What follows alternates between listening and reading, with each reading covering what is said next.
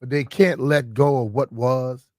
And previously, you would have a media blitz because they're trying to promote all that. They're trying to make you forget all the negativity and all the BS that's going on so they can sell some damn jerseys. I don't think the people over there right now is doing that. They're not promoting that. They didn't call Fowler to say, go say that. He decided to say that himself. But it's hard for people that cheer for this team and people that don't cheer for this team to listen to what the media is saying because you think you still have all that other stuff still fresh in your mind. You know what I mean? Yeah. So you got to get past it eventually. So I just clicked on commanders.com, and if you go there, so there's a 3-story framing is how they frame their website, with one really big story taking up probably 2/3 of the screen and then 2 smaller ones to the right of that. Uh-huh. The big story is under Dan Quinn, Bill Walsh Fellowship takes on special importance in Washington. It's a picture of all the Bill Walsh Fellows. I recognize Kedrick Golston there in the middle. The top right story is Jaden Daniels, the early bird at Commanders facility and impressing his veteran teammates. And then below that is Commanders linebackers lead NFL and Mike Clay's offseason projections. You go down to the next set of stories, one on Cornelius Lucas, one on training camp availability for fans, one on McCaffrey switching to wideout, and then Jahan Dotson wants to get his swagger back in year 3. Mm-hmm. I firmly believe we have seen this organization, frankly, go all in to promote a rookie quarterback. Yeah. We've seen it firsthand. 100%. I don't think that's what we're seeing here. Do you? No. Not at all. Professor Landini, you have a postdoctorate degree in BS, in detecting BS and assessing BS. Do you believe there's a media blitz surrounding Jaden Daniels? No, not even a little bit. Okay. I also vote no media blitz. B, where do you land on the topic? I already voted. Okay. And Jeffrey, are you available? Do you believe there's a media blitz surrounding Jaden Daniels? There has not been no media blitz. And also... Blitz? What is a blitz? Yeah, what is a blitz? Is that like a drink you order in France? I was about to... So this weekend, my lip touched this little mic thing. So I had to pull myself back because it was about to touch my mouth again and it messed up my words. But there's not a media blitz. So I think a pause is just like, what? A pause is supposed to be somewhere. Y'all looking too deep into it. I asked you if there's a Jaden Daniels media blitz, and you're talking about kissing the microphone. Because you was like, what is a blitz? But it was clearly because the mic was about to touch my mouth. I had to move back. Landfill, do you think it was clear that's what was going on there? Because I'm not sure how clear that was. Telling you that. I don't think anything's clear in the last minute. I'm not explaining myself. But there has not been no media blitz. And also, what do Valdez expect? It's the number 2 overall pick, and you're in the market. Of course, you're going to hear a lot about it. And we was doing the same thing with Chase Young. I think any city that gets a top 5 pick is going to talk about that pick and how it's going to impact the team. Maybe we should check in. Maybe tomorrow it'd be interesting. We get a Bears guy and we get a Pats guy and just check in on what the coverage is surrounding Caleb and Drake May in those markets. I mean, that's the top 3 picks, right? Possibility. If I had to guess, now Boston might be a little different because the Celtics just won a damn title, and that's probably dominating everything up there. Mm-hmm. But in Chicago, they got nothing, right? The White Sox are god-awful. The Cubs are kind of similar to the Nats. I guess they got the Sky with Angel Reese, but I bet... Yeah, they beat the other team the other day. I bet Chicago sports radio is 75% Caleb Williams. Don't you think? I would think. Like, some of this is just par for the course. It's kind of what does Hyman Ross say? This is the business we've chosen. Yeah. Speaking of business, we got a lot to get to today. Our friend Barstool. We'll ask Nate that exact question. We'll talk to Nate Dogg. We got Nikki Jabvala joining us. Don't tell him what's going to come out of his mouth. Schefter had some interesting comments surrounding a Brandon Ayuk trade to Washington. The Ayuk mania will never go away, and neither will we. We're coming right back. It's B. Mitchell Finley.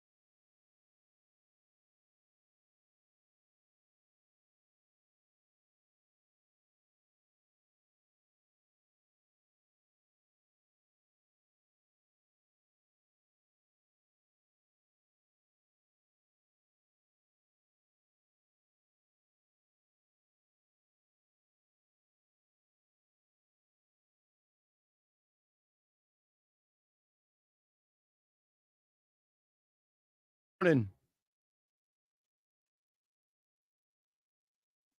Fleetwood Mac, right, Landini? Dude, Fleetwood Mac's having like a moment. When I was at the beach, my brother-in-law, who's 31 or something, way younger than me, I think like Fleetwood Mac, if you're like 25 to 30, is like very cool. I think it was because of that TikTok video of the dude riding around with the cranberry juice. Jeff, you know at least know what I'm talking about? The dude with the cranberry juice singing the Fleetwood Mac song? The dude in California on the back of the car. Landy, you know what I'm talking about? Nah, that one didn't make it to my timeline yet. Nah, this was like 2 years ago. Regardless. So 2 years in social media world is very, very long. That's true. It's like dog years. It's like dog years. So I want to get into, if we had to guess who should be the NFL MVP, I mean, start with Pat Mahomes. It just should be Mahomes every year. Start off with Pat. Now, Lamar has won it twice in his 6-year pro career or something like that. But I think we've approached an era with Mahomes that it got to be like MJ and maybe even LeBron for a period there where he should win it every year. Just people get tired of giving it to the same guy every year. Mm-hmm. Mahomes should win it every year. He's the best player. Should it just be called the quarterback award, or do you think another position or somebody on the defense have a chance? It's very hard for anybody else to win it. Well, it's interesting you ask because I got some dark horse candidates for you. Running backs used to win that thing all the time. Yeah. That is changed. Well, they can't win it now because they completely made them like, they're not important anymore. Right. I mean, they don't really get the work anymore. I mean, yeah. The last non-quarterback to win it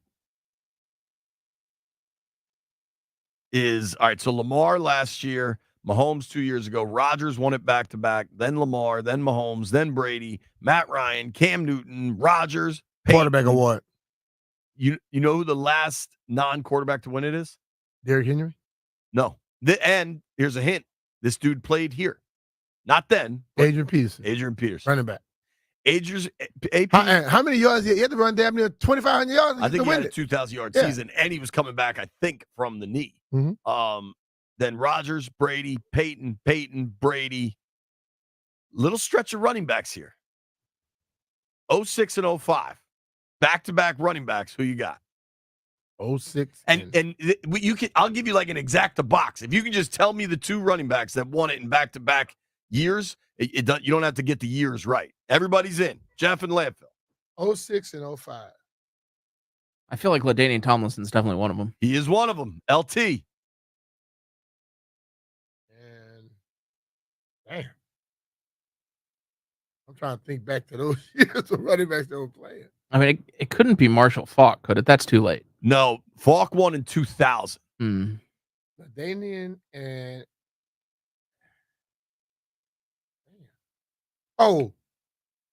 no, he was gone. Yeah, I got another hint. This dude also played here. Played here?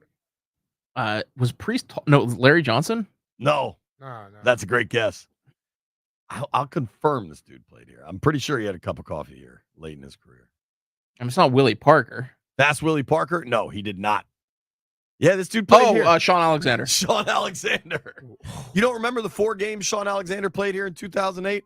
And he got here, he wasn't MVP. He had 11 rushes for 24 yards as a Redskin. Ooh. No, but it went, so 06 was LaDainian, 05 Sean Alexander, and then Peyton. So in the last 20 seasons, 3 MVP trophies have not gone to a quarterback. Mm-hmm. But we got these long shot odds of who could win it. And you got to look at quarterbacks, right? And Mahomes, top of the list. Then probably Allen, Lamar. What about Jared Goff, B? Jared Goff has the opportunity. I mean, we don't give him the respect he deserves. He doesn't. That dude can spin it. And he has a great choice in girlfriend or wife, whatever that is now. I don't know. Sure does. They just got married, I think. Yeah, buddy. The NFL said, man, he has a good-looking girl. I said, bro, you got $55 million a year. You better.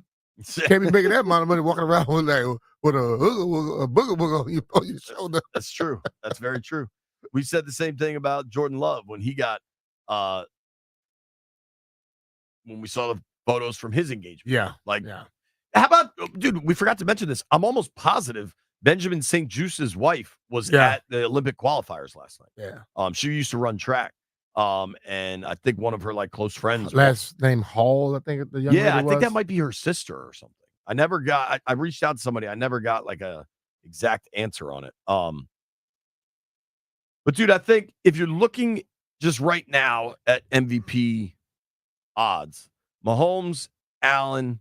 So Allen and Stroud are even in about plus 850. Then Burrow at 9-1, Jordan Love at 14-1, Lamar at 14-1, Purdy at 14-1, Rodgers 16-1, Jalen Hurts 16-1, Dak 16-1, Herbert 20-1, Tua 22.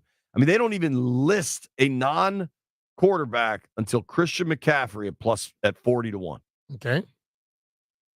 But so on what planet is there a better odds of Kirk getting the MVP at 35-1 than Christian McCaffrey at 40-1? Ain't gonna be Kirk. Here, if I was going non-quarterback for MVP, I'll go Christian and Micah. I would go Myles Garrett ahead of Micah.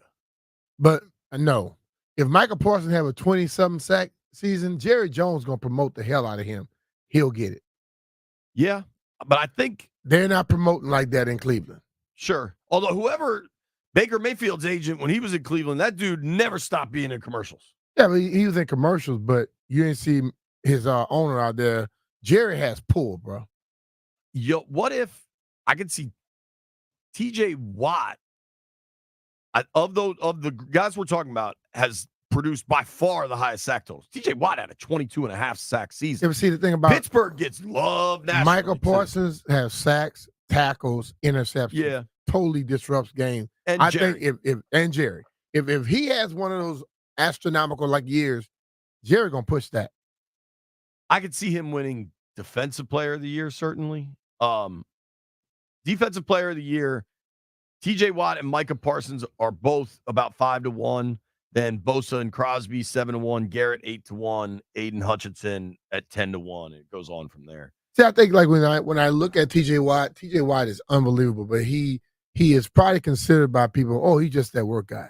He just shows up, does his job, has no flash with it. Micah brings a little flash, and let's be honest. Sure. Those damn voters are swayed by flash. So if I had to pick a non-quarterback MVP candidate, I think it's Tyreek. But nobody changes the game like that. But this is the question I ask. You have Waddle on that team as well. If Tyreek has a big year, Waddle has a big year, who threw both of them the passes? Tua. Yeah, but I don't think Tua gets the love. But if Tua throws for 5,000 yards, he's going to get more love than Tyreek.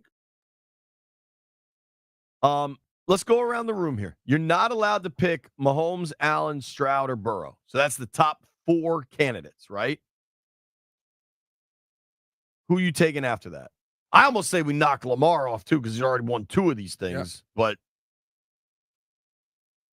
I think we realistically do need to knock Lamar off because that's obviously the correct choice if those 4 guys are excluded. Okay, that's fine, but Jordan Love has the same odds, which is just bizarre. I will say in fairness to the odds makers, the people that vote for the award seem to not really like to give it to the same guy 2 years in a row, which I think is kind of stupid, but so maybe that should knock Lamar's odds down a little bit. I kind of really like the Micah Parsons pick. I feel like if it's not one of those 4 guys that we're excluding, it's not those guys. It's probably because like quarterbacks in general just kind of had a down year, and maybe if Micah Parsons has a big year, it could be him. Dude, if you want Micah Parsons, it's 150-1.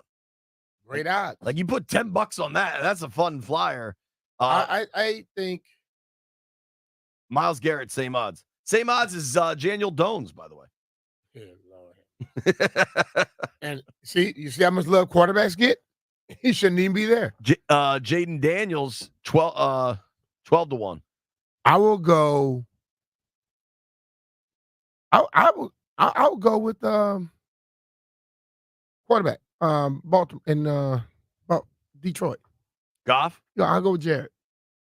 Dude, everybody seems to love the Lions. That team's pretty loaded. He is balled All out. he does is get paid. Right. Goff's been good. Credit to the Stallion, who was early on the Jared Goff is good. Nobody believes in him. Or they found a commercial. Yeah, that's the guy. You don't remember that guy? Hanging out on the back of the car? Yeah. That's a Fleetwood Mac song. Is that a car or a skateboard, JP? I think he's on a skateboard hanging onto the back of a car. Because he's going at a very steady pace without really kicking. Yeah, but I really think it's just him standing on a thing and they made it look like he was on a car. Because if he falls, I'll give you my scraped non-top up. 5. My non-top 5 MVP pick when we return. B-Mitch wants all the odds. He's taking Micah Parsons at 150 to 1. We'll have the boys in the aquarium, too. Nobody go anywhere.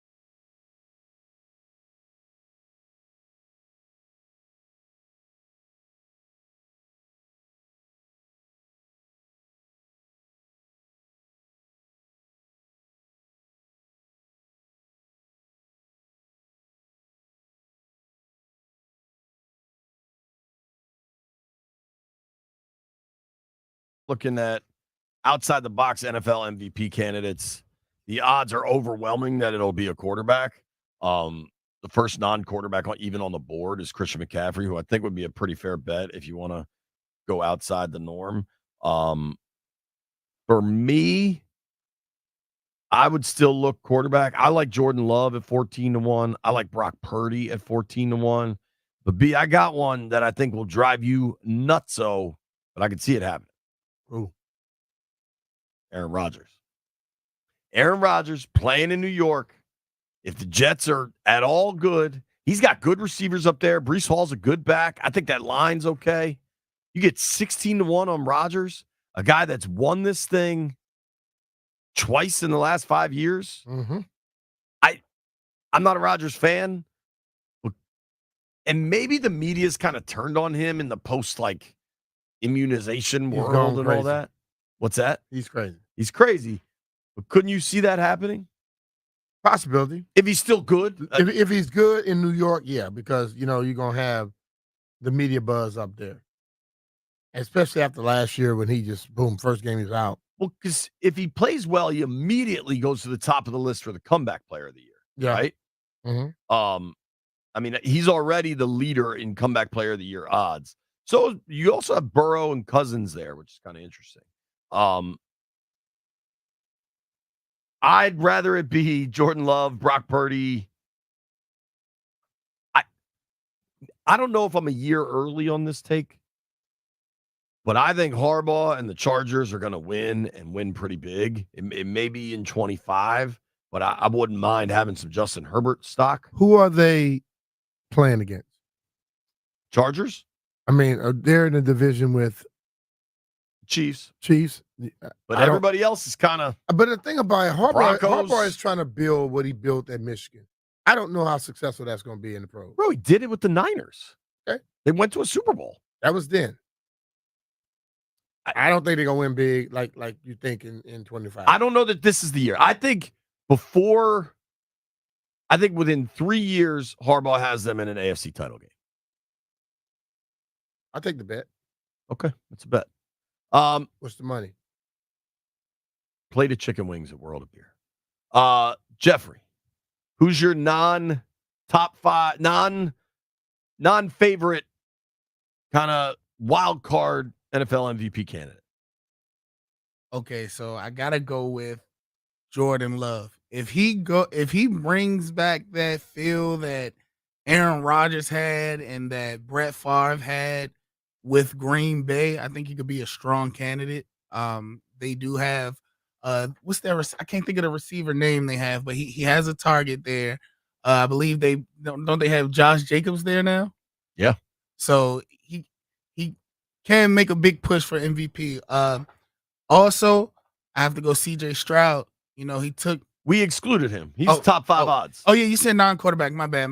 No, it can be a quarterback, but I'm saying it can't be. The top 5 odds guys are Mahomes, Josh Allen, CJ Stroud, Joe Burrow, and Lamar. Okay. And oddly, Love and Purdy have the same odds as Lamar, which I find interesting.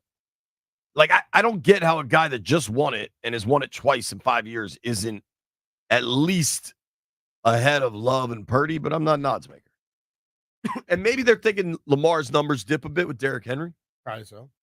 I had this thought today, too. You would hope they dip. Why get a guy like Henry in your team if you're not going to utilize him? You know how it seems like the Ravens have kind of been in this search for a number 1 wide receiver for a long time? Mm-hmm. I wonder if just the functionality of their offense, where it's not a ton of passing yards. You know what I mean? Yeah. And then it was easy to blame that on the Greg Roman era, but then they bring Todd Monken in. The offense is really effective, but Lamar doesn't throw for 5,000 yards like other quarterbacks do. And maybe that's part of, oh man, we don't have this stud wideout. It's like, well, it's a different. If you pay me like you pay the other wideouts, I'll go right there to him. Sure, but I'm saying I think even in Baltimore, they've looked at it as this flaw in their roster building. No, it's the top guys choose other quarterbacks and other systems. Right. Point blank. Landini, who are your picks, man? Micah Parsons. That's your guy? I mean, There's not anybody closer you want? No, Michael Parsons. All right. That's ballsy, to say the least. Parsons is contract year. I could get hella interesting down there. I guess it's not a contract year because I'm never taking a Cowboy. I don't care how good he is. I'm never taking a Cowboy to be an MVP candidate. I will wish. I'm a hater. I'm sorry. I don't care what anybody think. Yeah, he got like 5 teams he cheer for. So Yeah, I was gonna say, I'm a hater. I'm a hater. How quickly will you get back on the Chargers bandwagon should they get good? I don't know. I think I'm Ravens. gonna stick with my Maryland roots. I'm from here. I mean, I still watch them because it's still something. But if they ever play against the Ravens, he got one toe on that bus. He'll be back on the show. I do got a toe on, but it's like if they ever play the Ravens, I'm going for the Ravens. Like I'm embracing my Maryland roots. Question. Okay. I'm going to ask a question for the two dudes in the aquarium because I'm guessing B will know this, but he might not. Who's the last Dallas Cowboy to win an MVP award? Emmitt Smith? Aikman? Emmitt. Emmitt won it in 93. Don Meredith. It doesn't Tom appear. Landry? He already said Emmitt. Oh, Tom Landry was the coach. Tom Landry was the coach. Who's that quarterback? Roger Staubach. Roger Staubach? Was it Roger Staubach? Danny White. No. Danny. Was Danny Cannell a quarterback? Huh? Danny Cannell was a quarterback, but at Florida State. Mm. So Emmitt won it in 93. Think about, you talk about the golden age of running backs. In 90, so Montana went back-to-back 89-90, then Thurman Thomas in 91, Steve Young in 92, Emmitt Smith in 93, Steve Young in 94, Favre, then somehow Favre and Barry Sanders tied. Wow. Terrell Davis in 98, Warner in 99, Falk in 2000. I got a real question for the room. And Brian, you're the only one that's going to know this. And maybe I will accept if this is a hole on my resume. Who is Brian Sipe? Brian Sipe is an old quarterback. For what team? Sipe played with one of the blue teams. One of the blue teams. I don't remember who he played for, but I know he's a quarterback. Cleveland? They got him in Cleveland here. Cleveland?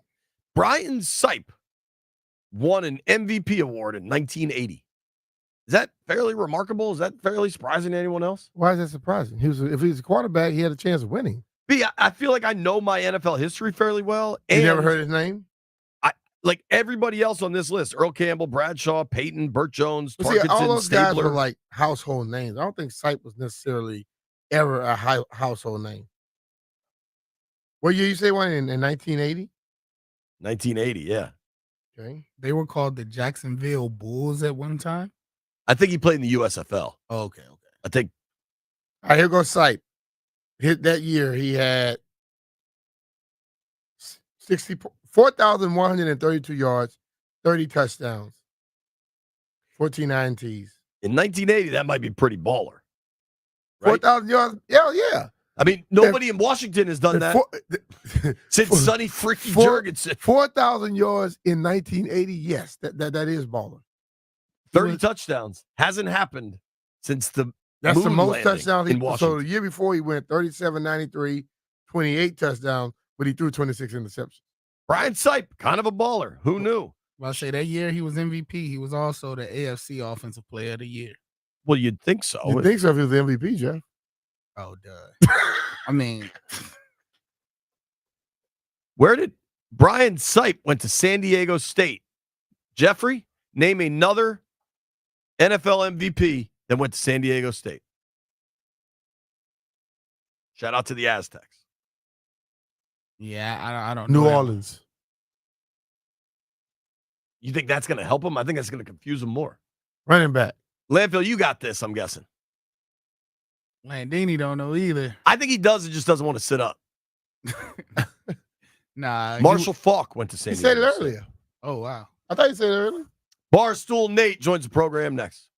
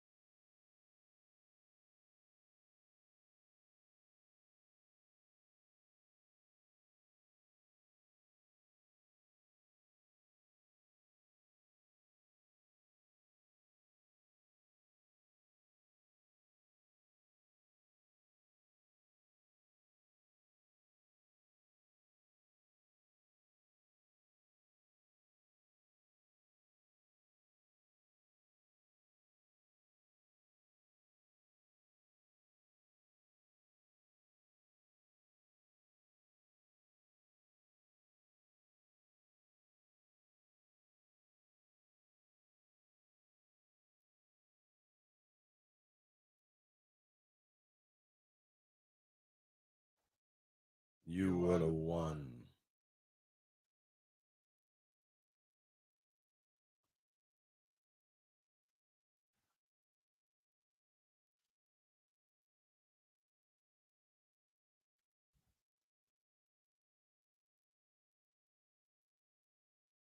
Didn't you love me? All right, joining the program now, our dear friend, Mr. Barstool Nate from New York City, Little Nate X, Eric Nathan. Hello, Eric. How do you do, buddy? I thought we were going to get the second verse of the song. You let that thing ride. I was letting it play, dude. I was also taking a couple notes because there's a number of things I want to hit with you, and I wanted to be sure I was ready. I think we start with the puck. Yeah. I was rooting for Edmonton. They didn't come through at the end, but still, awesome series. What's your reaction? And, how excited are you to Nate, only had futures on both sides. He lying. I'm good. No. He was rooting for his money. He was rooting for but I was rooting for Edmonton to win. I made money either way. You made more money on which team? Yeah, but by like $15. So more is more. 2 weeks ago on this program, the number one rated talk program in all of Washington, D.C. metropolitan area, I said, I think it was Numbers 3-0 Florida at that point. And I was like, it stinks that we're all watching Connor McDavid on the biggest stage, and Florida is this perfectly built machine of a team who's just shutting him down and stifling him. And then next thing you know, they rip off 3 in a row. And I'm like, wow, this is like why we watch, right? Like, this is why we watch a guy like Connor McDavid put the entire, league on his back, not just his team, but his league on his back, and just show why he's the best player of a generation. And then the last 2 games, even though Edmonton did win game 6, he was held without a shot. And then last night, I mean, he gave it his all, but Florida just showed up and shut him down, and he still wins the Conn Smythe because, unlike the NBA, the NHL does for the entire playoffs MVP. It's not just the finals MVP. So McDavid, unbelievable postseason, 42 points in 25 games. But I don't think you can give him the Conn Smythe after he gets shut down in the final 2 games, especially. I don't want to say he laid an egg last night because, he did everything he could. He also played like 10 of the 20 minutes in the third period. Mm-hmm. But, it wasn't enough to raise the cup. And I don't think you can.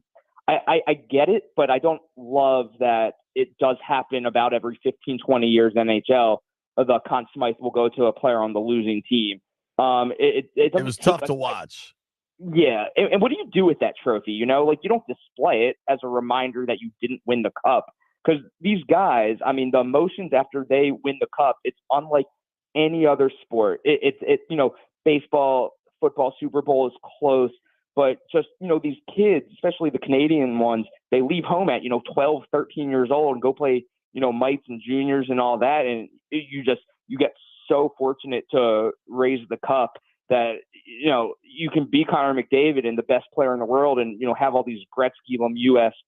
stats in the postseason. But what do you do with the Conn Smythe when you don't win the cup and you lose in game 7? It's tough. Still credit to him for being unbelievable, but it just goes with what I've been saying for 3, 4, 5 years now. Get this guy out of Canada. We want him in America. We'll win him a cup in America. I'm so sick of Edmonton wasting him. It's been 10 years now. We need Connor McDavid in America the same way Gretzky went to LA and changed, really literally changed hockey forever by bringing hockey to Gretzky won in Edmonton and never won in LA. Don't you think it shows that those votes go in way before last night? Probably. No, Bemis, they don't. It's for the entire playoffs. But I'm saying if it's the entire playoffs, they had given that to him before last night, if that's the case. Oh, like in their head? Because if you look at the last 2 games, like you said, then you don't go that way. It's just hard not to reward greatness like he is, just unbelievable amount of production and really not doing everything on his own. But Edmonton is not a deep team. And, Connor McDavid is just doing everything and more. It's like when LeBron James took the Cavs to the finals when the second option was Larry Hughes. Like, it's just like you have to just tip your cap and say that is a megastar. He's 1 in a million. And then on the other side, Florida, they're just so well-rounded. people said Bobrovsky should have been the Conn Smythe. He still only had a 906 save percentage. He was very good in the Gave up 8 in final. one game, right, Jay? They pulled him. They pulled him. But when you give up 5. I get the voting. I don't think I don't know. It would be tough as me as a voter to give it to McDavid because they lost, but it doesn't take away how dominant and incredible he is, if that makes any sense. It's just tough to give it to the guy who didn't win. The one thing I'll say is, I mean, would it be better for the NHL if he played for the Rangers or the Bruins or something? Yeah. Like, of course. But I do think there's such a massive difference. So you go back, whenever that was, 40 years ago, to all the talent that Oilers team had with Messier and Gretzky, and then eventually those guys land in New York and L.A. And hockey maybe needed that. But now, dude, between social media and all the cable TV stations, and NHL Network, like, I'm a pretty casual hockey fan. I'm a Caps fan that doesn't pay much attention to many other teams. I've watched more McDavid in Edmonton than any other singular player I can remember seeking out. And it's honestly pretty readily available. So I just don't see the need to have to get out of small town Canada or small city Canada like it previously it's not existed. The same as Aaron Rodgers in Green Bay. Green Bay is a town of 12 people, but they have the Packers. But football is different. It's every Sunday or Monday Night Football, Thursday Night Football, whatever. It's an American cultural event. When McDavid's out in Edmonton grinding an 82-game regular season, as you said, JP, it's almost like you pay attention when maybe you see it pop up on ESPN. But if you're not watching a Winnipeg Jet Edmonton Oilers game, but you'll watch a New York Rangers Washington Capitals game, New York Rangers New Jersey Devils game. See, that's like the difference. I will not watch Rangers Devils, but if I know the Oilers are on and it's Oilers Lightning, that'll get. Now listen, Bravo's still on the big TV because I'm trying to hang with my wife, but that'll get second TV status.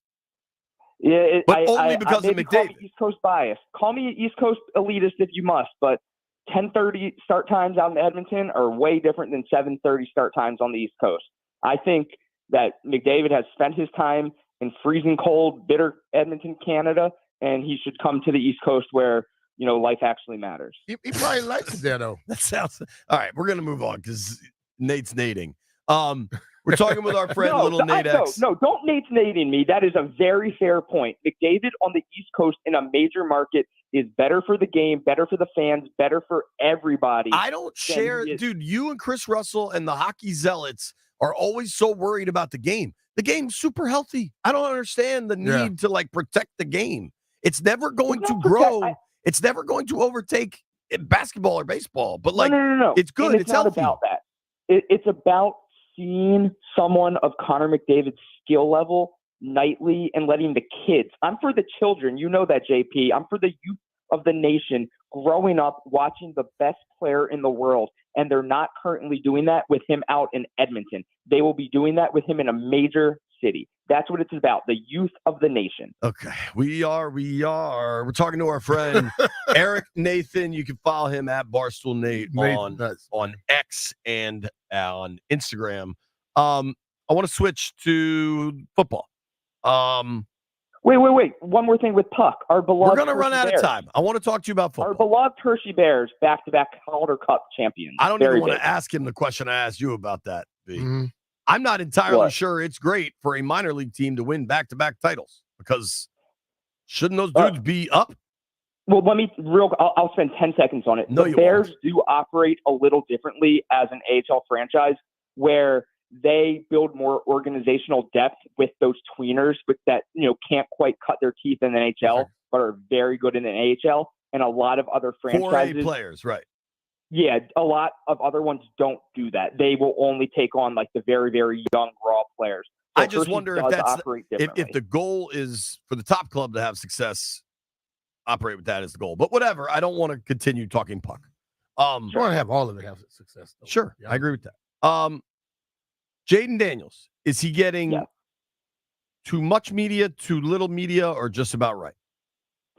Bro, honestly, I think it's just right. We have hope and we see flashes, but it's not RG3-esque yet to the point where it's overwhelming and we're blowing everything out of proportion. I think we're operating as a fan base, from what I can tell, perfectly so far, where we're excited, but we're not getting ahead of ourselves. And, it's still so early. The roster is hardly even close to being finalized, but, it's exciting. There's a lot of excitement around this team and around this franchise, and that's a good thing. We shouldn't feel shame about being excited for having the Heisman Trophy winning quarterback as our day one starter. I think that's perfectly acceptable. I don't like when people say, oh, well, it's still only, this or that, and he hasn't even worn Pat. I don't care. He looks good. He can throw the ball 70 yards. Let's be excited about what we know. So I'm not asking from a fan perspective. I'm saying, is the media giving him too much hype? Like, you aren't here locally, because locally he's going to get a ton of conversation. What do you notice on a national level about Daniels? I think it's all been fair. I don't think he's been put in any bad positions by the media. I don't think he's been overhyped or underhyped. I think Chicago is doing it a lot worse with Caleb than the DC or national media is doing it with Jaden. I think Caleb's been way more scrutinized, maybe because he hasn't actually performed as well in these, OTAs and stuff. But I see a lot of old school Washington in what they're doing to Caleb in Chicago. But I think the ultimate thing is, we work in a business where people want information. When you give it to them, it's too much. When you don't, you're not doing enough. And I just think that's typical fanhood. And normally the people that don't cheer for the team of the guy that's getting the hype, they don't like to hear it because it's not their guy. Yeah, and Beamish, the worst thing that happened with Jaden, the media and stuff, was the Topgolf thing. And that was super annoying. And I think we all collectively got over it, but I don't want that stuff to happen. Let's leave that way in the past. That Topgolf stuff, lead up to the draft and the agent liking tweets or whatever, it was just so obnoxious and just so dumb. And then we drafted him and everything's been great since then. Let's just keep being great, no more of that nonsense. I think we made it into nonsense. Yeah. I'm not gonna say we. I'm gonna say y'all, because I never had a problem with it before. Well, that was also kind of a national media thing too. I think I tend to agree with you that I think the Daniel stuff has gone on at just the right pace. Robert was a dude that loved the spotlight. Haskins was kind of out of the spotlight, but not putting the work in like Daniels has. I think Daniels so far is threading the needle pretty well. One thing that is creating a lot more Daniels related headlines is not really his doing, but I'm not going to say it's not his doing either, is the Brandon Ayuk mania. Where do you land on all this? Yeah. I agree with you. It's not like his doing, but he is involved in the FaceTime when Ayuk is like, hey, the team doesn't want me anymore. It's an interesting storyline because obviously he is a top tier talent. He's 25 years old. He has 2 over 1,000-yard receiving seasons. He obviously is already friends with our starting quarterback. And, Terry needs someone on the other side of him. The fact that Terry McLaurin just has hardly gotten any help and he's the best wide receiver that has ever put on a Washington uniform. I would love to get him some help. I don't know what it will cost. Probably a first. If we can get him for multiple mid-round picks, that would be great. But he's young, he's talented, he's so dynamic. I think I would give up a future first for him, but I'm not in the front office. I trust our front office. I'm not trying to play front office GM, but this isn't a hot take. He would be great on Washington. I would love him on Washington. Yeah, I think it's an interest to say, hey, there's a dude that had 1,300 yards last year and 7 touchdowns. Yes, that sounds like a great idea. It's not rocket science. Yes, I want him. I'm not as bullish on it. I really think this is just leverage plays with the Niners. San Francisco's used to this. They get Debo did this, Bosa did this. And they normally pay their guys. They normally pay their guys when they have to, when the time comes. I also think if you're the reason the Niners are so used to this stare down phase of contract negotiations is because they drafted so well and acquired players so well.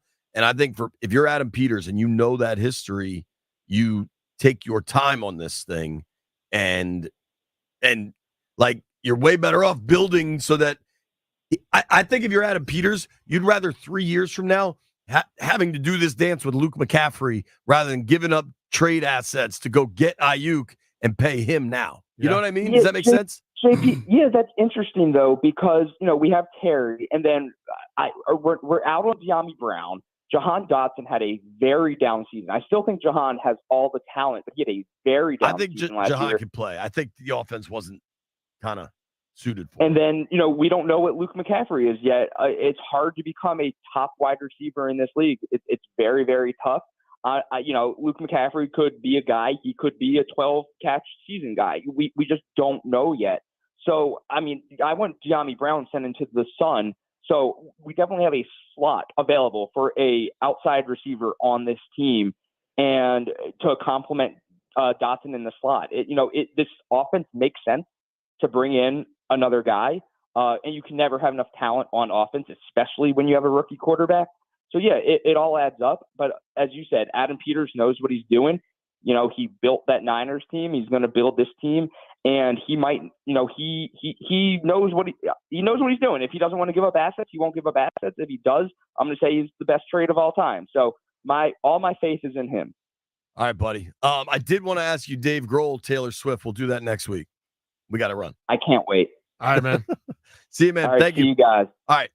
That's our guy, Barstool Nate. Give him a follow at Barstool Nate.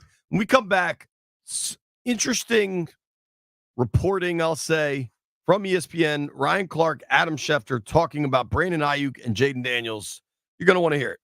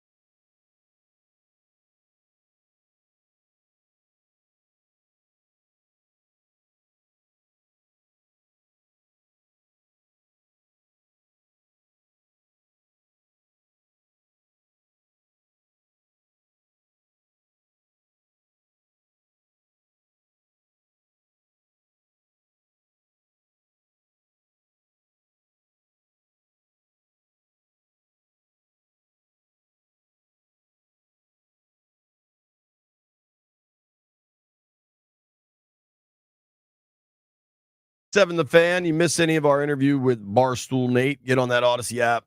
Figure it out. It's easy. And don't forget, B. Mitchell Finley is brought to you by Rude HVAC Equipment. Head over to rude.com to find a contractor near you and available tax credits and rebates. Tell them, B. If it ain't rude, it ain't right. All right. There's a lot of good national reporters that cover the NFL. A lot of good ones. None of them are Adam Schefter. When Adam Schefter talks, I think it's generally smart to listen. I found this clip. I think from this dude, George Carmi, who does a podcast with Big Doug. Mm-hmm. This is yesterday's NFL Live program on ESPN with Ryan Clark and Adam Schefter. Mina Kimes is there, but I don't believe Mina talks in the portion we're going to play here. And forgive me, I don't remember the host's name. But the conversation centers around the seemingly never-ending Brandon Ayuk mania and perhaps his friendship, which is well established for many months, years. They played together at Arizona State 6 years ago now, 5 years ago. Jaden Daniels, the new Commanders quarterback's friendship with 49ers wide receiver Brandon Ayuk and Ayuk's contract situation with the Niners. Here we go, Leifo. But we begin, of course, with those 49ers. Brandon Ayuk has been wanting a new deal with the Niners. San Francisco says they want to keep him, but as recently as last week, Ayuk hinted that the money isn't where he wants it to be. The receiver market, of course, continues to boom. So it's also a matter of exactly Ayuk's value, where that is for the team, or maybe another team. Obviously, we're going to just go right to our NFL insider, Ryan Clark, on this. RC, you spoke with Ayuk recently. What's going on with him this week?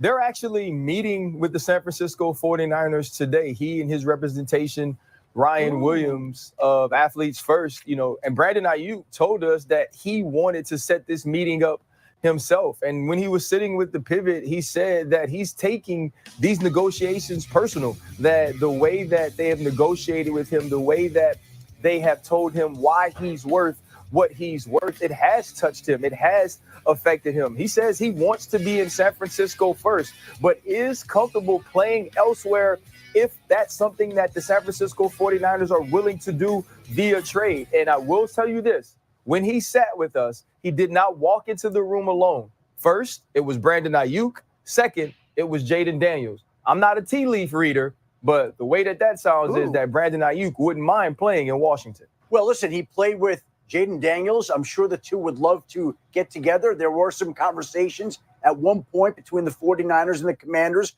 Commanders were interested, but they decided not to do that deal. And so the 49ers didn't want to move on from Brandon Ayuk anyway. And I know he spoke with Ryan Clark, RC there, but the fact of the matter is, despite the fact that he said the 49ers don't want him back anymore, that's just not true. They absolutely do want him back. And according to RC, they are meeting today. That meeting will involve the 49ers general manager, John Lynch, the head coach, Kyle Shanahan. They'll be meeting to have a nice discussion here before training camp is scheduled to kick off next month. We'll see what comes out of that meeting later today between all those sides. RC will bring us the latest.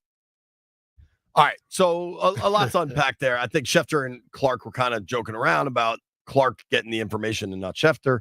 But let's start with what I think is most relevant, because I think there are competing things here, right? There is the Instagram side of this. There is the undeniable friendship between Daniels and Ayuk, and these guys are hanging out and they're going places. They're going to the Pivot together.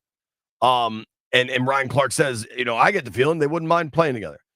That's cool and terrific and seems true. Yeah. But what Schefter said, I think, is more important. Washington and San Francisco talked about a deal. They like Ayuk. They decided not to do the deal. Okay. And that, to me, is there's the interesting here, which is Ayuk and Daniels hanging out together, going to podcasts together, doing all sorts of stuff together. And then there's the important, the actual, will this dude land in D.C.? And that doesn't seem like it's happening. The only thing that I even care about is Ayuk walked in and then Jaden Daniels walked in to what meeting? To meet Ryan Clark or meet the 49ers? to meet Ryan Clark. Because it sounded like they tried to say it about the 49ers. It was Mitch and I talked about this on the podcast. I think it was presented very confusing. Yeah. But you played in the NFL. Would you have ever gone to a meeting at another facility? No, the other team would never accept it because I don't even think you're allowed in. That's tampering. Right. So that's why I was asking the question, because when you look at the headline, it's basically saying Brandon Ayuk and Jaden Daniels meeting with the 49ers. So, which is not what happened. The fact that he walked in there talking to Ryan, listen, guys play, like I'd say, fans, you all lose your mind. Guys are friends with the other guys on other teams, and some of them are so close they're like brothers. And I can see them dudes kicking it together. Oh man, we're gonna stop by the by the pivot. Hey Ryan, man, I got Jaden Daniels with me. Oh, bring him with you. You think Ryan Clark gonna turn that down? Right. But I think the ultimate thing is, would they like to play with each other? Yes. Will they probably? Probably no. Because I think the 49ers controls this. And if the 49ers do what they ordinarily do, they're going to sign their guy, keep moving forward. Now you're going to keep playing, and then Jaden to keep playing. But the ultimate thing is, I don't think it's a big deal that they hang out. They're friends. I don't think Terry worries about it. He got friends he kick it with, So I think the ultimate thing is they are doing what young people do, hang out with each other. I totally agree, B. There is the interesting part of this that these two are friends and they're spending a lot of time together during this break in the NFL calendar. Mm-hmm. I don't know where Ryan Clark films. As long as they're working out, that's all I care about. Like, do we know where Ryan Clark films the pivot? I don't. But wherever they're at. Right. Ryan is not one place all the time. Because remember when he was at training camp last year, he brings his people on the road with him. Right. And if he's going to L.A. and they all live in L.A., like there's a lot of NFL players kind of congregate between Southern California, Miami, and then spots in Texas during this time because they work out like crazy in the morning and then they party and they do whatever they want to. Yes, indeed. Remember those days, man. I used to watch those guys going out all the time. To me, I think it's a very clear delineation in what's interesting and what's important. And there is, like, we could deny what we could try to make this more than it is. Mm-hmm. San Francisco controls the situation. Yeah. And I think, frankly, the only hurdle in this is how much money Justin Jefferson just got. And when Clark talks about, Ayuk's taking this stuff personally, I think it's ridiculous. I think it's wild that to be honest with you, that comment really is asinine. Why wouldn't everybody in the league take it personally? In Major League Baseball, when they go through the arbitration process, the player is in there as the team says why they don't think he's worth X. And I would love to hear. See, I would love hearing it, but I also don't want to hear it because my personality, I can't forget you said I was trash. Sure. And if I had to guess, and I don't know this, but we can quickly all answer this. Do any of us believe Brandon Ayuk is the same level of receiver as Justin Jefferson? No. Nah. No. Right. But Brandon Ayuk, we've seen this world at the quarterback position where whoever the next man Brandon Ayuk think he is. Yeah. And he's seen Trevor Lawrence just get paid more than Patrick Mahomes, right? And at the quarterback position, it's next man up breaks the record. Next man up breaks the record. There you go. And there's probably some folks, maybe Brandon Ayuk's agent, maybe Brandon Ayuk's mom or girlfriend or father, I don't know his situation. And they're like, yo, Jefferson just got paid X. You got to get paid X plus 5.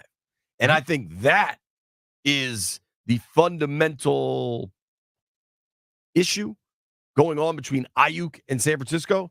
I don't think it's that he is college friends with Jaden Daniels.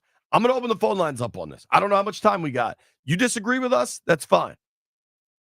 Do you think that the Daniels-Ayuk friendship will result in Ayuk landing in Washington?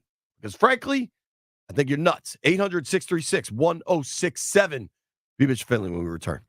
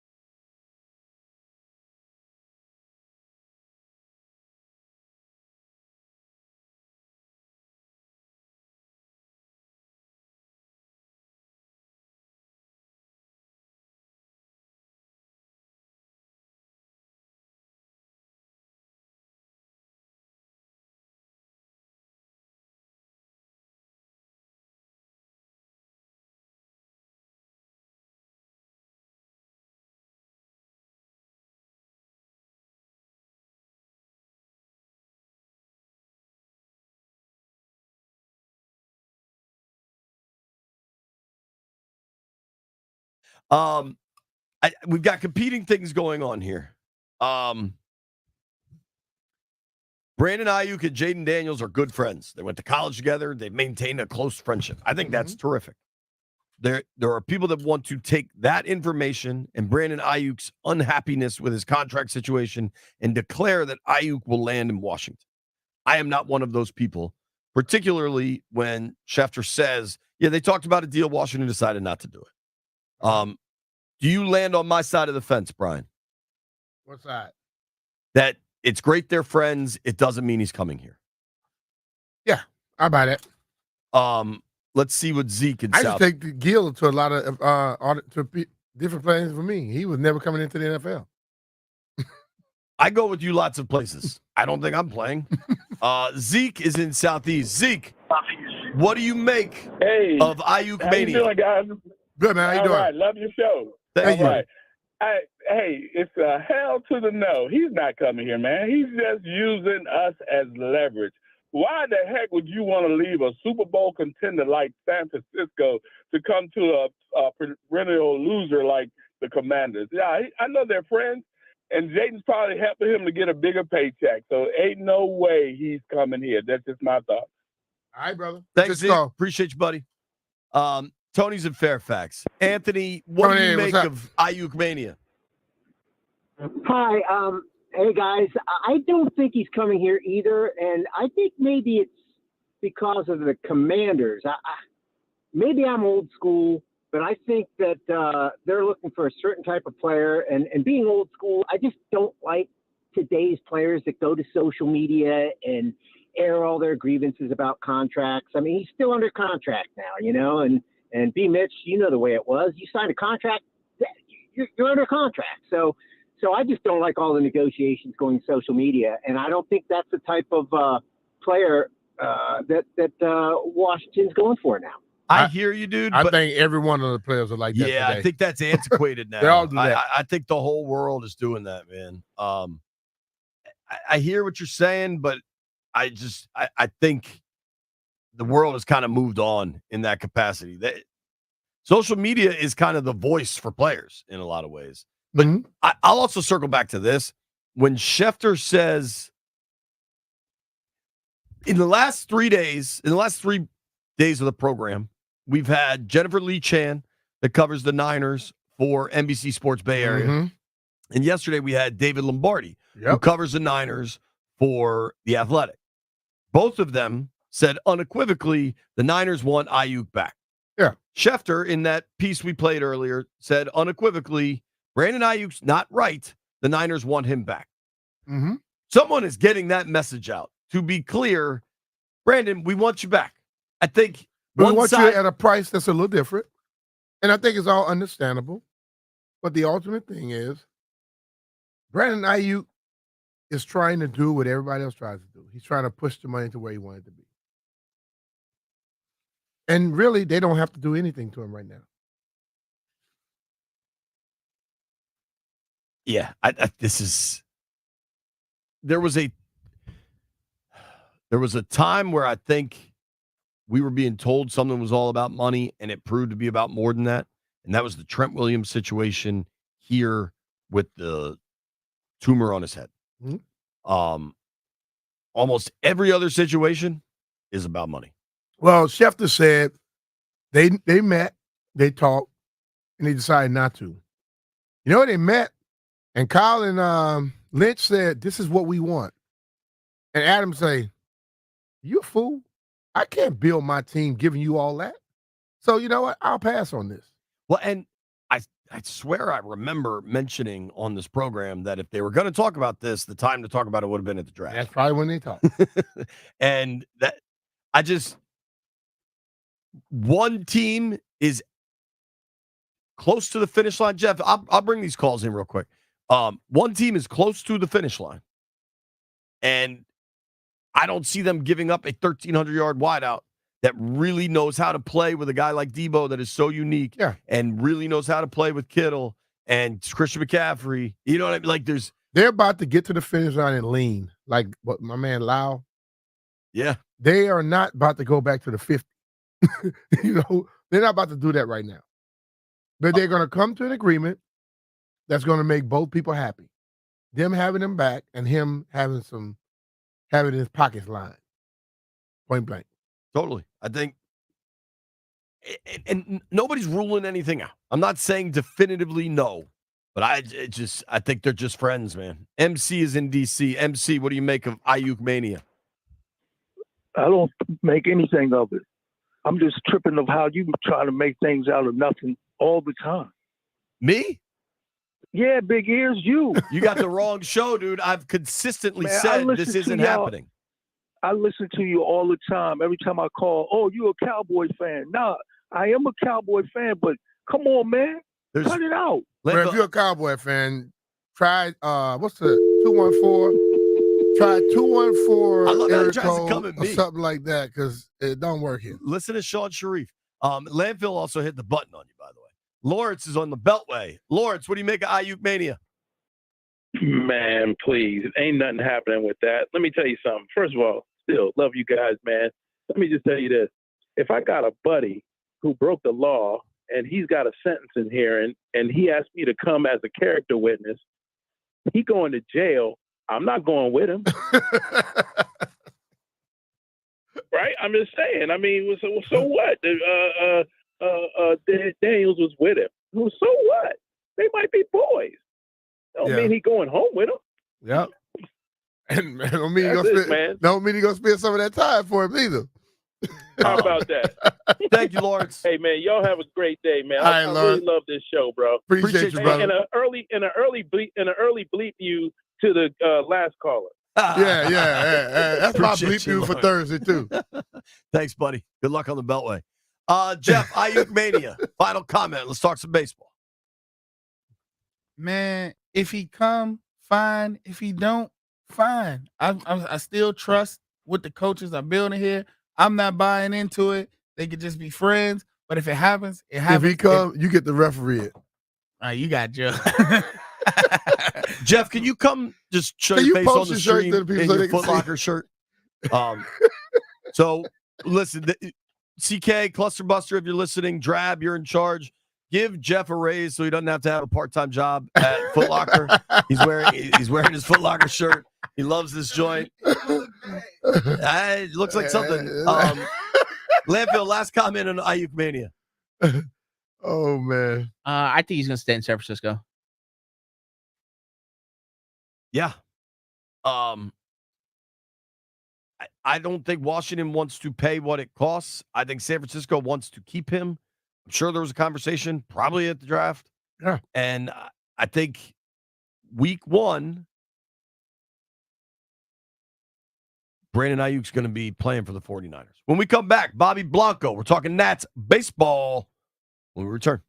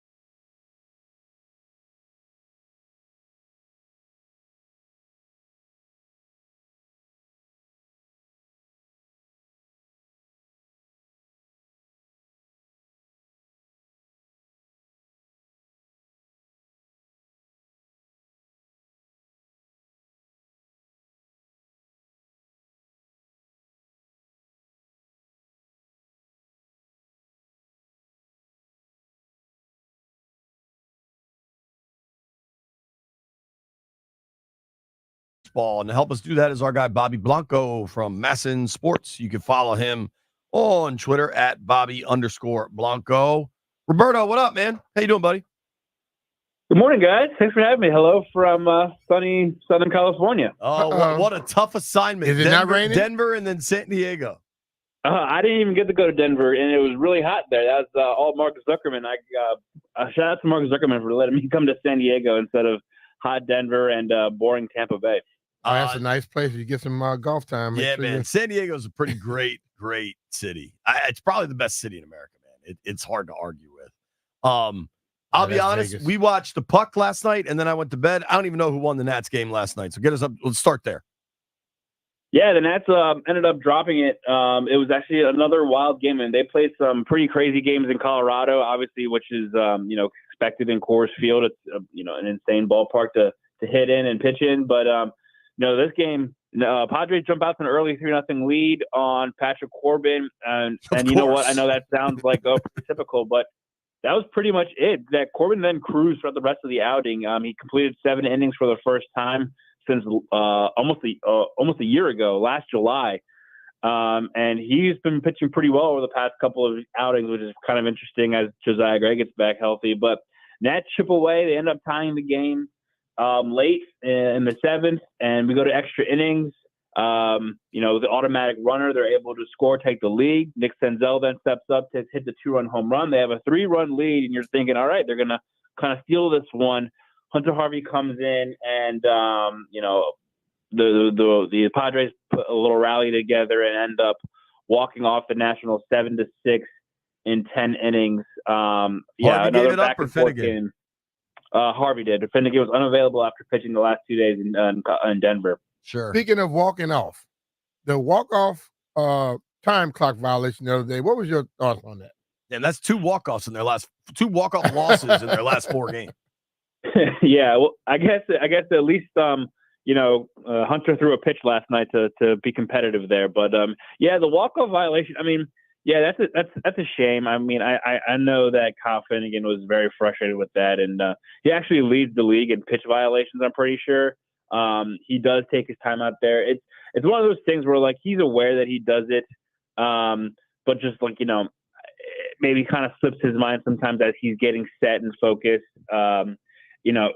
I think kind of just a fluke kind of thing where he just kind of lost, time in that situation. But he came back on Sunday and locked down the save. So, he hasn't lost any trust from the team, nor should he. It's just kind of one of those, it doesn't look great, obviously, but I think they've kind of moved past it. It's interesting, though, because I do want to talk about the rotation. The Nats, I want to be crystal clear. One of the best things that's happening right now is that the Nats are playing really competitive baseball. And it speaks to Davey Martinez. It speaks to the players in that clubhouse. It speaks to Mike Rizzo's ability to put together competitive ball clubs. And there is excitement brewing in the minors. We're going to talk James Wood here in a second. But you bring something up interesting. Finnegan has been really good this season. Harvey's been good for them. They've each had, I guess, what would be characterized as a blown save, and one each in the last 3 games. We're approaching the trade deadline in baseball, and you've got this rotation that Corbin ain't going anywhere. I just Landfill, just so in case you're curious, Pat Corbin's 1-7 with a 5.46 ERA. So I'm sure somebody's going to pick up the last year of that deal. But they've got pitchers. They've got bullpen guys. There are probably people that 2 games under 500 and in the thick of what is now a fairly bloated wild card race. They're 4 games out of the last wild card spot, right? Depending how you look at it, they're right in there. There's a ton of teams that are at or below 500 competing. I have been very clear that I think they should be sellers at the deadline and continue to build long term. What do you think they should do at the deadline? What do you think they will do at the deadline?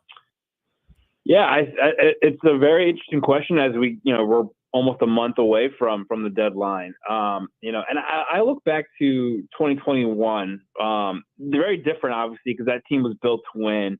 But I remember, they had such a great June that year. And when they entered July, they anticipated, going for it again and being competitive, and then everything kind of fell apart quickly in July. So I guess I just say that as a precaution of, it's fun to talk about right now, but so many things can change so quickly in the coming weeks, even before the All-Star break, that, it can completely change our view of how they should approach the deadline and how we think they will approach the deadline. So I'll just preface it with that. But as of right now, they've still got 2 games left to play against the Padres. And if they win both of those games, they leapfrog them in the wild card standings and are back at 500 and are the 3rd wild card in the NL. So, I mean, they're right here. This is a pretty big series. I know it's still late June, but it's a huge series for the Nationals and how this last 2 games shape out and how their season will then eventually look. I think they should be sellers, like you said, or stand pat. I think their 2 biggest trade chips right now are Kyle Finnegan and Hunter Harvey. But they both have 1 more year of control. Like, they're both under contract for next season at a low cost for what, they've been giving them these past, couple of seasons and so far this year, both pitching at kind of an all-star level for a reliever. So I think they should either, if they decide that they do need to keep adding to this farm system and sell some pieces off, I think that's great. That's fine. But I also think if they don't get the offer that they wanted, like we saw last year, they didn't get the offers that they wanted for Finnegan or Lane Thomas, and they pretty much stood pat. They only made 1 deal last year with an obvious trade of Jeimer Candelario. I'm cool with that too, because like I said, I think Harvey and Finnegan can either be trade pieces again next year or the back end of a really good bullpen next year when you're expecting to be more competitive when guys like James Wood, Dylan Cruz come up. Maybe you make an offseason addition of a frontline starting pitcher to add to this young rotation. So I think that they should stand pat or sell if they get the right offer. I don't think they should be buyers just yet. I would have to see them, really, first of all, get over that 500 hump, which they haven't been able to do in a while.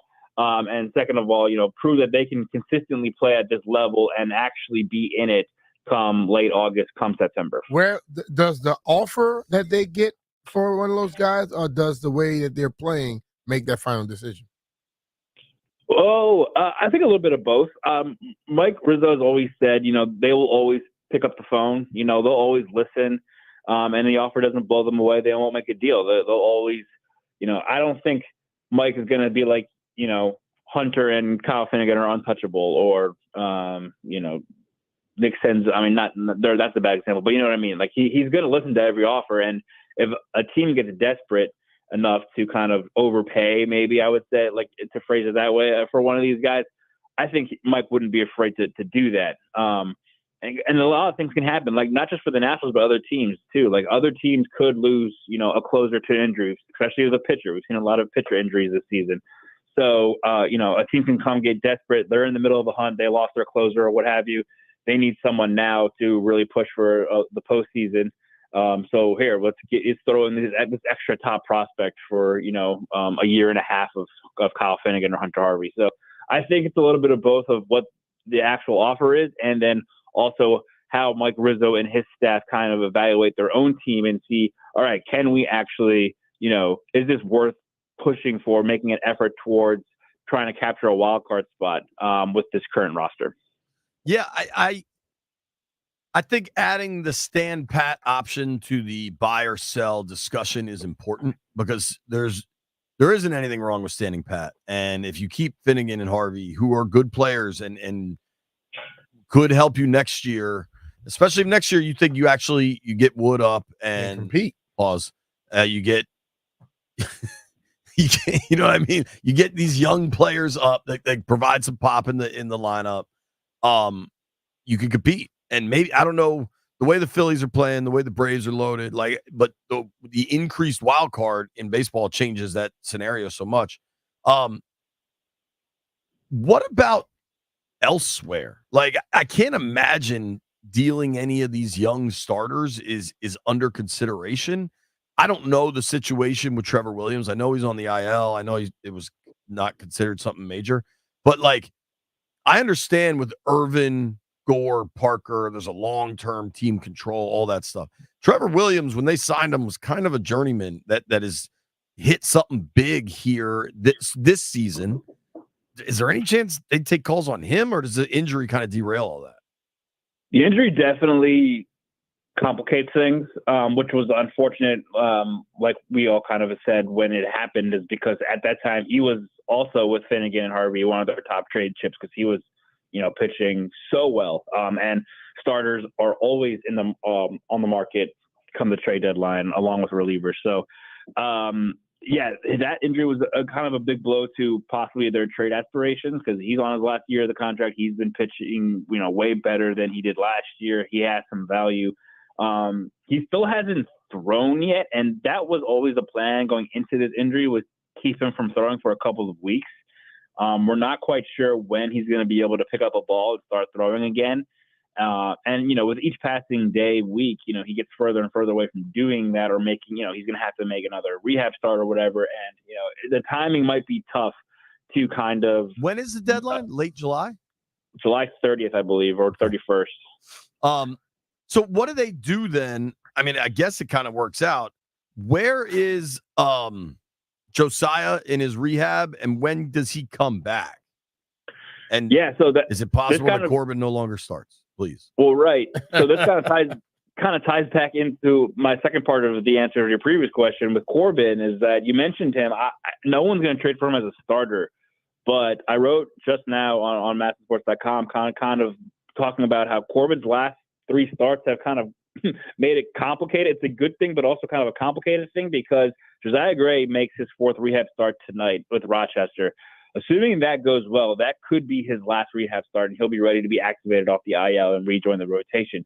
They had kind of lined him up to pitch, to make his rehab starts along the same days that Patrick Corbin was starting. So the thought was, when Josiah is back, Corbin gets bumped from the rotation. And then what do you do with him? Do you try to go from a 6-man rotation like they did last year? Do you move him to the bullpen and try to make him kind of like a lefty specialist, because they only have one lefty right now? Do you cut ties altogether at this point? I don't think they cut ties, but it's an option. And so my thinking was, if Josiah does pitch well tonight, is healthy, is ready to return, and do you move Patrick Corbin to the bullpen, which we saw him do in 2019, and try to make him kind of valuable at the trade deadline as a reliever? Will someone take a chance on him as a lefty specialist reliever? Because he is good for a couple of innings. He always usually has that one blow up inning, and if a team can figure out how to match him up right to avoid that, there might be some value there. But that was always an option. But like I said, Patrick's been pitching a lot better over his last 3 starts and overall this season, so that is going to be a little more complicated whenever Josiah is healthy to come back. Interesting. I much prefer. Like, I don't want to say it's a straight up crossroads, right? Like, it's not a 2-way intersection. I feel like the Nats are. Have you ever seen that movie Gangs in New York, and the 5 points at the bottom of Lower Manhattan at that time in the 1860s? I feel like they're at DuPont Circle. Like, there's a number of they're in the mixing bowl. Like, there's a lot of roads coming together at once. We're unsure where it's going to go, but this is far more exciting than some of the previous couple of years when they just are terrible.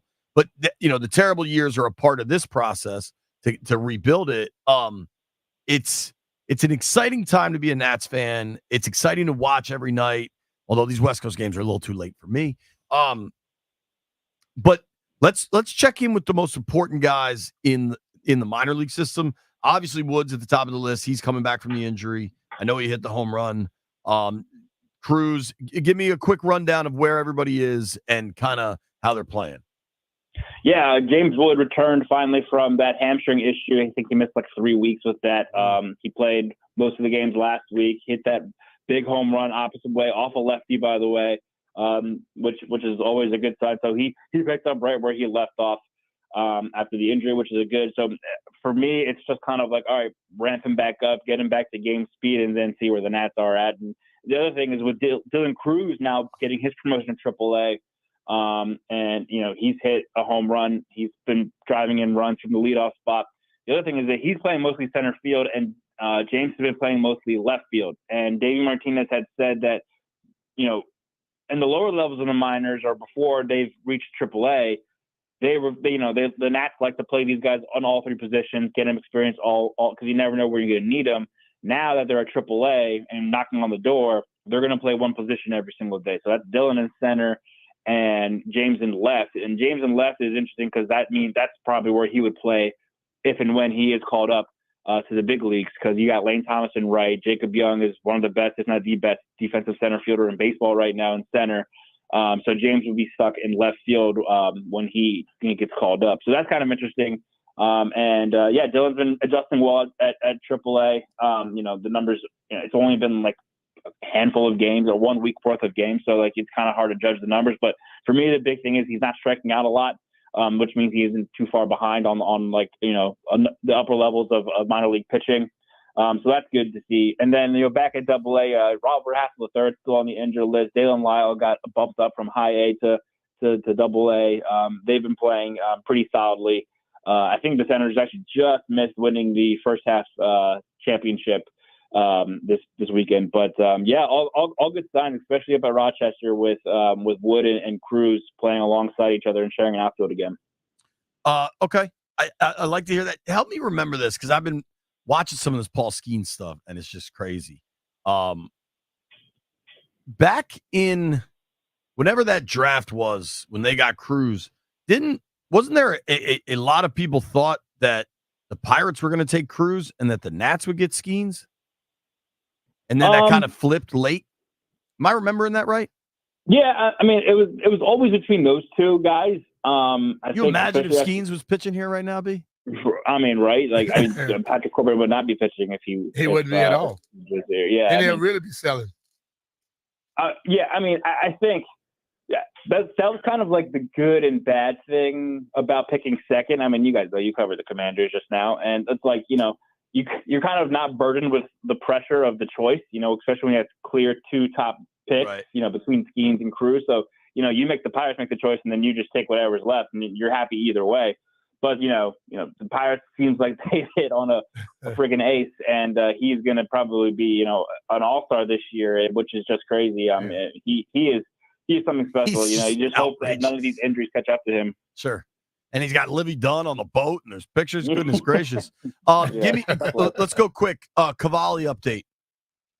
Yeah, this poor kid. I mean, he was dominant in his last rehab start. I think it was Friday or Saturday over the weekend with high A Wilmington.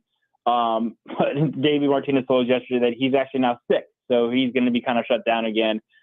He's got a little bit of case of the flu, so he's been put on hold before he kind of revamps up his rehab. But I feel like the Nats need to go collectively every year for a flu shot, because this is like the third or fourth player to get the case of the flu this season. And it's the summer. Last one, just because I love huge power pitchers. Jackson Rutledge. What's going on with him? Yeah, Jackson. He has had an odd season. He struggled overall. He's just constantly having an odd season.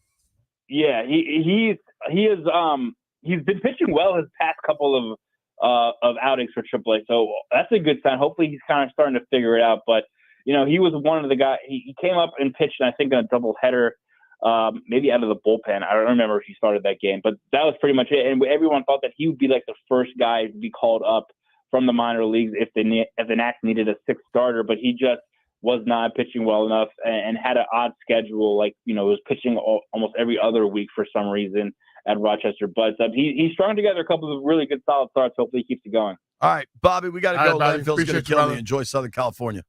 Yeah, thanks for having me, guys. Appreciate it. That's our guy, Bobby Blanco, Bobby_Blanco, BLANCO. I'm going to see if we can drag Doc Walker in here next.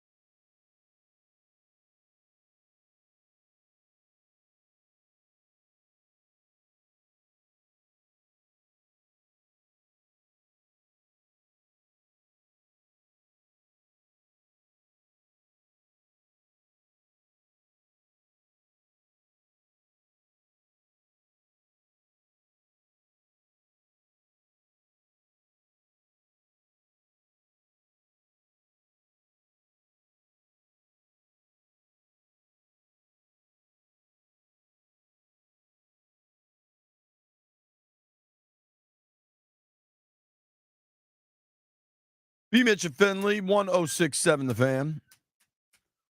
If you missed any of our Nats conversation with Bobby Blanco, get on that Odyssey app, man. Everything's there. You got the whole world in your hands on that Odyssey app. Bobby, man, you can talk anything. I'm asking him about, Corbin, asking him about Jackson Rutledge, and it's just bang. One of the people that we can do that with the NFL. Let's be real. But one of the people that gives us great perspective when it comes to the National Football League is also our friend, Mr. Doc Walker. Doc's sitting in with us now. B, Landfill found us this list of overhyped and underhyped stories going into the NFL season, right? All right. I think this one is completely right. Number one on the list, I want you and Doc to react. The Falcons quarterback situation. Everybody flipped out when they drafted Michael Penix. I don't know if it was really overhyped. I think they flipped out and that left quickly. People stopped talking about that real quick. I think people are still. It's very clearly Kirk's job, I think. Yeah, but I don't think. Listen, man, I don't know who has decided that a quarterback can't ever be egged along. When they had Aaron Rodgers, when they had Brett Favre, they drafted Aaron Rodgers. When they had Aaron Rodgers, they drafted Jordan Love. And look what Jordan Love is doing now. Maybe every damn team should do it. And if your quarterback can't handle a little push, a little competition, then he shouldn't be a damn quarterback. Overhyped in Atlanta, Doc? Well, Joe Flacco, they're the Jets for a reason. And because they blew it with Flacco and keeping a kid they failed over and over with in Wilson, they ruined a football team. If I was a defensive player on that team, I felt like you cost me a year of my career because you mismanaged your ball club. You need 2 or 3 quarterbacks. And anybody that doesn't understand that is simply a fan. and it's okay to be a fan. That means, you're not running a team. You're running a fantasy league. Or, you're playing with yourself. Pause. Huh? All right. I think we all agree on the Atlanta These damn Walkers are crazy, boy. I think we all agree on the Atlanta situation really not being that big of a deal. Kirk was clearly pissed. Kirk's agent was clearly pissed. Kirk's got $28 million guaranteed next year. Kurt ain't pissed. Kurt is rolling, man. Kirk's the smartest man in the world. You ain't lying. He act like he's mad. He like, he ain't mad at nothing. His bank account is and his fat. agent ain't playing, so shut the hell up. Dude ain't playing. And he was able to kind of take advantage to get out of Minnesota. Like, oh, well, they only offered me 1 year guaranteed. Kirk is a smart fella, sure. Brilliant. This is number 2. So Landfill sent us this list. It's NFL.com, Eric Edholm, who I think is usually a pretty good, level-headed. The number 2 most overhyped story per Edholm, and I really like this as somebody that covers things here football-wise. Mm-hmm. Caleb Williams as an immediate success. I'm going to read here from NFL.com. I'm not exactly sure where I'd rate the expectations for Caleb Williams in year 1, but they feel high to me. Perhaps not Andrew Luck level rookie hype, but I believe expectations are higher for Williams in year 1 than they were for Trevor Lawrence a few years ago. You're the number 1 pick. Number 1 pick. People have said for the last 2 years that he was a can't miss. They talk about how great he is. They say how he's one of the top prospects in history. Why wouldn't you expect him to be this day 1 starter and have success? That should be the expectation for the number 1 pick, right? And the team's not a wreck. Yeah, they added offensive weapons for him. Oh, yeah, they're not a wreck.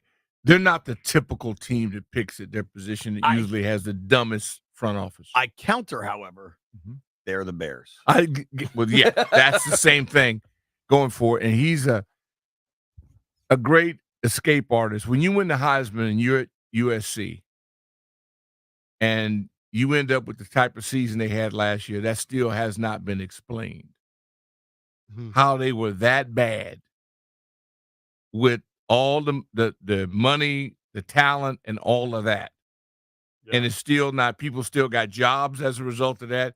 He got picked where he got picked, but everybody still hasn't dealt with the fact that they sucked.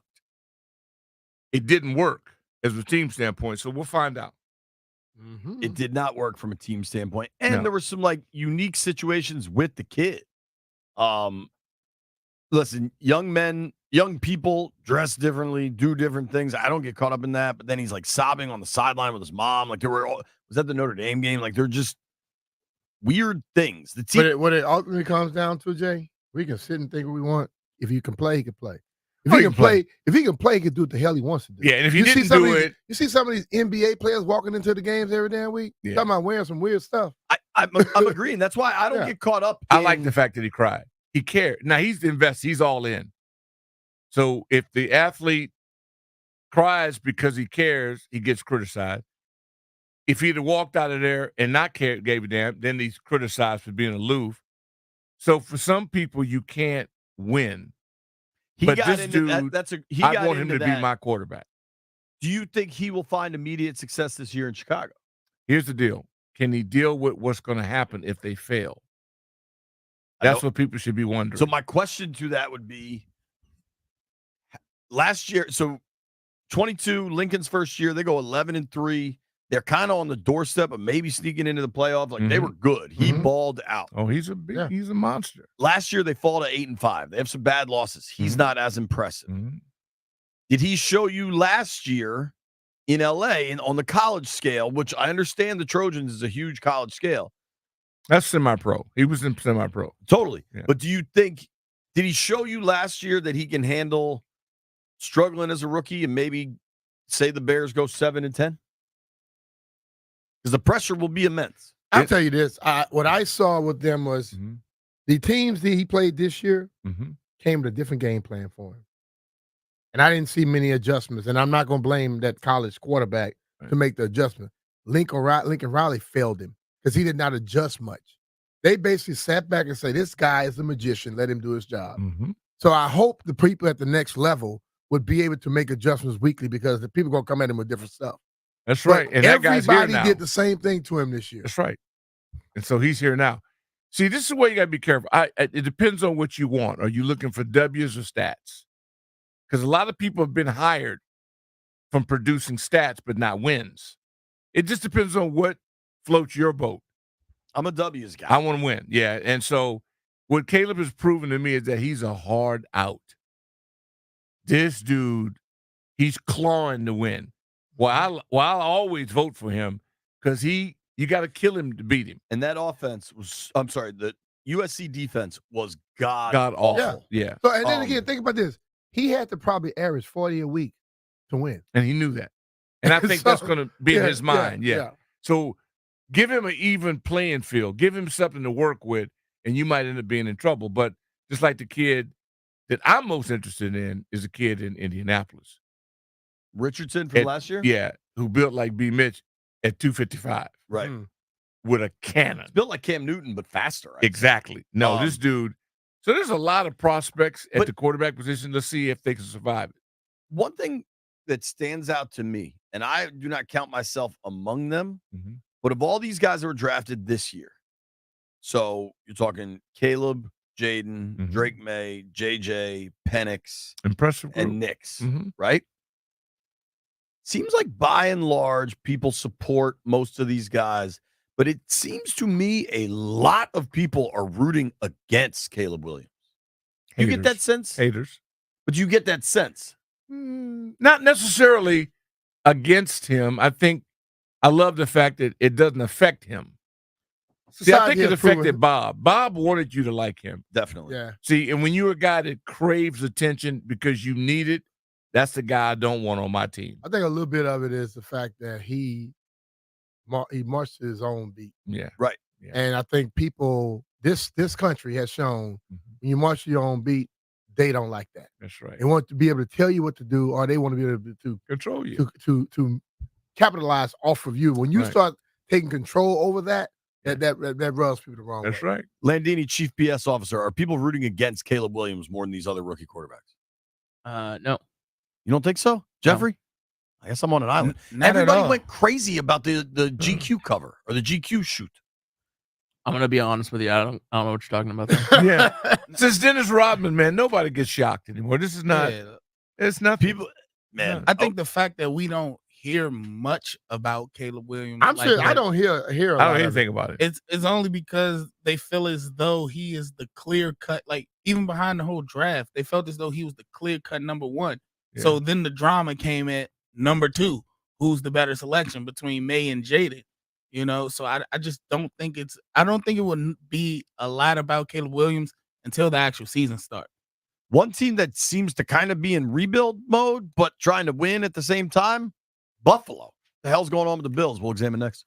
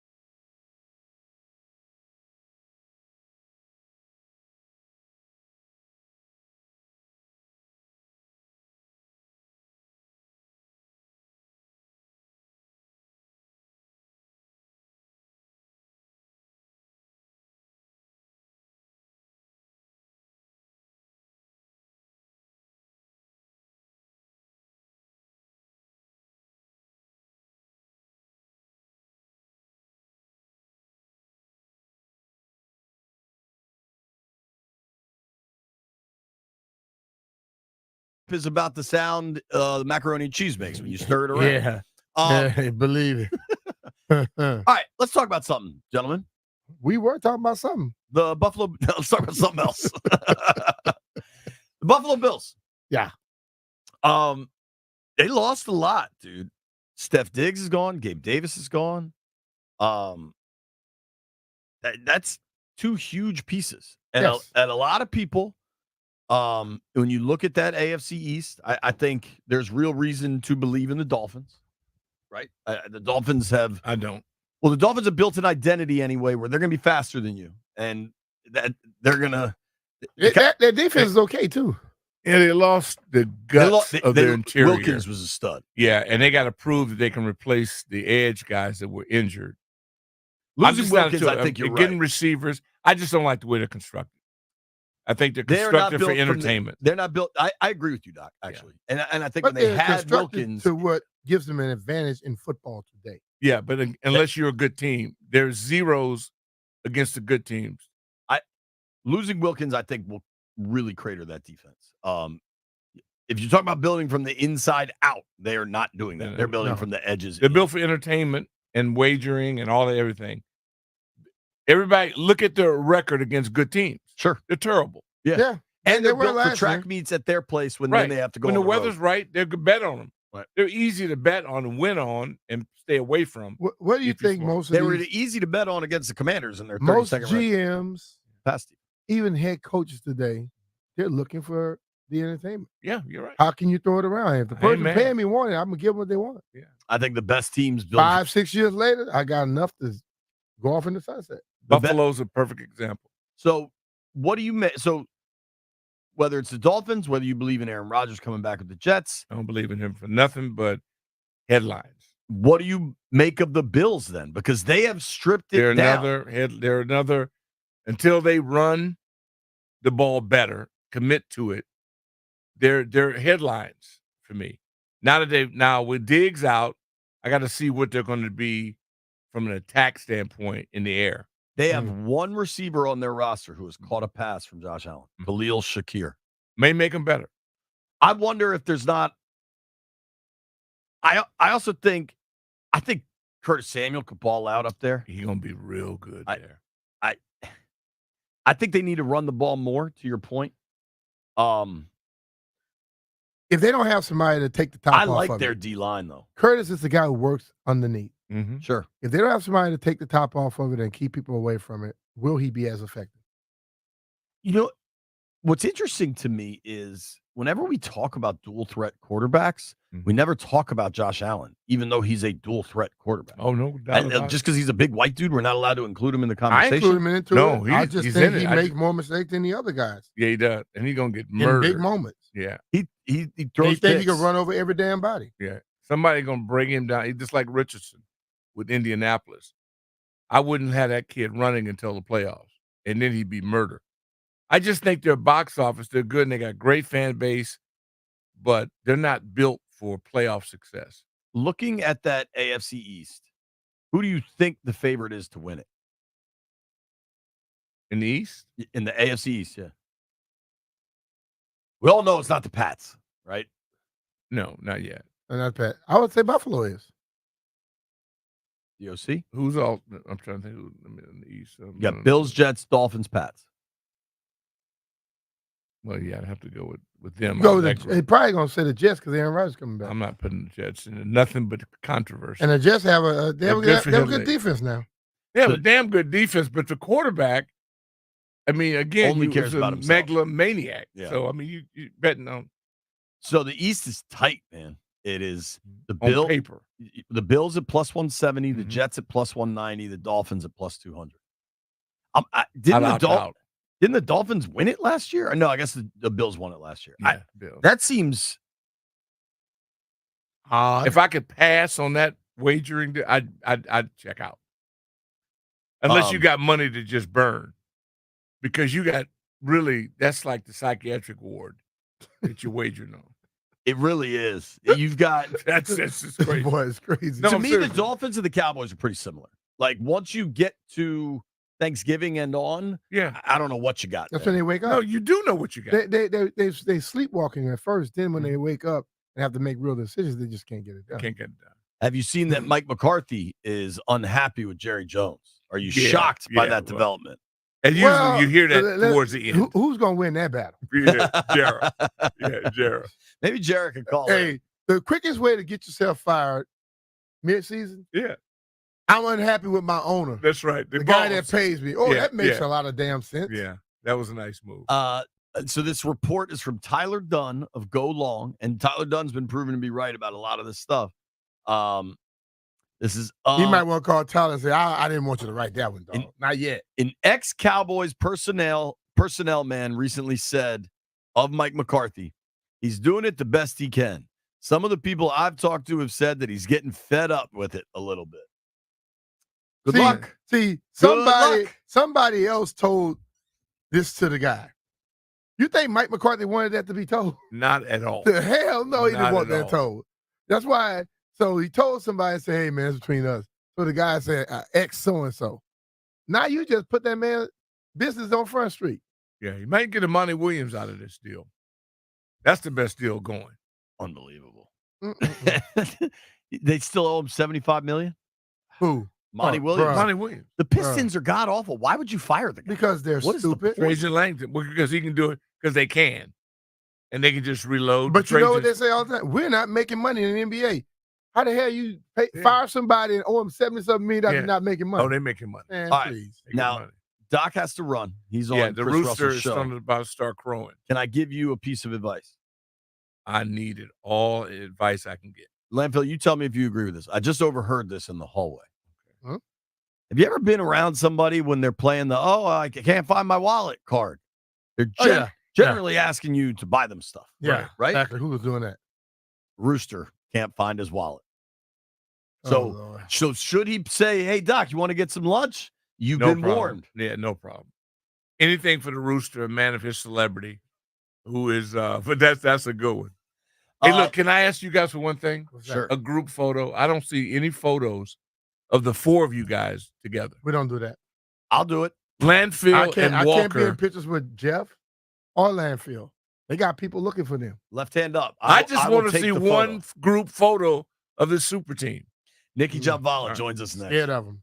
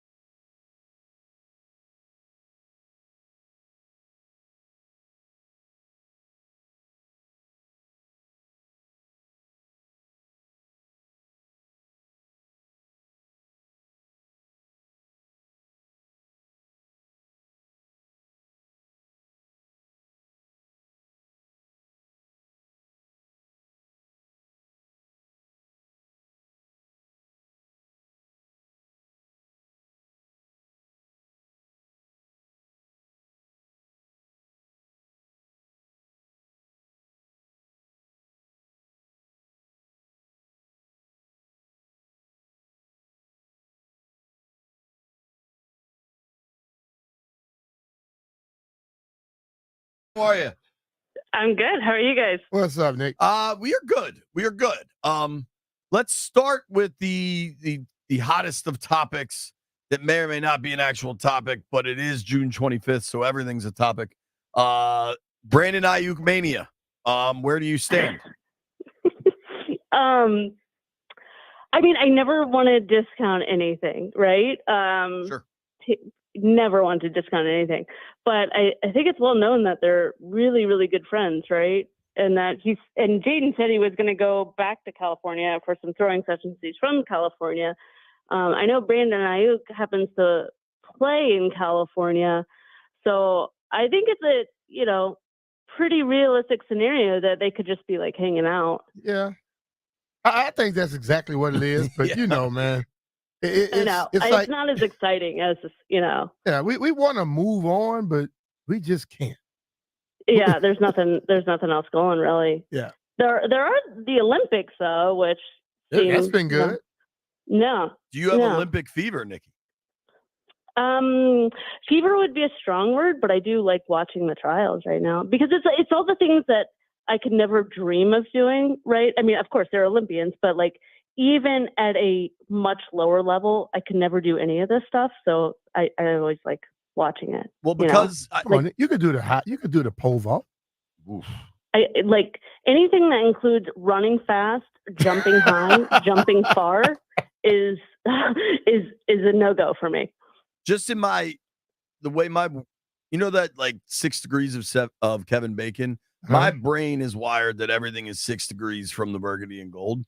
So just watching last night, I believe you had Benjamin St. Juice's wife at the qualifier because her sister won the heptathlon. Was that her sister for real? I believe that's her sister. Yeah. Anna Hall is legit. She was like one of the best athletes to come out of Colorado. So that's a really cool story. Mm-hmm. Yeah. And the little 16-year-old kid from here at Bullis. Yeah. But B and I were sitting at the bar last night we were watching the hockey, and then they had the Olympic stuff on. And I was like, yo, I think that's BSJ's wife. So that was just kind of a fun surprise. Then we were also watching, and Randall Cunningham, who's often compared to Jaden Daniels, Randall Cunningham's daughter was in the high jump. Mm-hmm. That's unbelievable.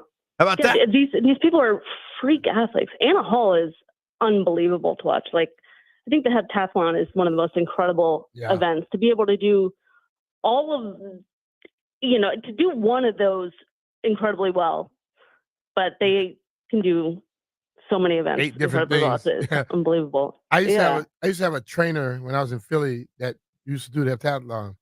And so she would work out with me. It's the hardest workouts I ever done because, you're running with the guy. If he beats you, he beats you. You're running with a lady, you're not going to let her beat you. And I would work so hard, and I go home and go to sleep every damn time. Because she'll be like, I'm running, she's right there. You can't leave her running like the 330s we were running. She'll be right there the whole time. Yeah, I mean, it's unbelievable what they do. And Anna Hall's been like a stud for the longest time. I think she was like the Gatorade Athlete of the Year multiple times. Talking with Nikki Jhabvala here from the Washington Post. You can give her a follow at Nikki Jhabvala, NICKIJHABVALA. Nikki joins us via the BetQL guest line. Sports betting has come to Maryland. Don't place Can you spell that without looking at it? I could try. All right, my eyes are closed. You want me to try? Yeah. I just read it, which helps, but it's complicated, which hurts. And you keep talking, so it's going to be off. Go ahead. NICKI. Do I get credit for that part? Go ahead. Yeah. Oh, boy. JHABVALA. Yeah.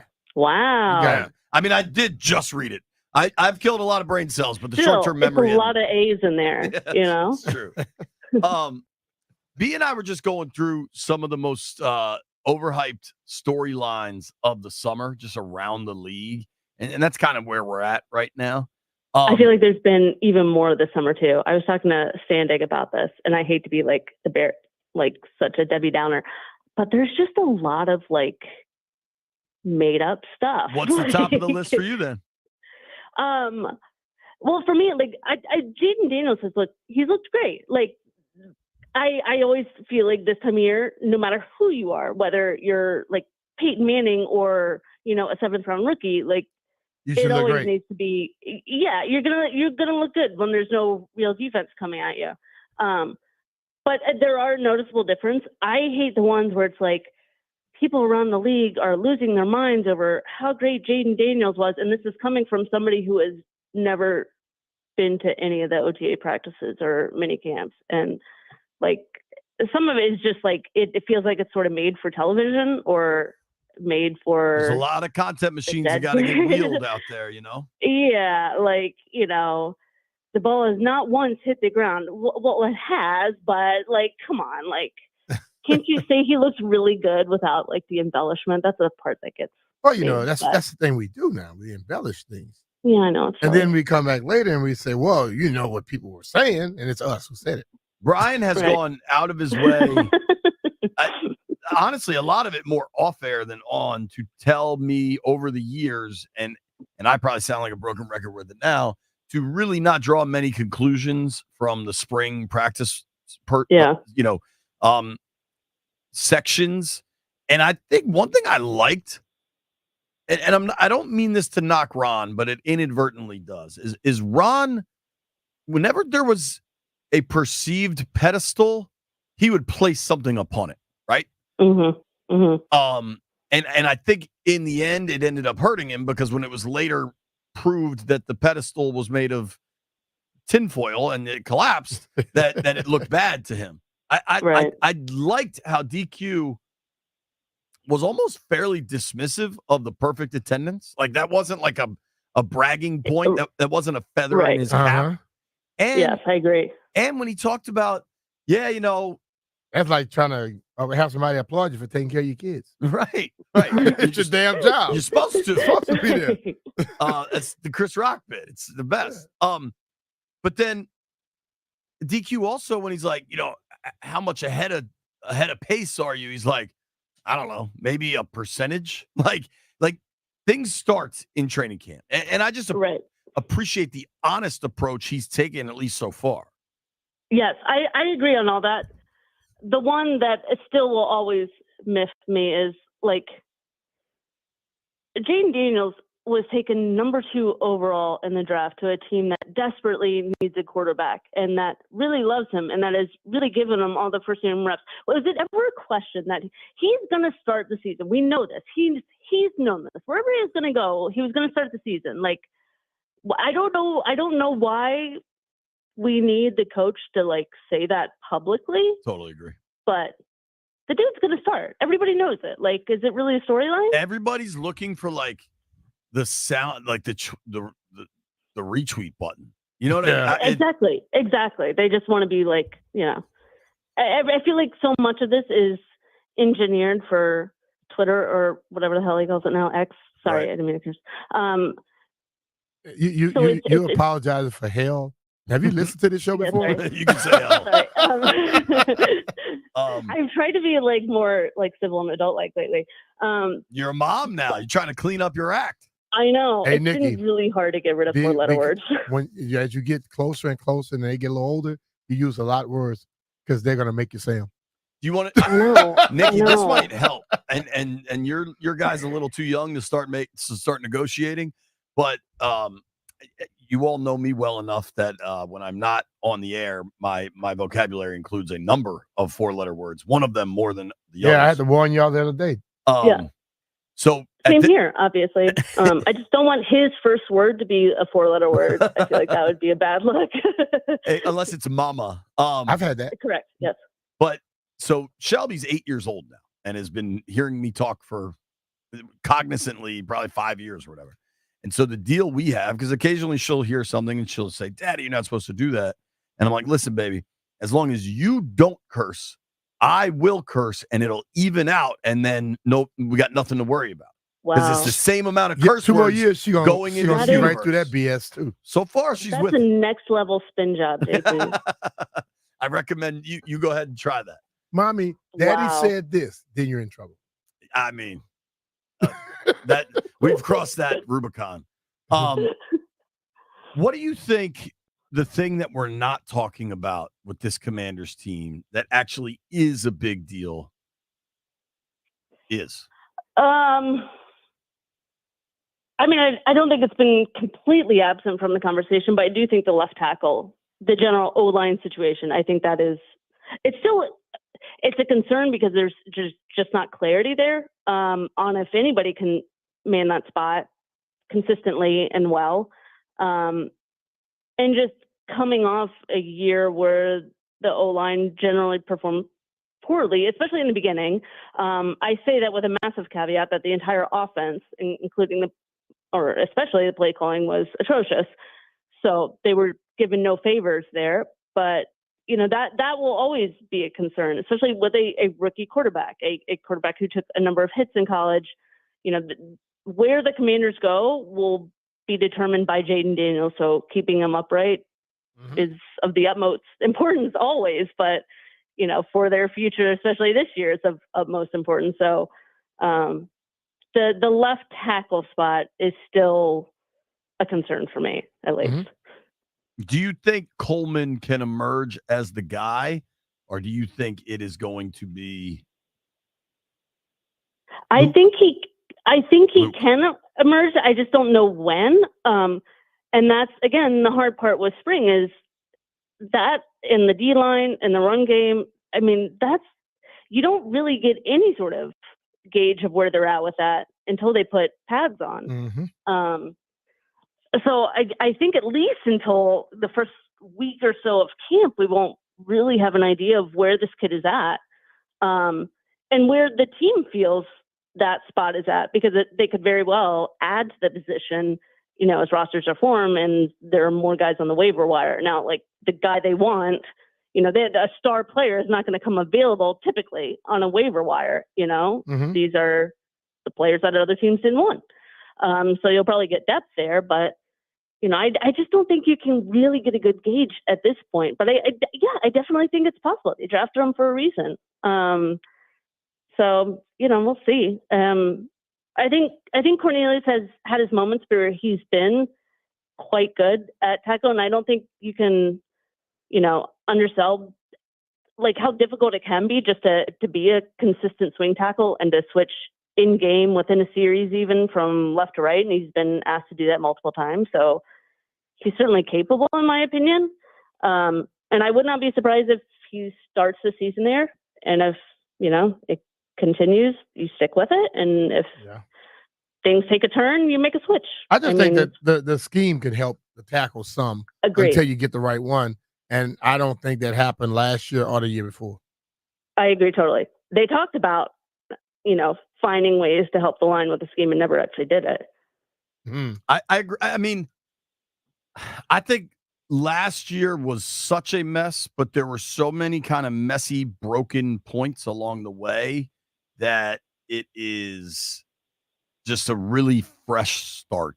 And I think because of that, there are real reasons to be excited.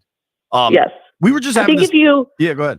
Sorry, I was going to say, anytime you listen to Terry McLaurin's interviews and he goes into detail and he's long, incredibly articulate, if you really listen to him, he explains every little thing that went wrong and every little thing that was different. Like, I wish I just had like one of those bells to ring every time he hit a point, like ding, ding, ding, like every single one. Remember post game of the Giants game up there? Everyone. And he says it so well, and he's not like bashing anybody, but he'll tell you honestly if you really listen to him. Yeah, I totally agree. I think we're going to zoom out real quick because we were just having a pretty interesting conversation on this, and I think it's kind of hard to get an answer. Who wins the AFC East, Nikki? Ooh, AFC East. Question.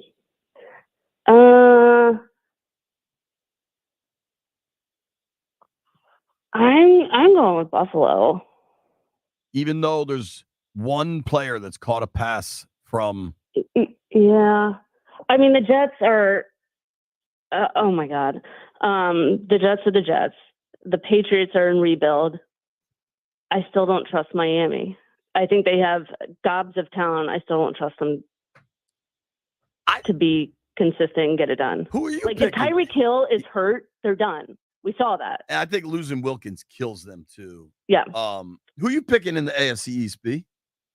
I said it earlier. I'm going with I said Buffalo then I switch it to the Jets because if Aaron is back healthy and the defense is good, I think they'll be the better team because I think that losing those receivers are going to hurt Josh.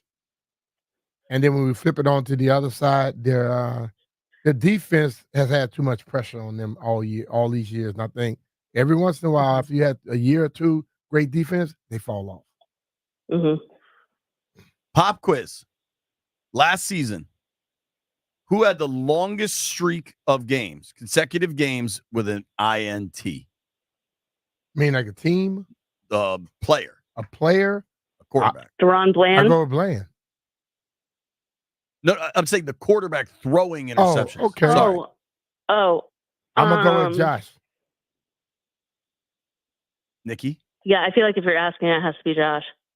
Sam Howell, 7 straight games with a pick. Oh, I do remember that. That was bad. Jimmy Garoppolo, 6 straight games with a pick. Mm-hmm.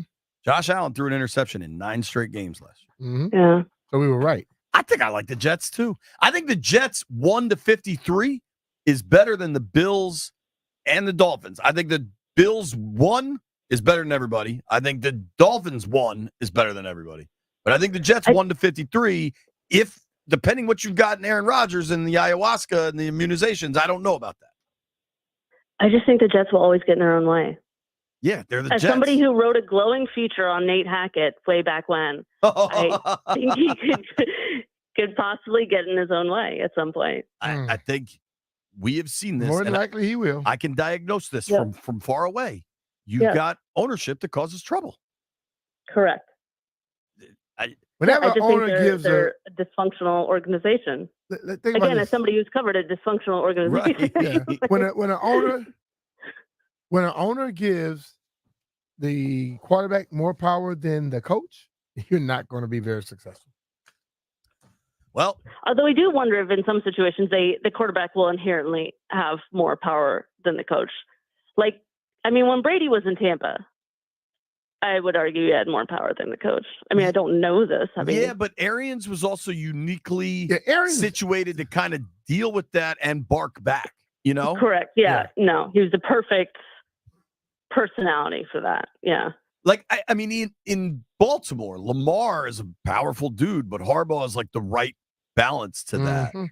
I wonder. How about a little off, a little touched? Right. I think, I mean, Mahomes and Andy are the perfect balance, right? Mm-hmm. Yeah. Yeah. Because Mahomes, there's been a rumor that he basically go on just curse fest on the sideline, and he come up to him, now that's enough, and he shuts it down. I think if things go sideways, say the Bills miss the playoffs, say the Bills go 8-9, who you think they're getting rid of, Sean McDermott or Josh Allen? Sean McDermott. Right. Like, yeah. I don't know. Interesting times. Nikki, me and B are going to run through some of the underhyped stories league-wide. Next, are there any you would say that people aren't talking enough about? Gambling. I mean, it's not Like really me a sexy personally, topic, or- I realize, but I mean, the fact that an umpire in Major League Baseball was caught, betting on games, that would be a real Really? eye-opener to me if I were the NFL. Like, Did they wipe that under the rug? 'Cause I haven't heard that one. We will Yeah. examine next. Good idea, Nikki. Thank you for your time. Appreciate you. you bet. See you guys. That's our friend Nikki Jabala from the Washington Post. When we come back, gambling? What else is underhyped around the NFL?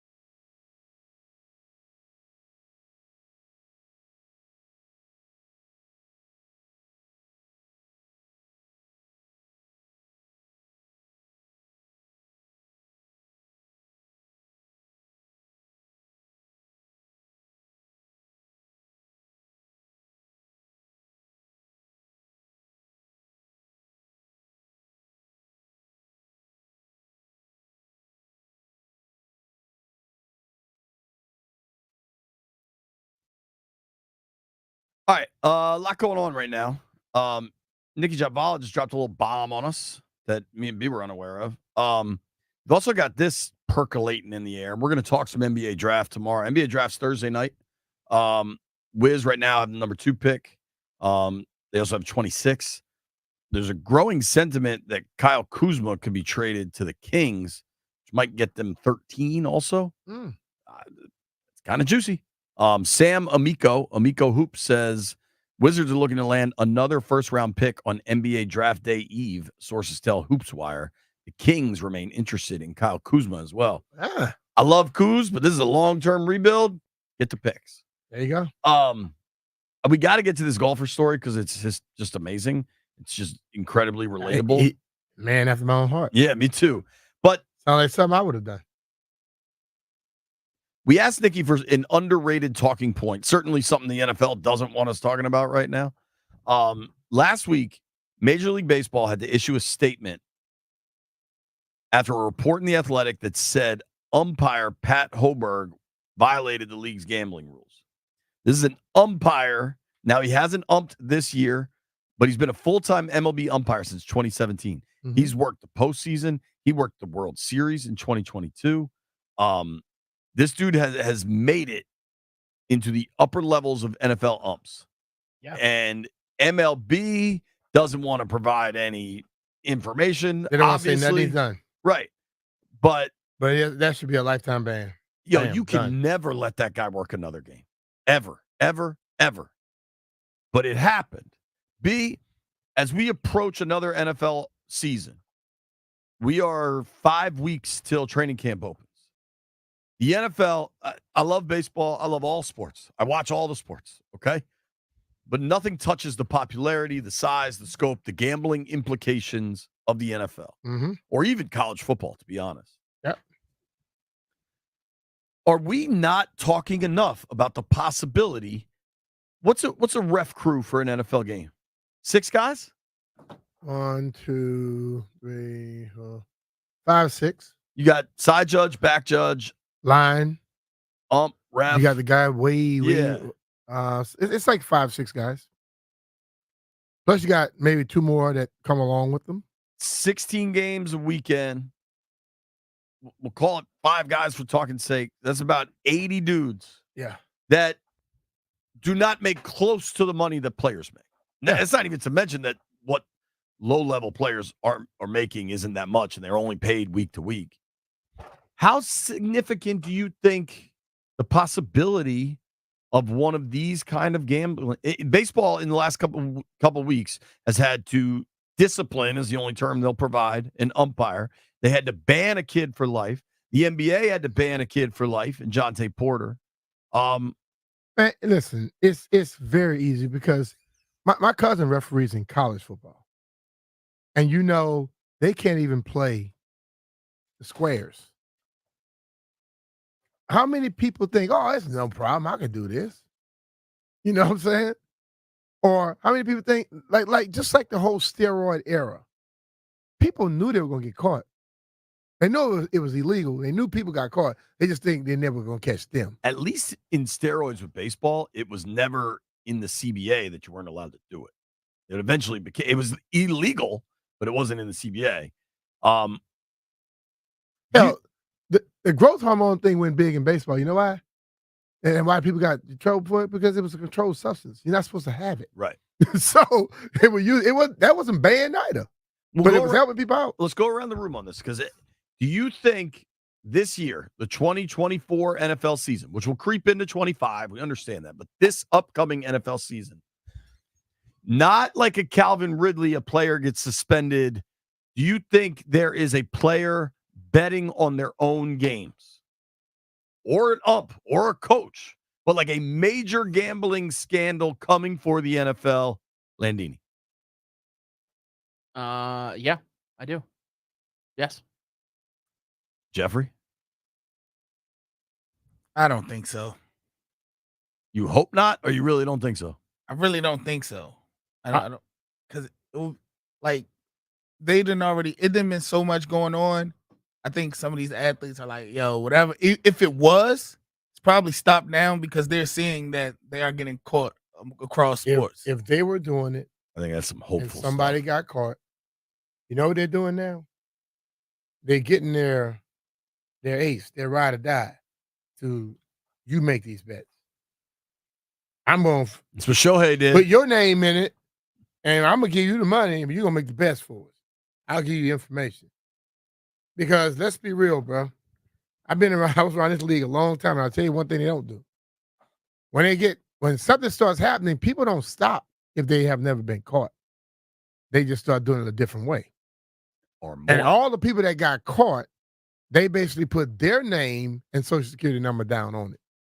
If somebody else put their name and social security number on it, and you're giving them that information, does it seem? But what we saw in and California, they find that, but it doesn't all have to be name and social security number. There's other ways around this thing. Yeah. But I'm saying, but the thing of it is, the mere fact that it's so easy, someone is like, first, the last thing you want to do is if you're a player or coach or umpire, referee, put your name and stuff on any of those social media, on these gambling sites.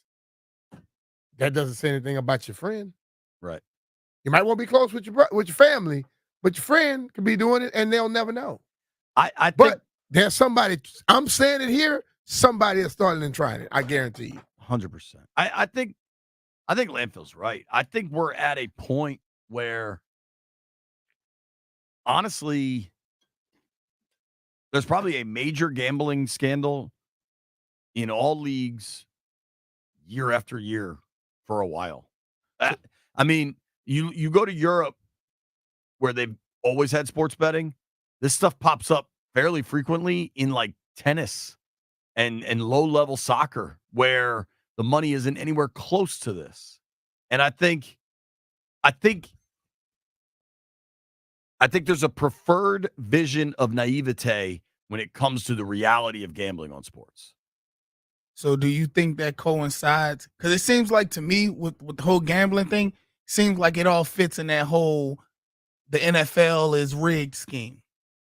No, I think seems like it starts to push to that envelope. I think that's dumb. But especially if it's as big as we're saying it is. But the thing, what I'm saying is this: if there's one ref or one player, that doesn't fit into the rig scheme?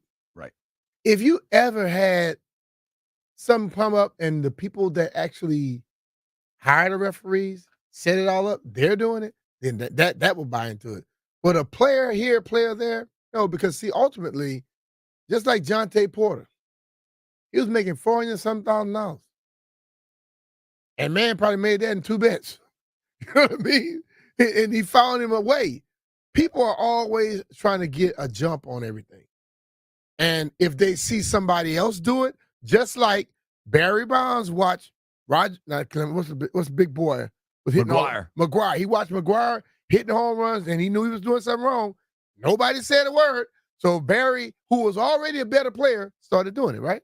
Same thing happens in all this other stuff. You know what I think will be really fascinating in professional sports is, and we see this all the time in our life, right? Especially in lobbying, the business of our city, where the interests of huge financial parties clash. At some point, prop bets are the problem. Player prop bets, because players can control that so easily. Mm-hmm. But they make so much money that I don't know that the leagues would ever want to do away with them. Jonte Porter, who's banned now, the league may want to do away with own prop bets. The league may want to do away with it. The gambling entities don't want to do away with it because they win whatever Jonte won. Okay, I guarantee it's nothing close to what the gambling places won. But the gambling places are in it with the league, so I think player prop bets will be one of the most interesting parts of this as we move forward.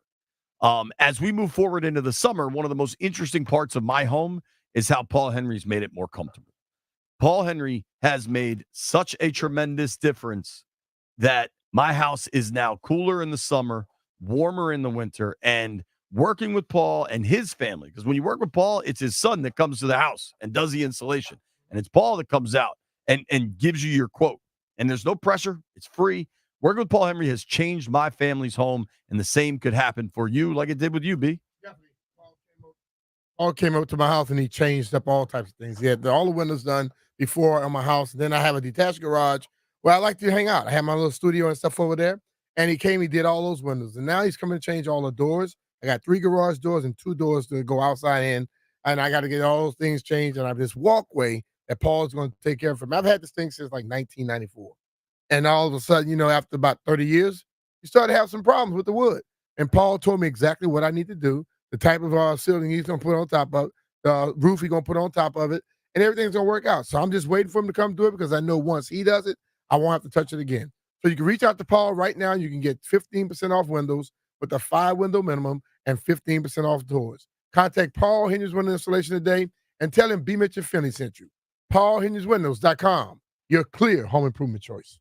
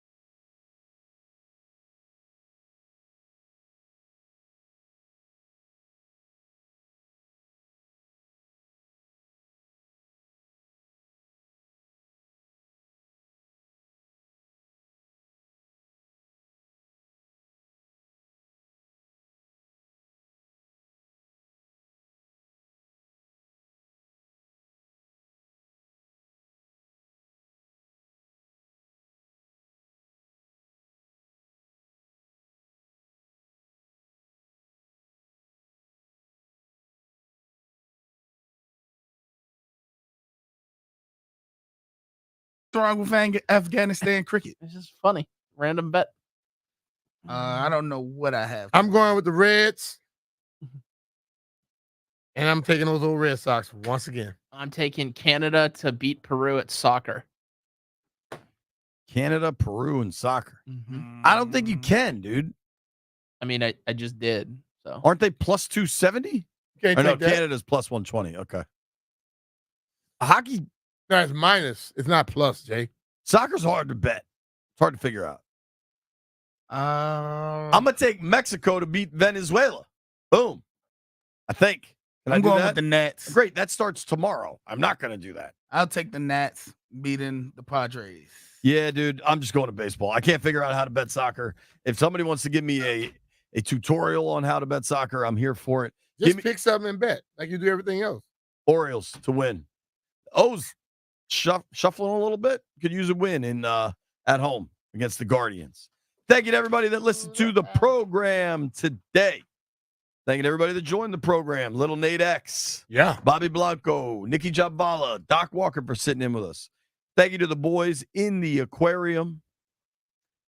Grant and Danny coming your way next. You made it this far. I owe you beer. Bun B and Landfill over there.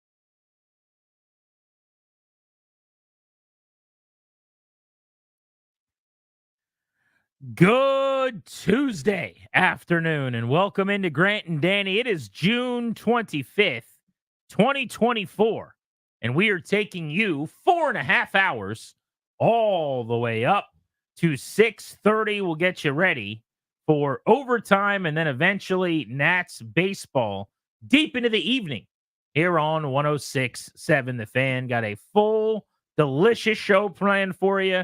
We'll talk to NBA expert draft guru Keith Smith from Spot Track coming up at 5 as we look ahead to tomorrow's NBA draft. The Wizards have the number 2 pick. What's up, Danny? Not much, my friend. Good matters of sport happening this week, even though we think of it as the dead time because most of the NFL is dormant. They basically take June and part of July off before they kind of really ramp up for their season.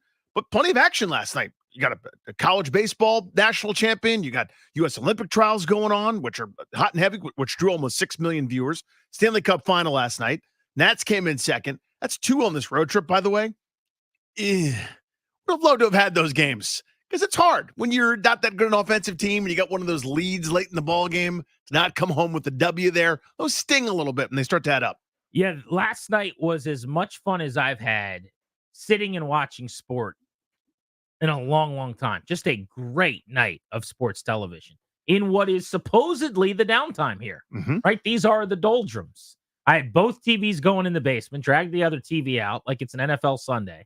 So I had them both working. In fact, I even got on the horn with somebody with DirecTV yesterday. Whoa. So that I could program my remotes correctly so that I could work the volume on these TVs, which I have. Normally I have to use like a TV remote for the volume, or with one of them I have to get up and do the volume. Oh, I hate that. And I was like, you know what? There's so much going on right now. Let's just call up DirecTV and see if I can figure this out. And in a very rare, unbelievable, hard to even tell you with a straight face scenario last night. Got a 10-minute call, most helpful person ever, programmed a couple of remotes, bing, bang, boom. I called my wife downstairs. I'm like, look at this. I'm like hitting the mute button. Look what I have created. Look what I have done. I felt so accomplished. And she didn't care at all. No. But you know what you did. Not even a little bit. Yeah. She was very excited that Jet and Pookie got engaged. Familiar with Jet and Pookie? What? Pookie's in her. She's looking fire with her ensemble tonight. You're saying 2 words in a row like. I think you know Jet and Pookie. I do not know what you're talking about. So you may not know that you know them, but you do know them. Jet is this like nerdy goofball country guy. Pookie is this smoking hot wife of his. They're on Instagram, and like Jet does this thing where he just shows Pookie off and tells you what she's wearing. Anyway, my wife likes them. They're like in love or something. Okay. They're married, and now they're pregnant, and they're gonna have a kid. So she was very happy about Jet and Pookie. That was her big thing. I'm happy that she's happy. Good. I'm happy that I got to watch all the sport last night. So Stanley Cup final was incredible. Game 7 starts 3-0, then it's 3-3. The Panthers get off the mat at home. The Cats win a cup. They are the best team in hockey over the last couple of years. Their coach has been trying to accomplish this for nearly 30 years, Paul Maurice, one of the most likable men in hockey. Was very happy for them. I thought Connor McDavid had some huge moments, probably deserved on a couple of passes to have a teammate help him out and bury a goal. Didn't happen, but it was a great game. On the ice as well in a Game 7, the Hershey Bears won a Calder Cup for the 2nd straight year. That was a blast. They went to overtime. You know who scored the game-winning goal in overtime? Who was that? Dylan Strome's little brother. Lil Stromer. The Lil Stromer. Hendrix Lapierre was named the equivalent of the Conn Smythe Award winner for being the best player in the playoffs. He's going to be a full-time Capital next year, so that was a lot of fun. Good hockey on the ice last night. You mentioned the College World Series, Tennessee over Texas A&M. There was some dramatics in that game. There was a slide at home plate that was an all-time, like, incredibly athletic play to avoid a catcher who's got the ball and you're beat. But you just kind of do this thing at full speed where you contort your body in a way that I'm not sure I could do that still, but you're doing it while running. It was pretty amazing. That was one of the, and it looks, when you slow it down or you saw it live, you're going to go, oh, that was a nice play. I don't think people quite understand that, how difficult that is, because you're as you turn to the left, think of a car, or like think of a guy on a motorcycle. You have to lean in to be able to go that way, to be able to get yourself in a straight line. So you're bowed out a little bit wider outside the baseline because you've turned around third. You've taken a left, so you're kind of leaning to the right. That's where your natural energy is going to go. 90-some% of the plays, the catcher usually catches the ball kind of in front of home plate, maybe even to the first base side. So your slides, again, a huge percentage of the time are going to outside, closer to the dugout, right? to lean that way, see where he is, still go full speed, kind of do a little, old school L2 in Madden from like the 06 days and dive and touch home plate without the guy being able to get the glove across to tag him. That was an unbelievable play. And then we had Olympic trials as well. 16-year-old from Bullis High School kind of highlighting the coverage as he tried to punch his ticket to Paris in the Olympics this summer, all leading up to late night Nats last night. And that is where I want to begin. Not specifically the game, which was gut-wrenching and heartbreaking, but I want to make a larger point about the Nationals and where they're at right now, if you don't mind. So, quick synopsis. They go down 3-0 because Patrick Corbin's on the mound. So he gave up 3 runs in the second inning. That's just an obligatory given that he's going to have a 4-hit inning with a bunch of extra base hits, and you're going to be chasing in the game. They're now 5-11 in the 16 games that he's pitched in this year, which is to say that they are 8 games over 500 when he doesn't pitch. After 4+ years of being terrible, now on the precipice of maybe being taken out of the rotation, he's pitching really well, which is almost as annoying and exasperating as how bad he's been over the last several years, but I digress. He was pretty good again last night. He's on a run here where he's been very solid. 7 innings, 3 runs, 5 strikeouts, no walks for him. He gave you the goods. That's a game that you should win. They were down 3-0. They came back and tied 3-3 in the 7th. They went to extras, and they got 3 runs in the 10th inning. The automatic courtesy runner Winker comes around on a clutch 2-out hit by Keibert Ruiz. And then moments later, Nick Senzel hit a 2-run bomb to give him what was pretty juicy 6-3 cushion going in to the home half the 10th for the Padres. They didn't have Kyle Finnegan available because he pitched on Saturday and Sunday in Colorado. You're not going to ask him to get a save for a 3rd straight game in a second city. So Hunter Harvey, who was rested, was used. He's their flame-throwing 8th inning arm, normally a setup guy. And Danny, for whatever reason, when he's pitching in the 9th inning, it doesn't go as well. When he's getting save chances, seemingly, like statistically, his ERA, I think someone sent to me last night, is over 5 when he's pitching in the 9th or the 10th Certainly inning. feels like it. Certainly feels like in tight ball games when it's got to be the last couple outs or something like that. Lately, it just hasn't gone real well. But it's so weird because if he's pitching in the 7th or traditionally the 8th, he's nails. In the same situation, he just comes in, does his job, sets people down, he throws 98. And I was particularly furious last night because he's facing Jurickson Profar with the game on the line. He's pumping 98. Profar can't catch up to the heater. I think he threw 7 straight fastballs, 6 straight, 7 straight, something like that. And Profar didn't barrel one of them, couldn't hit a fair ball. He was just late over and over and over again. And then he goes to a splitter, and Profar is way out on his front foot and kind of gets enough on it and somehow hits it to the warning track for a walk-off ground rule double. Maddening because you lose, obviously. You give up 4 runs in the 10th, which is exasperating. But also because Jurickson Profar in that at-bat 2 different times acted like he'd been shot because Hunter Harvey threw a high fastball that was over the plate. He wasn't almost hit. It wasn't in on him. The ball was literally over the plate up, and Profar one time jolted back and went to the ground like he had died. And then the next pitch, he kind of jumps out of the way again, looking out at him like, what are you doing? And Hunter Harvey's probably thinking, I'm throwing the ball over the plate, man. That's what I'm doing. So, like, that's kind of the back and forth in my head of how it was playing out. Mm-hmm. Then Profar delivers the game-winning hit. He ends up, for some reason, celebrating right in front of the Nats dugout, like screaming at them and pointing, and they're very upset. They come out on the top step. So we're probably going to have some fireworks in games 2 and 3 of this series tonight and tomorrow. But I don't want to spend any more time on that one game, other than to tell you this is the most mad I've been about a loss in a long, long time. And twice now in 3 games, I have found myself furious and unable to sleep after these late losses. Like I'm taking them way too hard. The Finnegan pitch clock violation, 5 runners in a row reached in Coors Field loss. And then the Hunter Harvey implosion debacle of epic proportion disaster last night. Both of these have just infuriated me. This, to me, is the story. This is the story. This is the story. So this is where I want to go. This is the first time in probably 4 years where I am annoyed by losses. I have signed up to lose, and I am happy to lose as part of this rebuild. But I think this is the whole point now of what I want to get into is it almost feels good to be furious again.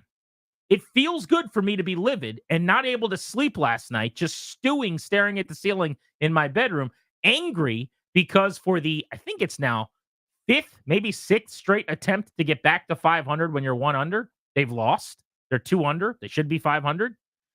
And they continually lose these games. Now, 2 in a row with the chance to get to 500, protecting a lead in the home half of the final inning.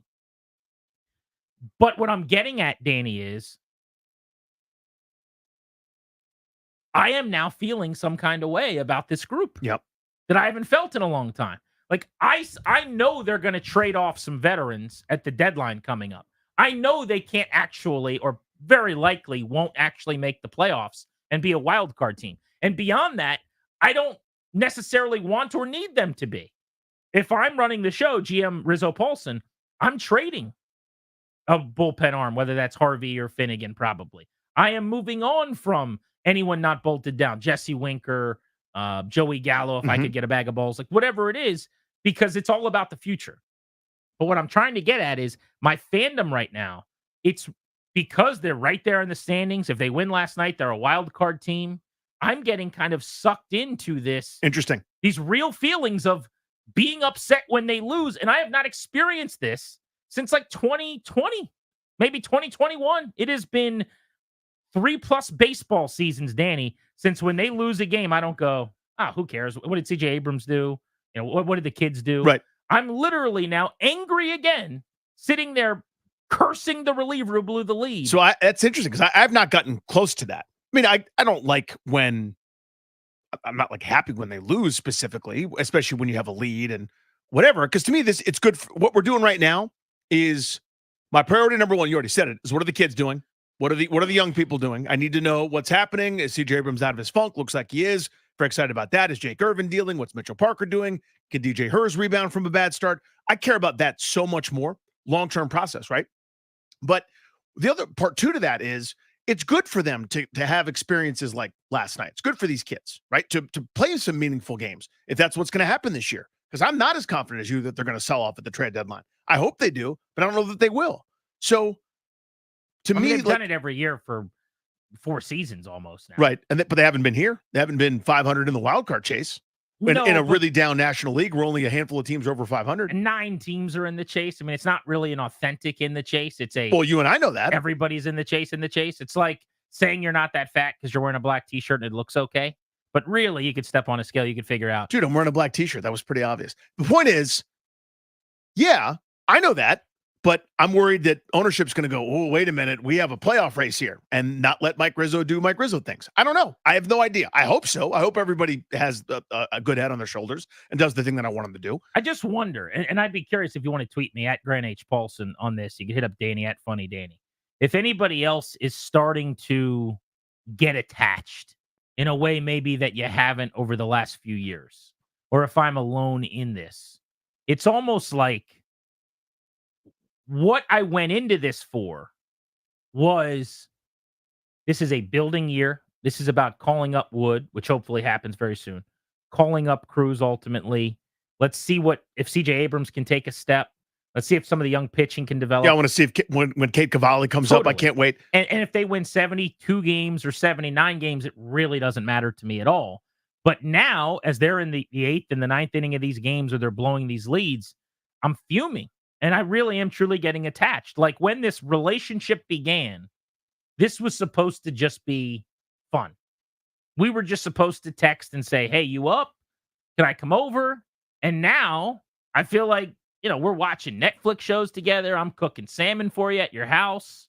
Like this is really getting real like fast. Walking to Trader Joe's, buying ingredients, going over to the house, like prepping it and stuff like that. Like, go put your feet up with a glass of wine. Exactly. I'll make you some salmon. Like that's what's happening. But what is my relationship with this team? And it's kind of changing in front of my eyes. And I've got to sit back and go, what is this supposed to be?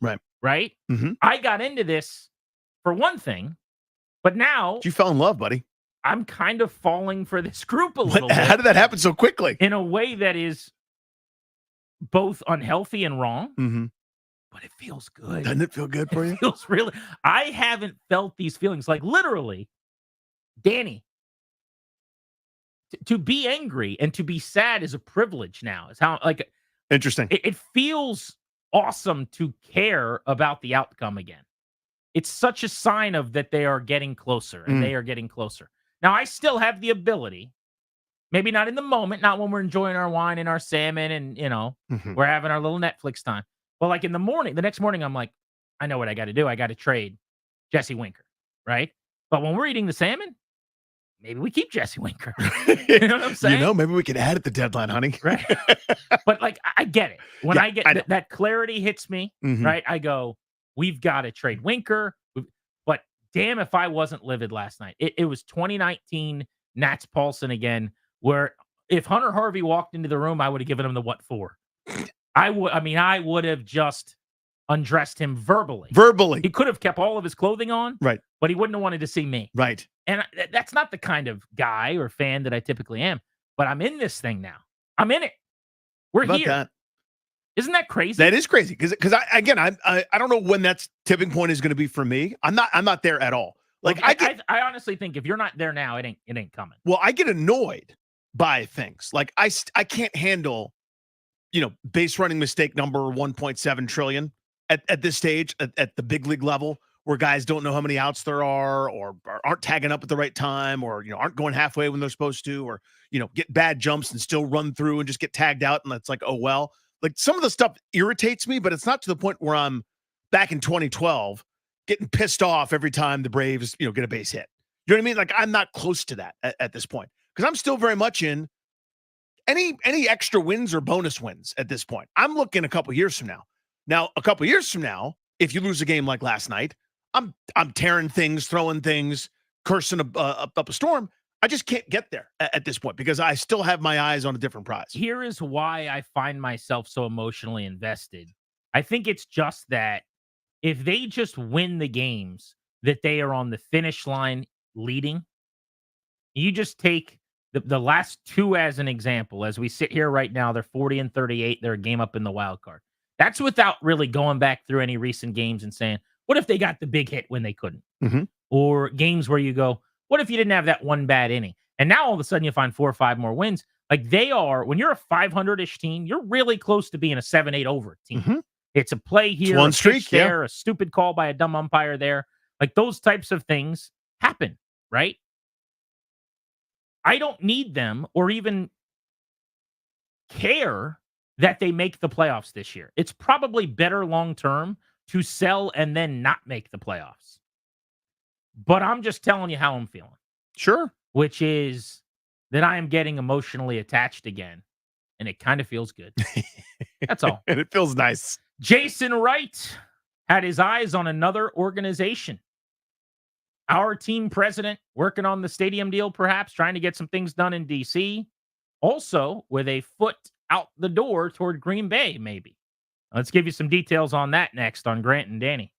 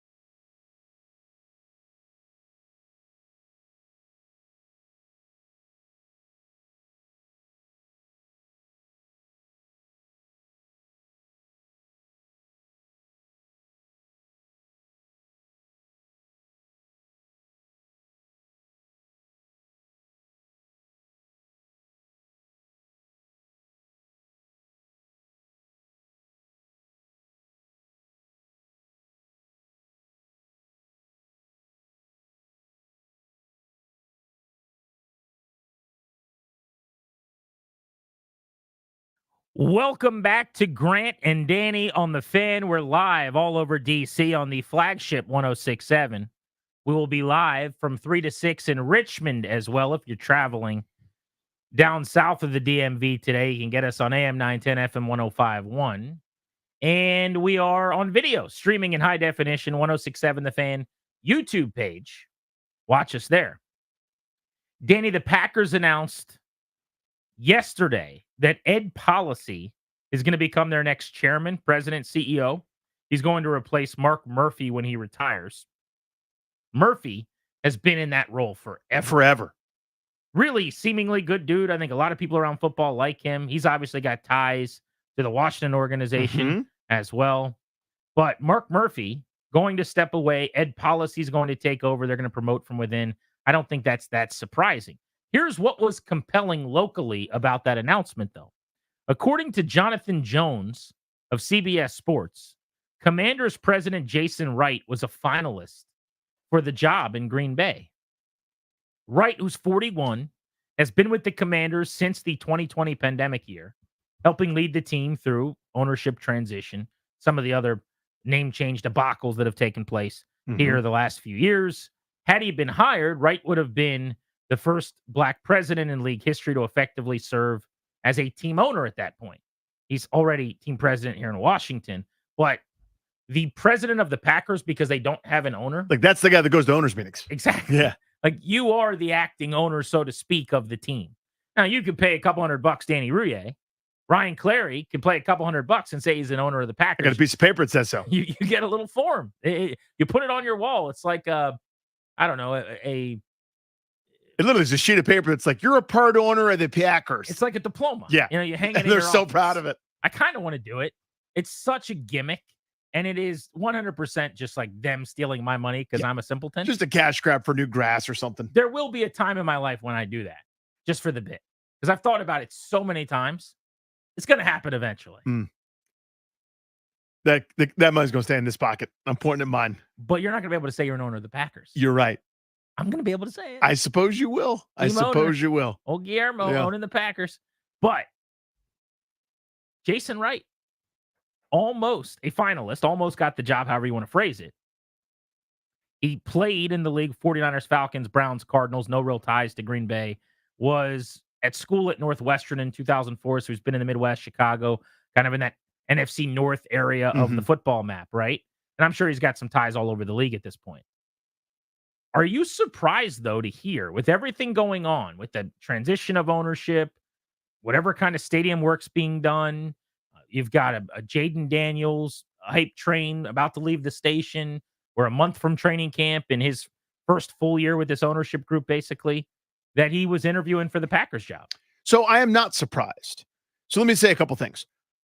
There are team president roles, and then there's like the team president role plus, which is what the Packers one is. That's the most prestigious team president role I think you can have, because you already touched on it. You're the de facto ownership representation. You've got more authority than any other president, presumably, would have in any other city. I mean, there may be some sort of super role or some kind of like, top dog president / GM type thing where someone could wield more power and prove me wrong in that regard. But there's more cachet with that one, with that true America's team type franchise like Green Bay is. And Jason Wright is the person, and he's always been really gracious to us, really kind to us. But Jason Wright's the person I get asked about the most from fans, from casual folks, whether it's via Twitter, whether it's in person. You meet somebody who wants to talk about the team. That's the question people have. It's interesting to me that that's what comes up all the time, because that is he was here when it was bad. He was sort of trying to fight against some of that, but not everything went swimming under his watch. Who knows what was his fault, what was Ron's fault, what he had to acquiesce to or not. I have no idea. I'll never know, all the details. I don't know that anybody really will, unless someone writes a book and then someone else writes a book and we kind of average the two between them. But him having a foot out the door with a new ownership group is not crazy to me. Like that's a normal thing. A team president that's from a previous regime. I know that's a pretty special circumstance, but a new ownership group comes in with a lot of influential voices. See Rails, see Ian, see Magic Johnson, of course, Josh Harris himself. A new team president or a change in that position is not crazy to me. I agree with you. Maybe I need to know the timeline on when they were interviewing people and when this all came about, because I thought Jason Wright was probably going to leave with the new ownership group taking over this offseason. Whether that meant, hey, I came here with a different group and I don't know if I'm the right fit for you guys, or maybe that just meant they like their own people or have their own idea of who they want to bring in and they're going to go in a different direction.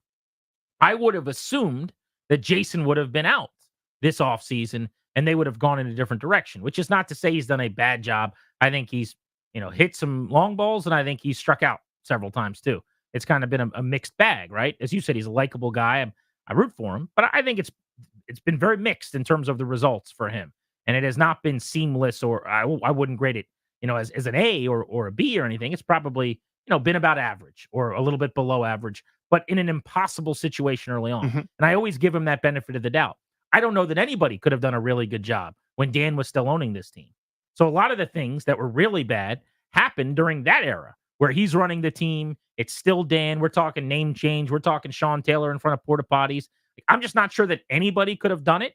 And it was his first time in the role, making a pretty gigantic leap from being out of football to running an entire building. Like, that's not easy. He's learning, and you're going to make some mistakes along the way. I think it's been much more seamless lately. They also, probably unfairly, I don't know if you agree with this, they made him kind of the white knight a little bit. They put him out there as the face of the whole thing. And that, by the way, is a time-honored thing for the Snyder regime. Of course. Where that's always been the case, right? Light just turned on. Yeah. Earlier today, you were really upset that light wasn't on. I wasn't really upset. You were just not thrilled. Right. I was less than thrilled. It just came on. Which is very strange. There you go. That right in the middle of a sentence, it was like, it's almost like a light bulb over your head. You're like, I got an idea. And then like it's screwed on. But they tried to kind of sell him as, and he's the guy making all the public appearances. He's the guy on the radio. He's the guy on TV. But in most cities and organizations, you have no idea who his role is. The team president, the guy that like runs all the deals with the people that buy the suites, and like, his job is to get butts in seats and to do business stuff. Right. He's meeting with the guys from Deloitte. You know what I mean? For like a suite. That's not really what you're supposed to be doing out front. That guy with monumentals like Jim Van Stone. And the only reason I even know Jim Van Stone is because he's friends with the Junkies. Yeah. You know what I'm saying? That's right. He seems to be unbelievable at his job. I think he's really good at it. But like, he's not I don't know anything about him. At press conferences and, whatnot until they have a stadium deal they're talking about. But anyways, my point is, if this was early in the offseason, I think it makes a lot of sense that he's going, I don't know if I have any job security. I'm going to interview for the Packers job. But if this was like 2 weeks ago, when now they're keeping me around, I've got a chance to prove myself with this group. And by the way, you should be elbow deep into whatever's going on with the stadium and the season and all that. Then it's a little more surprising to me that he's not thinking, I could be here for 10, 20 years or whatever it is. Like, if you made it through the we're getting rid of people we don't want around part, now you've got a chance to be Josh Harris, Mitch Rails' guy for the next 10, 15 years. And from what we're being told, doesn't everybody want to be involved in this thing? Seems like it, yeah. So there's only a handful of places that you'd go. That's a major step up. And again, maybe Green Bay's got the cachet where that would be one. Like right? going from a coordinator to a coordinator with an assistant head coaching or title. something. Yeah, right. It's like or a great college job where you make a lot of money, but then there's Alabama. Then there's I don't know what Ohio State or Michigan or something like that, right? So yeah, I mean, it isn't crazy to me. And the thing I wonder about though is, was it just that one gig that he's like, listen, I want to apply for this because this is the Green Bay Packers president job. That's the most prestigious one there is. Or is he actively hunting for a new role? That's my question. I don't know the answer to that. I wouldn't begrudge somebody for looking for a new opportunity. My question though is if you're half a step out the door, are you still advocating for all the sponsorships? Are you still working tirelessly for the season ticket folks? Are you still working tirelessly to grease all the wheels in DC, which by the way, there's just more wheels every second of every day? Are you trying to appease a senator to keep him happy about what's going on in Maryland? Are you doing all the things, or are you looking for something else? I'm not like angry about it. I'm not going, buckle down and do your dang job. I'm not saying that at all. It's reasonable to look for a job if you want a new job. But I don't know the answer to that. And that's kind of what I'm wondering here is if it was just the Packers, or Jason Wright is a free agent who would like to go somewhere else. I don't know the answer. That might be a more interesting question too. Are you looking to just get out of here? Maybe because either the writing's on the wall, or again, a group inherited you. It's very different than You signed up to come here because someone trusts you and has entrusted you, right? And generally, that's a job you have for a long, long time. That's not like well, it's been 4 years. I probably got to start looking around. But it's normally because the owner who hired you is there in perpetuity. Yeah. And if you're their guy, if you're their person, then they're going to keep you around. But I would be interested in that. That's a good point. And he might just say, look, the Packers job is one of the great jobs in the league.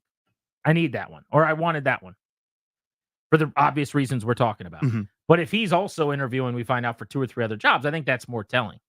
They are still making some changes. Like one of the highest ranking public relations folks with the organization just found out this week is no longer there. Like here we are a month from training camp, and that just happened within the last several days. So I do think they're still ironing and sorting some things out. But my guess is at the highest levels, you've made up your mind for this football season at least, who's staying, who's going. And that's why I'm curious, when do you throw your name into the hat for that job? If it was in January, well, he has no idea if he's coming back or not, probably. He hasn't sat down with them and had a heart-to-heart yet. But I'd be curious to see what people think about that news yesterday, that team president, Jason Wright, who is the point person with the ownership group to try to get this stadium deal done, where there's just seemingly so little progress. I mean, we have been talking about this stadium deal since before Jason Wright got here. I'm not blaming him for that. Specifically on the DC side, there's quite literally very little that the team can do at this point. But we're spinning our tires, and there's a lot going on business-wise. This is a very significant season in terms of trying to win this fan base back. You get one shot with the franchise kid quarterback coming in here as the number 2 overall pick. That's happened here like 3 times in 60 years. Yep. You got to capitalize. All your ducks got to be in a row. But the report yesterday was he was a finalist for the Packers job. Now, you can give us your thoughts. 800-636-1067 is the number on Grant and Danny here on The Fan. One of the great traditions in sports played out yesterday. We'll tell you about it on The Fan.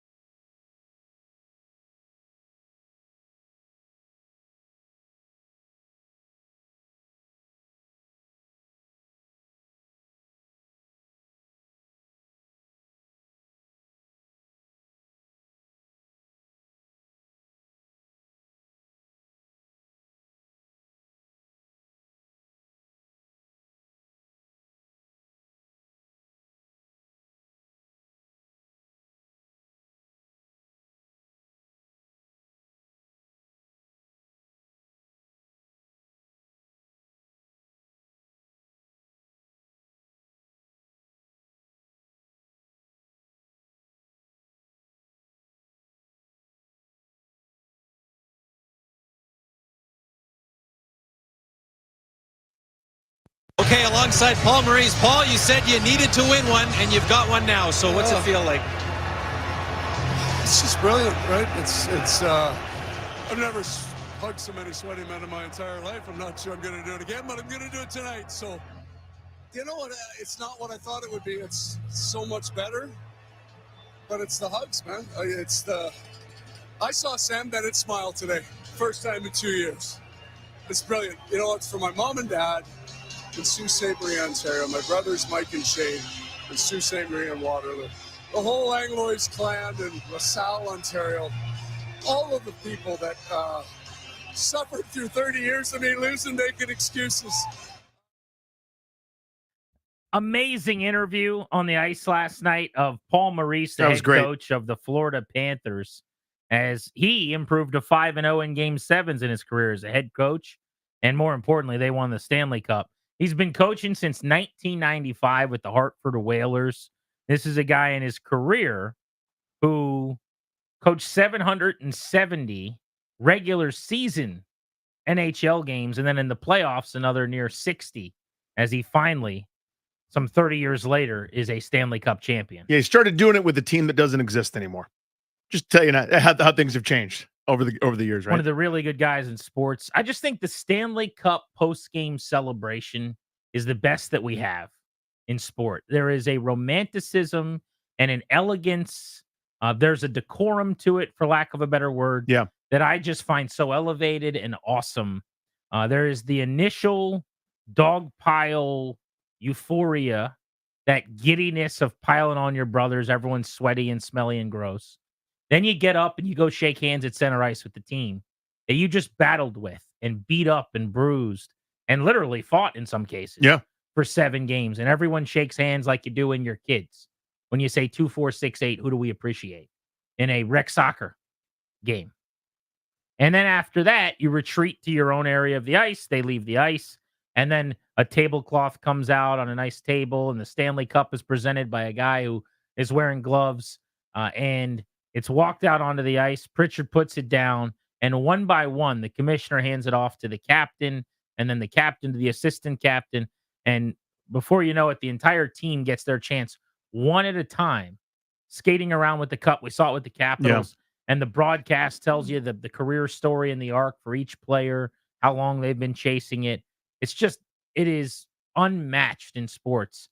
And I don't care who wins or how tied to the team I am or how many of the guys I am familiar with. It's must-see television every year. It's great. It really is. I don't know how that tradition started exactly or who's responsible for. The way we'll do it is as few people as possible will be on the ice to administer the trophy presentation. You guys get to skate around with it one at a time. I don't know who started that or why they do it, but it's the best. It's better. Because the NFL, the biggest sport we got, instantaneously, there are 50,000 people on the field. Yeah. And it just doesn't seem special right away. And the Lombardi, which as a trophy is cool, but is not the Stanley Cup. There's not the same reverence. It gets basically handed to the owner first. Literally, the owner of the team gets it first. And then he hands it to the coach or a GM or whatever in that order. And, the players, as it's walked up to the stage, will reach out maybe and get to touch it as some legend walks it up. But you'll see as the night goes on, all the players get their chance to grab it. But there is no formal ceremony. The cup is the only one really handed right to the players, which I think is... then it's your moment of triumph to skate around, get your adulation, your teammates going nuts for you. It's what you dream about. It's great. It's very, very cool. All right, we got some calls on people wanting to talk Jason Wright. Story broke yesterday that he was a finalist for the new presidential role with the Packers, replacing Mark Murphy. He did not get the job, but was in the running for it. By the way, this is how my brain works as a person who is on a beat and in the media. Mm-hmm. Jonathan Jones reported this, who's with CBS. Jonathan Jones reports on a lot of Commanders things.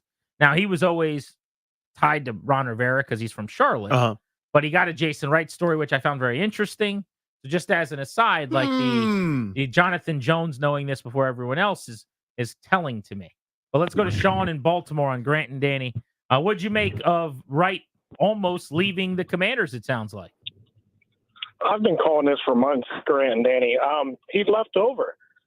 I think the new ownership group sees that he was part of the name change. he was part of the Sean Taylor statue, and that he's a part of the problems that were here. Even if he was a newer face, they probably have their guy in sights, and he was told he could probably look elsewhere. But if that's true, Sean, then what are they waiting for? To me, that's what this offseason was. They got rid of a lot of people in the organization. I mean, as recently as this week, a pretty high-ranking official, if you're in the media that you deal with quite frequently, is no longer with the team. So if they were moving on from Jason Wright, I feel like they would have done it this offseason. Now, I suppose it's possible that they go, let's see how you work. But to me, that's what last year was. They had their steno pads out, and they were seeing who's good and who isn't, who they like and who they don't. And after a year of working with them, they go, yeah, we'll sign up to keep doing this. I wonder about timetables too, in terms of when a contract might start, when it might expire. Are they just going to let the clock run out? Is it, does he have 3 years left on whatever deal? That's fair, because I was told, Danny, and I've brought this up a bunch when it comes to Mayhew and Herney, the Martys, that part of the reason they didn't just get rid of those guys and they're still around in lesser roles is Josh Harris doesn't like to pay people not to work. I mean, that's something that's come up when I've talked to people about him a few times. Joe's in Arlington. What's up, Joe? Hey there. Yeah, I mean, my question is not why he's looking. My question is how, in God's name, can he still be here? He's been such a disaster. What I've heard is that he was put here by Goodell. He's not a Snyder hire. Snyder had other things going on. And maybe that's why he's still here, because Goodell's protecting him. But he was so bad with the name, he cut out the legacy. Harris having him here is really a slap in the face of a lot of the fan base. And, it's just inexplicable to me that the guy's still here. So the sooner he's out of here, I think the better for Harris and the better for the fan base and the franchise. Joe, I won't argue with you, but here's what I will ask as devil's advocating it a little bit.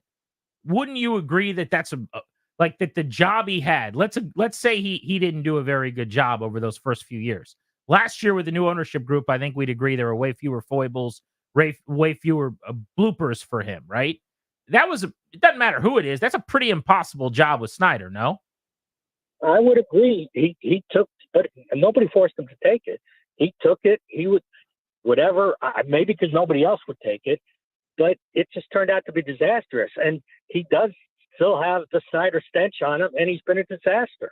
So, I think he's got to move on he might be a great guy, and maybe, 10 years from now when he has more experience, he'll be a great executive, but he was terrible here, and the fan base knows it. So. Well, he got... Appreciate you, dude.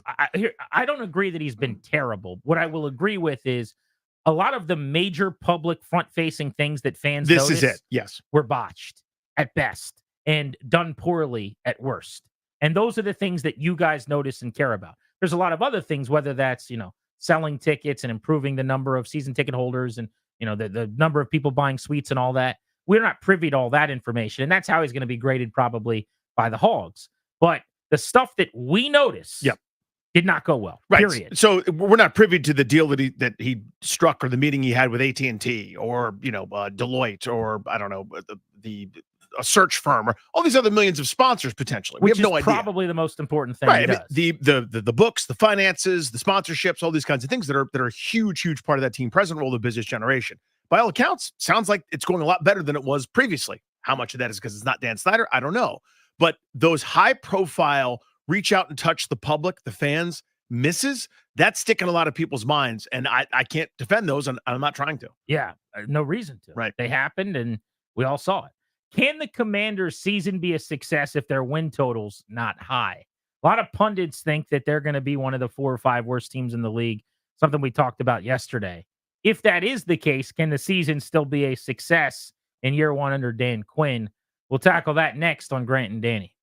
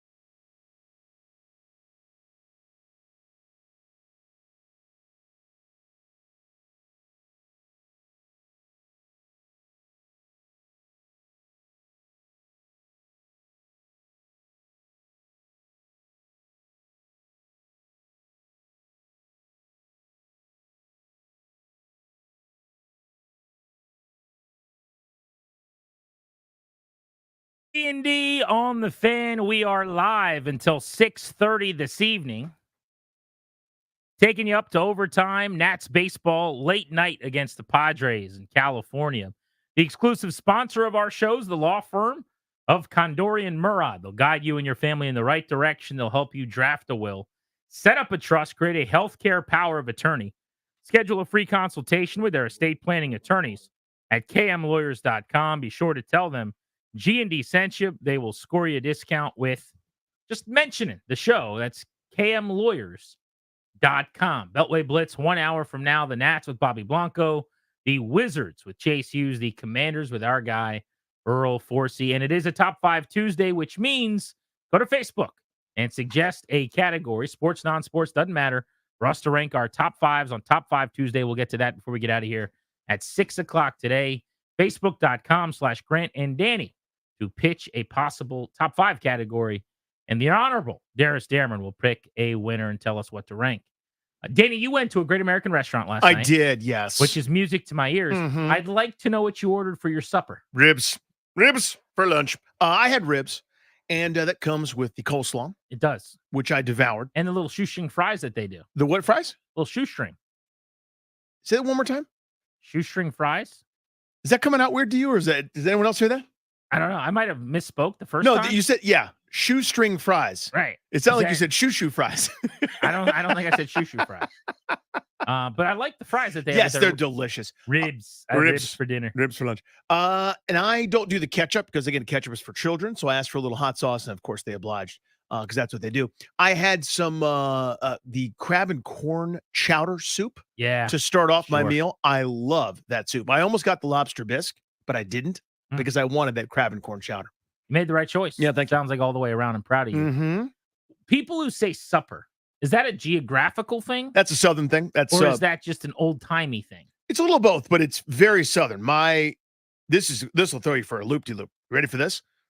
From Bessemer, Alabama, my grandparents, okay, I'm on my mom's side, they called lunch dinner. I mean, no, that's not a thing. And well, it's time later on. Still time to sit down for supper. You're gonna have supper later on. This is dinner time. Yeah, no. I'm going. Is that right, Grandmommy? Is that true? I think this is lunch. So we're gonna rule that out. We're just tossing that from court. Strike that from the minutes, Darius. I don't want that written down. Okay. But Danny, supper. I kind of wish I said supper. I just think it's funny. I've always thought it was hilarious. I had one friend growing up, and I would go to his house, spend the night. You know, one of my best buddies in my neighborhood, and his family always said supper. We're gonna have supper at 6:30, or what do you guys want for supper? I don't know why. I just always thought it was so funny. But you're the dad. You can instill it. You can go sit there until you finish your supper. I think I kind of want to. Truman, you're not getting up from the table. You're not excused. Finish your supper. Isn't it a great word? Yes, it is. Do you have any interest in saying supper? It just feels so old time. It's not longer than dinner, right? It's not, but it feels like more of a Robert Hassel to say. Oh, I think I'd go the other way. I think, what are you having for supper? What are you having for dinner? I think there's a little less work. Dinner, for some reason, seems easier to me than supper. I can't prove that. Maybe it's a used to thing. Maybe I'm used to it. But you've never had any inclination to be a supper guy. No. Because it always stood out to me when my Southern grandparents, who like still had their accents even into their 70s and 80s, these are the dinner for lunch people. Yeah, they would say supper, and like it was a unique thing for them. It didn't feel like it was ours. It didn't feel like it was a Danny Huhay thing. Okay, I don't know why. There's just it feels it's romantic, nostalgic. Yeah, it's like you're all of a sudden eating in black and white. Exactly. It feels like This Week in Baseball or something. Just something. It's a throwback, right? It's a Willie Mays kind of moment, making the catch over his shoulder. Darius, have you guys ever called dinner supper? Do you have any relatives that do that? No, I've never once ever heard a relative use the word supper. But you're familiar with the term? Yeah, of course. Absolutely. So where have you heard the term? I mean, through like movies and TV shows and stuff like that, but never personally have I heard a friend or a family member say supper. Clary, do the Clarys have supper? No, we don't. We've always had dinner. I don't know anyone who has said supper before, but I guess it's out there. Maybe I got to be a supper guy. Did anybody down there King George? And you guys say supper? I mean, you had one friend who did. I don't think so. I distinctly remember the Galliers doing supper, but that might be it. I feel like DP could be a supper guy. Oh God, no. No, definitely not. He would never have said that? Not even a little bit. He's New Jersey Oh. background. Okay. He's more not than going to say anything that. else. Yeah, that's not They're going to not happen. saying They're supper never there. saying that, no. I think you're right. I think it's a Southern thing. Mm-hmm. That's what I know it as. Maybe it's not. Maybe it's in other places, but. So if you're 65, is there a better chance you say supper than dinner? Yes. You know who I bet says supper? Mike in Hagerstown. You remember that guy? Of course. He's eating out of his bowl right now. Yeah. Mike, if you're out there in Hagerstown, he called us mad that anything, Mike, you know what I had to do was pay extra for some sort of internet game. Shoot the bat signal up for him. There you go. You know? Let's go to Kevin, who's in Arlington on Grant and Danny. What's up, Kevin? Hey, man. Are you asking if I'm a supper guy? Well, have you ever heard anyone saying supper? Oh, it's what we say in my family. For example, I have my oldest son has moved out. He's independent, but we have Sunday supper to entice him to come back and spend time with family on weekends, particularly in the fall during the football season. So yeah, it's supper. By the Just way, like little how old about lady that going to alliteration by Kevin? Sunday supper. Sunday supper sounds so much better. We've always had a big Sunday dinner growing up. You know, that's when you get some family together. That's a big feast, right? It's a Sunday dinner, but it would have been cooler if it was a Sunday supper. Yeah. Hey, one other time, just real fast, when supper was used, and I started using it more. My parents are from Kentucky, and it was their word. But in the movie Hoosiers, when the little old lady, who was a little not sure of Gene Hackman's character at the start, she invites him over, and she's like, supper, 6 o'clock, be there. So Good I think it's a Midwest thing. Appreciate you, buddy. Midwest, too. I could see Kev being a supper guy. I wouldn't have guessed. He's old school enough. But I'm not surprised. He calls us, regales us on tales of, the days of the Commanders wearing the R on the helmet. Mm-hmm. Sonny Jurgensen. In 1974, I saw this, and this, and I was just sitting down to supper, right? I will update you in due time on whether or not I'm going to be a supper guy. It's got to be, you have to do it enough times that it becomes a habit. Ryan actually tracked down Mike in Hagerstown for us. That fast? We got him on the line. Our guy, Mike on Grant and Danny, show legend. Hello, Mike. What's How up, are Mike? you? How you doing, guys? How What's you guys up? doing? We're good, buddy. I got to ask you a question, Mike. Go ahead. Breakfast in the morning, lunch in the afternoon. What's the meal you eat in the evening? Supper. Yeah. Let's go. I know it. Who called it? Come on. Yep. So have you always been a supper over dinner guy, Mike? Dinner. We don't use that at all. You don't use the word? No. I mean, it's time for supper. That's how I grew up. I don't know. What is for supper tonight, Mike? I made a spaghetti sauce again last night. Ooh, we're going back to the well on spaghetti. You're using your bowl? Yes. Yep. Exactly. Yep. No, I like spaghetti. What'd you have for breakfast? Let me see. I didn't have breakfast. I stayed up last night and watched the damn game. Oh, that was tough. Yeah, that's a bummer. 2 games in a row. I don't know what's going on with our pitching, but I'm getting a little frustrated. Even with the hitting, we have no hitters. How mad would you have been if Hunter Harvey walked into your house right after that game and asked for some supper? I would have said sure, but he's going to hear from me. Yeah, you're going to let him While know. you're whipping up that spaghetti, you give him the what for? Damn right. So what was on the schedule today, Mike? Before we let you go, give us a little update on Mike's life. Well, I was just telling your producer, Ryan? Yep. Ryan, that's Ryan, him. yep, Ryan. The other day, I tried to, we've got very high steps going into the house. And I missed a step and I fell back, hit my head on the concrete, and oh no, scraped my arms up. I'm hurting right now. But did you get checked out, Mike? Well, no. I mean, everybody here wanted me to, but it's like my head wasn't ringing. I wasn't seeing stars or nothing. Just got a lump. My left arm was the one who caught most of the concrete. So you're just going to take it easy, lay low tore for you a up a few little days? bit, yeah. I'm sorry? You're going to take it easy and lay low for a few days. Well, that's what I'm doing right now. I was very surprised when the phone rang. and it was Ryan on there. That's pretty cool. Well, we just needed to know if you ate supper or you ate dinner. That's all. Yeah, I had supper last night, and I'll have supper tonight. Here we go. Now, you ever working on the grill? Do you get outside and grill at all, Mike? No, I'm not a griller. I just eat the stuff that comes off the grill. I do not grill at all. Okay, good enough for me. Stovetop guy. Yeah. Yep. Very good. All right, gentlemen. Good catching up, my guy. Good talk, Mike. Stay healthy and be careful, man. All right, let's do something with these gnats. I don't know what the hell's going on. I think you know what's going on. I think you have a good idea. They're not protecting leads very often. Yeah, it's very, very frustrating. Especially with these teams that we should beat. I agree with that. And then the 9:40 game tonight, that's gonna be a rough one. I'm still hurting from last night. It's too late, Mike. You gonna get a little nap in before the game? Well, to believe it or not, that's what I was doing. Oh, Ryan woke you up? Oh, sorry, buddy. Well, no. I wasn't sleeping, but I was definitely resting. And if I would happen to sleep, I'd sleep. But no, everything's cool. Now, when you're resting, are you laying in bed or are you in a recliner, like reclined a little? Oh no, I don't know. I'm not in bed. No, I'm on a couch. So we got shoes and socks on as we're resting, with our like propped up a little bit. No, shoes are off. Are you shoes off as soon as you get inside, guy? Mostly, yes. Yep. Yes. Do you sleep in your socks? Oh, that's a negative. Yeah. Who sleeps in their socks? That'd be weird. Yeah, it very. Are you a pajamas guy? No. I picture you like a silk pajamas kind of guy. No way. I own nothing silk at all.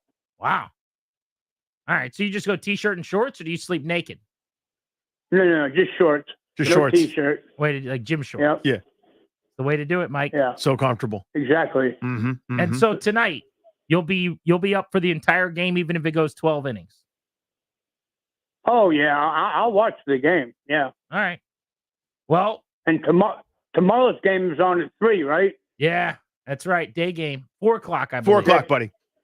All right, 4 o'clock. That's good. You heard what happens tomorrow? They're streaming that game exclusively. So what? That game's not on cable tomorrow. It's streaming. Oh no! Oh, come on. Well, really, I don't care because I listen to it on the radio a lot. I was just messing with you. He's just yanking your chain there, Mike. Oh damn, man, that ain't good. You're good, Mike. We got you. 106.7 The All Fan, right. Charlie and Dave, and then you can watch the game on Mass. Exactly. All right, buddy. We'll see you, pal. Catching up. All right. Hey, thanks, guys. Have a great day. You too, buddy. Brother. There's our guy Mike in Hagerstown. Got to get Mike. You know what we got to do one of these days? I don't know what's out in Hagerstown that we can order and get delivered. We got to send him a good supper.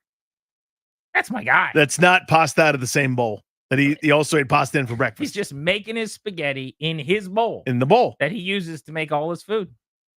Let's go to Eric, who's in Fredericksburg on Grant and Danny. What's up, Eric? How are you? What's up, guys? How y'all doing? Good, buddy. Well, I just wanted to say thank you because you made me very homesick. Because growing up in Massachusetts, it was always supper, as my grandmother would say. Oh, that's a northern thing? Supper? Yep, supper. My grandmother lost my last name. I've been down here for 20 years, but my grandmother still says supper. So thanks Okay. for making me homesick. I Well, you've appreciate now it. thrown a wrench into our whole conversation because I was following you that it was a South versus a North bit. Yeah. So, but Kevin's like, what about the Midwest? And I'm like, okay. But I think to me, it was like a rural thing. Maybe that was more what I was going for. I got a text from my buddy Chris Kerwin. Okay. Who's the photographer and kind of the We know Chris, yeah. mastermind of all things Channel 4 sports Mhm. with JP and the crew. He says he's definitely a supper guy from Wisconsin. So there goes the Southern Midwest kind of Spider-Man meme right there. But the Massachusetts angle, what? Which is where we're figuring out. All right, I don't know. Supper has nothing to do with geography. That's Where did it come from? I can't help you. couldn't tell you. Why are some families supper guys, some family dinner guys? I don't know. Darius has an update on his family. So my dad's listening right now. Thanks for listening, Dad. Appreciate you. He got lost trying to find 980. He can't find the dial on his to dial. change it. He's like, wait, this isn't Greg Hoffman. This What's isn't happening?" Kevin Sheehan. You duped me. He said, my grandmother in Mississippi and everyone down there still to this day says supper in lieu of dinner. So yeah, there we go. My Mississippi family. That which I've never been to see my Mississippi family. So that's probably why I didn't know that. But yes, You need to go see your Mississippi family. it's far away. Good Very far eats. away. I don't think I've ever been to Mississippi. Like if I have to bubble in every state I've been to, Uh-huh. how close do you think you are to 50? Do you have any idea? Yeah, actually. I think I'm like 14 away. Okay. I would guess I'm in the low 20s tops. Which is crazy because of how much you travel with the beat and stuff. But I guess you're only going to the same, Stadiums? Yeah, kinda same 20 thing? stadiums. Yeah. Also, do you count? This is always a point of some consternation. If I fly somewhere and I'm in the airport connecting, I say no. okay. If you lay over there, same thing? Are you Like- laying over like the airport hotel? Yeah. Well, you don't leave the airport. Still no? Yeah, to me, it's a no. Okay. Then it's going to lower the number, Mhm. obviously.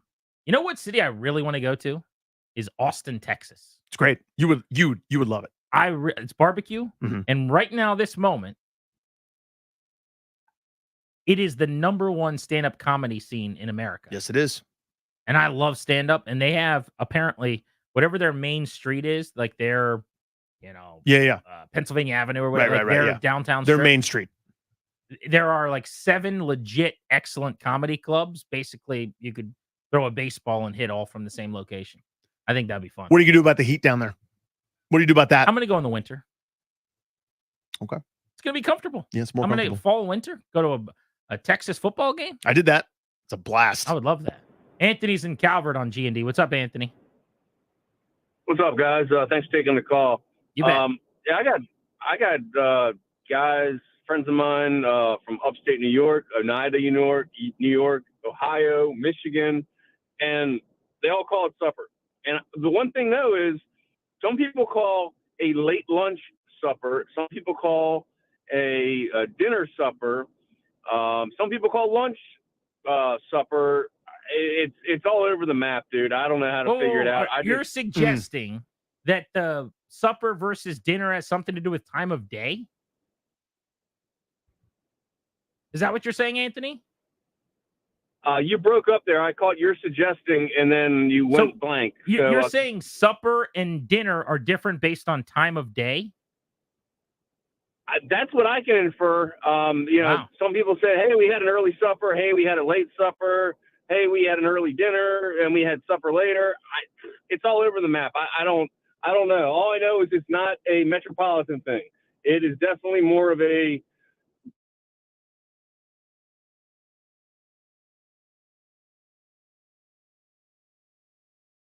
versus city. Mm-hmm. George in La Plata thinks that they actually mean 2 different things, I believe. What's up, George?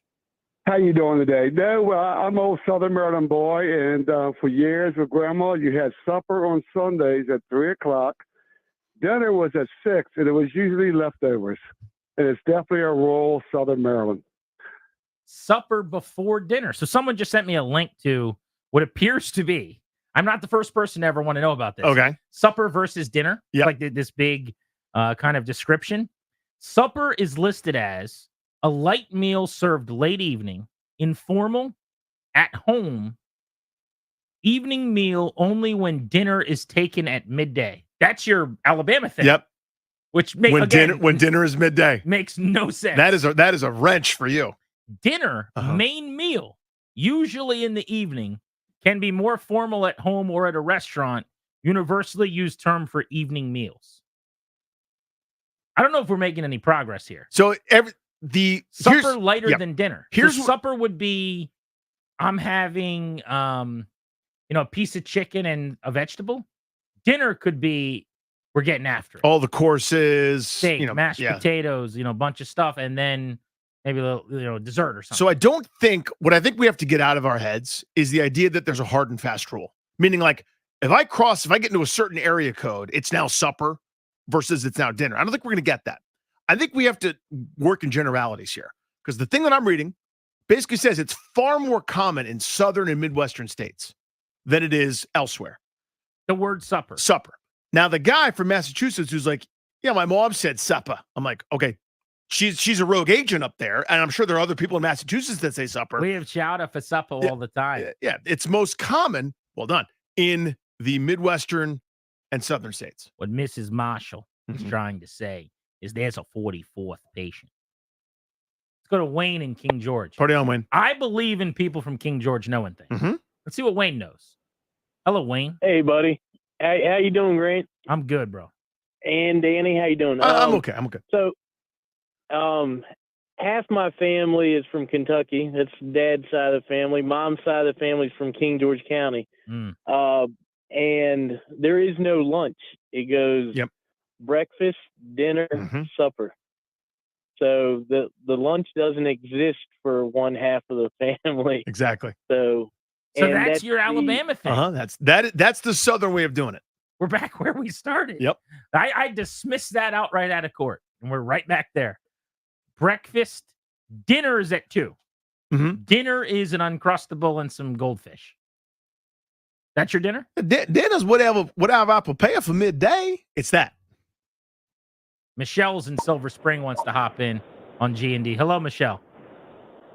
Hey, so I grew up in the city in Boston, and everyone called it supper. That was like the daily meal. But if you went to like a fancy restaurant that had like tablecloths, that was dinner. Every time I think we're getting somewhere, thank you, Michelle, we get pulled right back to where we started. So here's where I'm willing to end this thing. Yeah. It means something different to everyone. Yes. And you just pick one. Which one sounds cooler? I think I'm not only going to go with supper, I'm going to call it supper.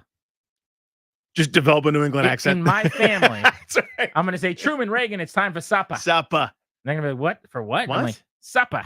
And there'll be a day many years from now where they say, why do we say supper?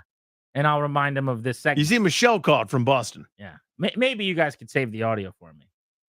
But are you in a good place on this, or? Yeah. I like to have resolution. We will not have resolution. We are not going to have a resolution here. I've learned some things. Sure. That in Boston they say supper. How would you feel about me being a supper guy? Like it, dislike it? You've got some old man tendency. Yeah. Yeah, you're coming over to my side. Now, it's like I'd like to give you a trade. I'd like you to renounce late night nats and say supper. Like we could sort of do like a 1-for-1 kind of a deal. Can't do it. Gonna keep late night nats. Gotta eat supper early. What are you gonna give me? Oof. You get like 4 different pies. It's just something. Just let's have a little exchange. Yeah, I will. What's your give back? I'll eat more cornbread. Okay. Okay. And I'll say supper. Or is the supper gonna bother you? That's a lot. If you're gonna do a Boston supper. Grant and Danny on the Fan. The Commanders are not well liked by the national pundits. Can they be right? The team not be very good, and we're still content at the end of the year. That's next.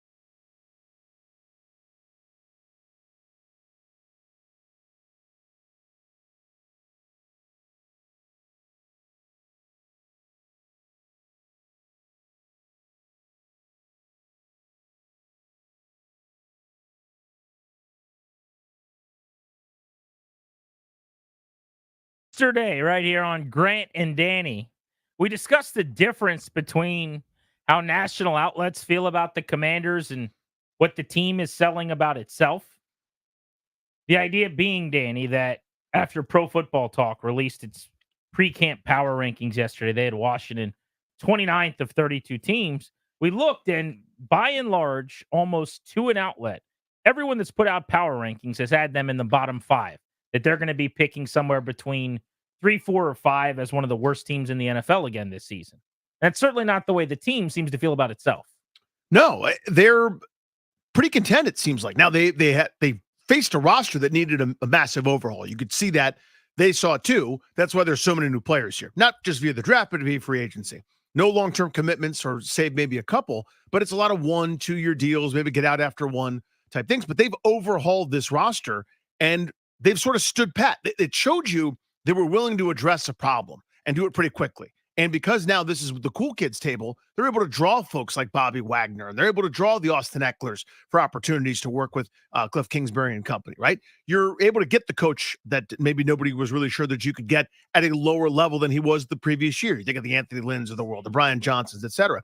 So there's a number of things that are showing you, they go, if we see a problem, we're going to go fix it. There's a few spots where they go, we're not fixing it, which tells you they think they're pretty good in that way, right? Whether it's the tackle position, whether it's receiver, you could pick a couple others, maybe safety. They went and got Jeremy Chin, defensive end. They think they're going to be okay. There are opportunities to get better that they've passed up, telling you they feel like they're going to be pretty good. And the rhetoric, they're not sitting there puffing their chest out, over-promising and under-delivering, but they're letting it be known, I think, right? The amount of Jaden Daniels praise that's come out, whether it's via them or just via reporting or whatever, is sort of singing a song here. They think they're going to be pretty good. There's a quiet confidence, it seems like, it's coming from the park. But we broke down the dichotomy between what basically media around the league thinks and what they think yesterday. Interestingly to me, I think there's a conversation to be had on if the pundits nationally are right and they are a 4-5, at max 6-win team, let's say, and they're picking in the top 5 again, is there still a path to them actually checking a couple of critical boxes for you to feel like they're going in the right direction this year? Like, to me, I have a really hard time assuming that Jaden Daniels flashes like the strobe light that I want him to, and they still only win 4 or 5 games, or that Cliff Kingsbury designs the type of offense that they need him to, Kyle Shanahan-esque, when in 2012 with Griffin, the number 2 overall pick and Heisman Trophy winner, the Commanders, then Redskins, were the number 1 team on offense, number 1 in yards per play, number 1 in passing offense, because they built something that worked for the player. They built something that was kind of Baylor-ish in a way. That's something that we hadn't seen in the NFL. And I want Kingsbury to do the same. And if he does, Daniels is going to be pretty good. And as you saw in 12, as you saw with Bobby Slowick, who designed a great offense for C.J. Stroud last year, you don't have to be as good as Stroud, who was historical, or as Dak Prescott, who had an unbelievable rookie year with the Cowboys. But when you meet the quarterback in the middle and they're talented and prepared and advanced, like you would think Daniels is with over 50 college starts, the floor is pretty high. So I just, if they only win 4 or 5 games, it tells me that Daniels either got hurt or really, really struggled.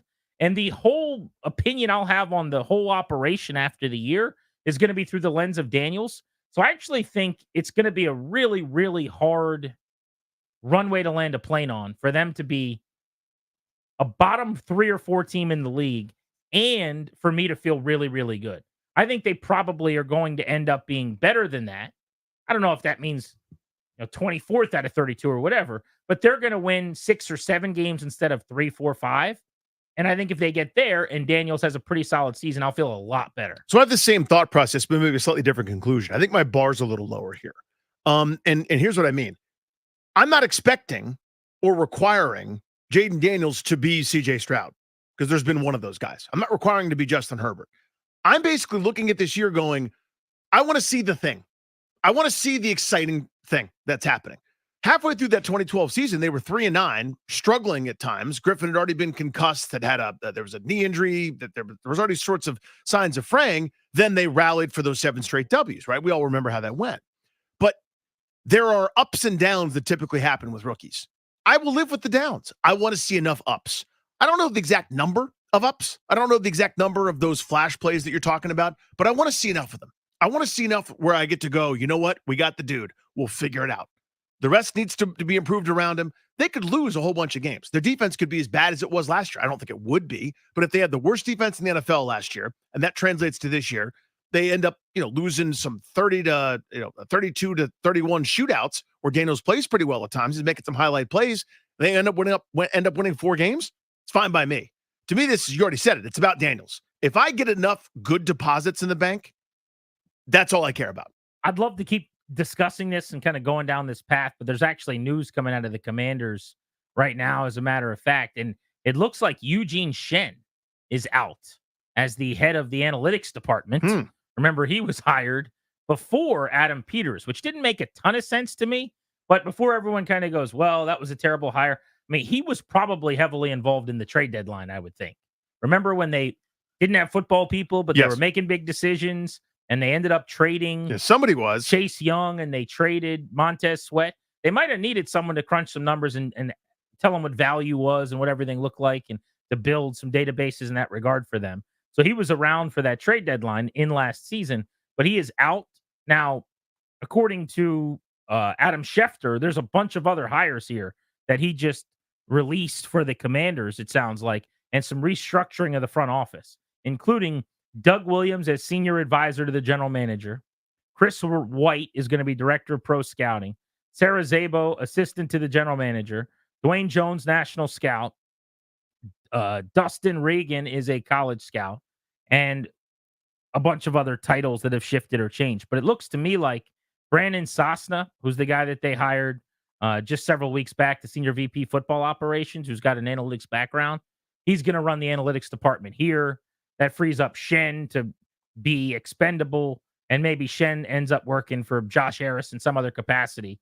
But for the moment, Brandon Sosna's taking over. Eugene Shen is out, it sounds like. That was a pretty quick tenure. That is interesting. Now, I'm trying to remember the guy's name. Is it Sashi Brown?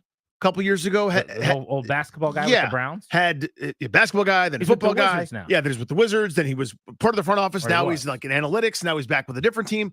Like sometimes these analytics guys hop from lily pad to lily pad. So I don't know. I wonder what went on.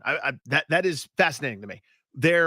It's hard for me not to connect Jason Wright looking and Eugene Shen moving all within a period of a pretty short amount of time. I have no idea if they're directly related, but it's hard to moves. As I told you, moves. I guess that's my point. Is moves are being made. The highest ranking media relations person in the entire building. So, like, if you want to talk to Josh Harris, you call her. She was no longer with the team as of this week, right? So my point is, like, they have clearly right now is when, as they're going on their breaks before training camp, this is when they are finalizing staff changes, formalizing titles. It seems like. And making moves in that regard. But Shen out, looks like at least 4 hires made today of folks in different capacities in the front office. So there's some moving and shaking here. This is normally what happens post-draft with scouting departments. It's just the thing that makes this odd or notable and newsworthy is that Shen was a pretty popular hire because it was getting them out of the Mesozoic era. It was an indication they were going to care about analytics. And I don't think this is going in the opposite direction because they've hired other people. One of them's going to take over the room now. But when you hire someone, you make a big deal about it, and everyone else obviously did as well. To their credit, it wasn't just them screaming about it. I think we were all excited. But Eugene Shen out, no longer with the organization after joining them last year. Also a promotion, it looks like, in the communications department. So Sean DeBarbieri, who runs their PR department, is going to be the vice president of football communications, taking over for, I think, Gene Medina in that role. They'll have someone, in Sean's case, he runs all the football stuff. So, like, if we want to get a player on as a station, we reach out to him. He says yes or no kind of guy. For the average listener out there, they don't know that name. Right. But he gets a big promotion. And then they'll have someone like him on the business side. You want to talk to Jason Wright, you want to talk to Josh Harris, you go through us. And they'll have basically 2 different departments, it seems like. But they're continuing to finalize their staff and make a bunch of moves. Yeah, as you said, this is sort of the rhythm of it. It just is interesting, like the carryovers. And as you said, Shen wasn't here for very long. it was a nice little bit of shining light because we're going, oh my God, they give a damn about some of the numbers and data and things that other teams have been using to run laps around them for a decade, instead of Bruce scoffing at analytics and saying that's for nerds or whatever, or Ron Rivera quoting the analytics of football. This was a good sign. Because Eugene Chen is moving doesn't mean they've abandoned that. As you said very well, they've got a bunch of people in that department. It will get its proper attention. Well, the timing was also just strange to hire him before you hired a GM. Mm-hmm. Didn't make a lot of sense unless he was brought in almost exclusively to get them through last year and the trade deadline. That would make me go, okay, I guess I kind of get that. But otherwise, if you're Peters, you're going, I'll pick my own analytics guy. Thank you. Like you know, that's like hiring a coordinator and then telling the coach, this guy's going to answer to you. I don't know if I want that. And clearly Peters didn't love it. Grant and Danny on the Fan. Let's get you a double play next. What's going on in our lives? Nothing to do with sports.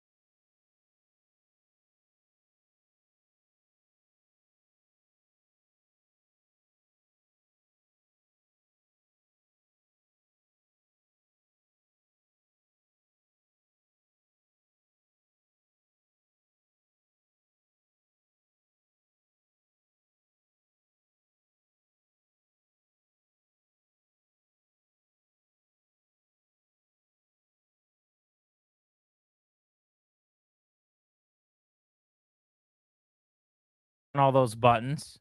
You won't do it. The 1067 The Fan YouTube video stream just got more interesting. Were you on camera when you knocked your water bottle? I don't know if I was or wasn't, but the water fell. So that's our first spill directly onto the soundboard. Actual electronics. So that's, if you're listening, CK, we're kidding. Why won't my mic turn on? Said JP Flame tomorrow morning in that exact seat. Little bit hurting. Oh no. It's all right. Our Oh, engineering staff will be in here any second to make sure. What, with a hairdryer? Everything's gonna work out. Just It trying is to time dry stuff for our off. double play. What's going on in our lives? Nothing to do with sports. Driven to you by your local Washington area Honda dealers. Stop in for a great deal on the rugged and capable Honda Pilot. Contact your local Washington area Honda dealers today. I'll go ahead and throw my old double play out. I spilled water just now in the studio, and it was pretty embarrassing, and it's awkward. I bring a lot of beverages to work every day. Very big beverages. Yeah, and the reason I do that is to get through the show, try to keep whatever quality of voice I have, try to keep it. Look what I'm doing right now. You got the water? I got water in basically like a soup bucket, essentially. Yeah, it's like a big soup bucket. I think pho may have been in there at one point. No, actually, this was never used. The bar that I was at, they didn't have any to-go cups. What's with bars not having to-go cups? I mean, people do occasionally not drink alcohol, right? There are people like me who drink Coke Zero or something. Danny likes iced tea. He's not a drinker. Had iced tea We last could night. have to-go cups at bars, but they don't have them. So I just get this big soup bucket, and I ask them to put water in it. That was a very Seinfeldian bit right there. Like, what's the deal with the bars not having to-go cups? Yeah, it's so I bring a lot of drinks, and what I wanted to say was I'm amazed I haven't done this more over the years.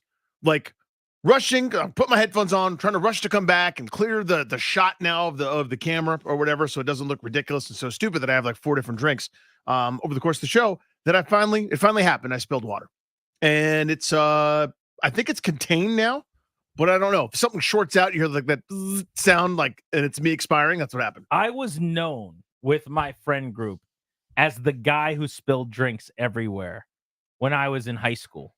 I don't know why. I went on just a heater. We would go out to eat in Fredericksburg before we'd go to the movies all the time. Our normal move was every Friday night, we'd go up to Hooters. Go to Hooters. Massaponics. We would get 50 breaded wings. At that point of my life, I was a drums over flats guy. We've had this debate. I'm now a flats over drums guy, but I'll take whatever you got. But think about this. We would pay $5 extra. That's what Hooters charged for 50 wings, all drums. So we would do 50 drums. Normally it would be, there were probably anywhere between like 2 to 4 of us. Same kind of group of guys that would go up in different iterations all the time, depending on who had what going on. We'd go up to Hooters. We'd eat a bunch of wings. We'd go over to the movie theater and we watch like 21 Jump Street or whatever just came out, right? I would spill my drink at, I would say, during my peak, the apex of my career, when I was a perennial all-star at spilling drinks, Danny, when I was leading the league, I think I probably spilled my drink 7 out of every 10 meals. Like how? I don't know. It was just, and it was like my menu would hit it or something to do. Like I'm on my phone and my elbow would hit it. I don't know. I just got into a bad rut. But I can report to you today very happily that I don't spill drinks that often anymore. It's been a long time since I've spilled one. So now as a dad, do you have that preternatural eye for I'm your always, kids trying to grab a falling cup? Yeah, your kid's about to spill. Like, my wife is so cavalier and casual about spills with the kids. Like, she's like, you gotta trust them. And I'm like, when I see the child doing something so precarious where like the liquid's gonna spill, I also, now that you got me started, adults too, with certain kinds of the red wine, which is so stupid because it's the most catastrophic stain you could possibly have, and people just casually drink it, not directly over the sink. I find that outrageous. That's number one. Number two, the stupid martinis in their precarious glasses. Like, get a bigger glass that's like got some security, but it's like sloshing around and it's almost spilling every second. Like, no one seems concerned about it. Your stain-inducing dumb beverages are so close to ruining something, and no one cares. The kid's got the fruit juice. tilting at a terrible angle way before it gets to their mouth. You could just see the droplets heading onto their shirt or worse below. I'm always doing the like wince, like watch what you're drinking, buddy. You know, like that, like frantic, like please don't spill on yourself thing. I've turned into a neurotic crazy person. It's time for my double play. There you go, big voice guy. I like that guy. Danny. Mm-hmm. Good idea, bad idea. I was talking to a buddy of mine today who owns a sports bar in the city. Oh. Unnamed sports bar in the nation's capital. Mm-hmm. People go there to watch sport all the time. All right. He will be airing Thursday night's presidential debate on his TVs with volume. And I said, really? You're going to do that at a sports bar?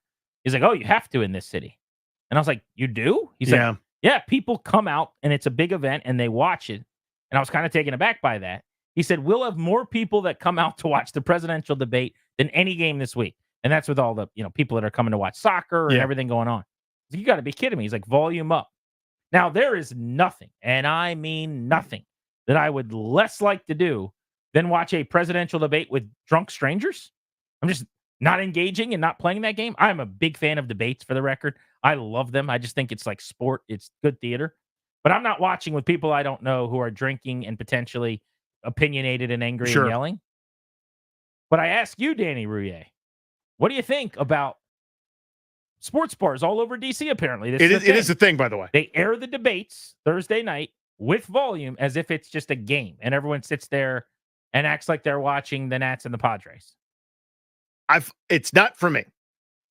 You don't like. It's not. Whatever that is not for me. But you're a D.C. guy. You went to high school in D.C. You lived in D.C. Is this something that you can tell me does happen in a lot of places? Absolutely.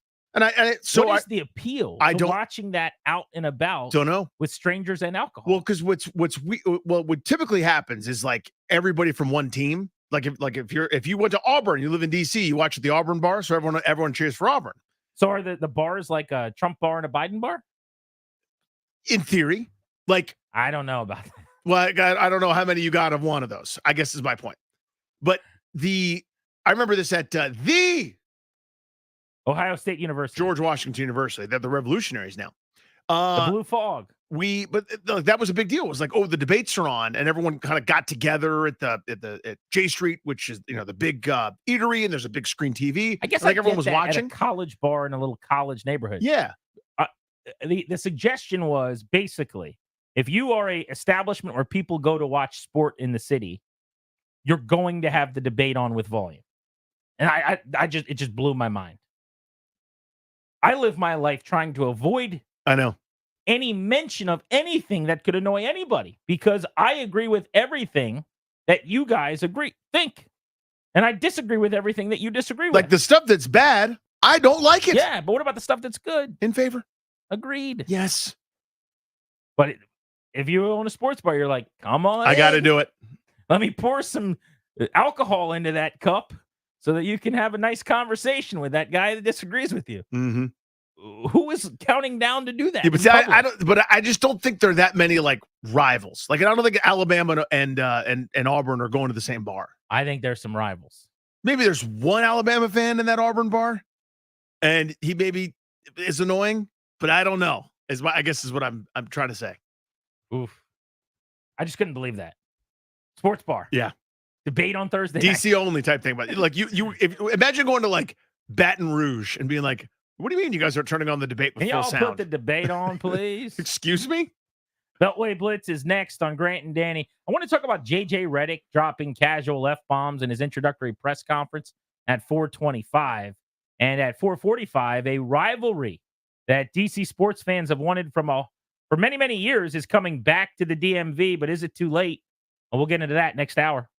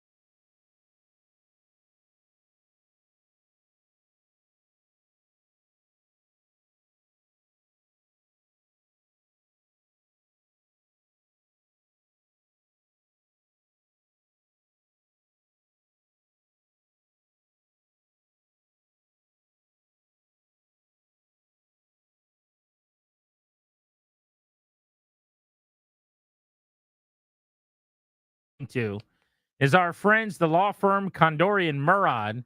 They'll guide you and your family in the right direction. They'll help you draft a will, set up a trust, create a healthcare power of attorney. Schedule a free consultation with their estate planning attorneys at kmlawyers.com. Be sure to tell them we sent you. You can get a discount. kmlawyers.com. These guys love DC sports. They are marks. In fact, last night, Wasim was texting me about the Hershey Bears? About the Hershey Bears winning a title. They're going into the third period. He's, nervous and anxious if they're going to win the Calder Cup for the second straight year. I love how much those guys love DC sports. So passionate. But check them out. They do a great job. They took care of my family, my parents, and they will take care of you. It is time to go blitzing. We'll cover the Wizards on deck, the Commanders, and the whole. Let's start off on the diamond. Bobby Blanco covers the Nats for MASNsports.com out at Petco Park covering this series with the Padres. Bobby, last night was a fiasco. They scored 3 in the 10th, and then Hunter Harvey, who inexplicably is terrible in save chances in the 9th and in the 10th inning in his career, he gives up 4 runs, and the Padres walk it off. What went wrong? Yeah, Hunter didn't really have an explanation for it either. And, with Kyle Finnegan down after he pitched the last 2 days in Colorado, Dave Martinez trusts Hunter in that situation. But, yeah, it kind of sped up on Hunter pretty quickly. He gave up a double, a single, issued a walk right off the bat to get the Padres right back in it and cut the lead down to 1. And then the one bad pitch to Jackson Profar, who I didn't even think that was that bad of a pitch. It was a little bit outside, and Profar just went and got it and was able to put it just out of the reach of Lane Thomas. It was a tough frame for Hunter Harvey. I would imagine that he slots back. Davey obviously trusts him in that 8th inning kind of role. If they get in a situation tonight and Finnegan is available, you'll probably see Hunter back in that spot that he's used to be and not in the closer's role. But it really snowballed him pretty quickly there in that 10th. Bobby, May stunk for CJ Abrams. June is awesome. April and March, I guess, were pretty good too.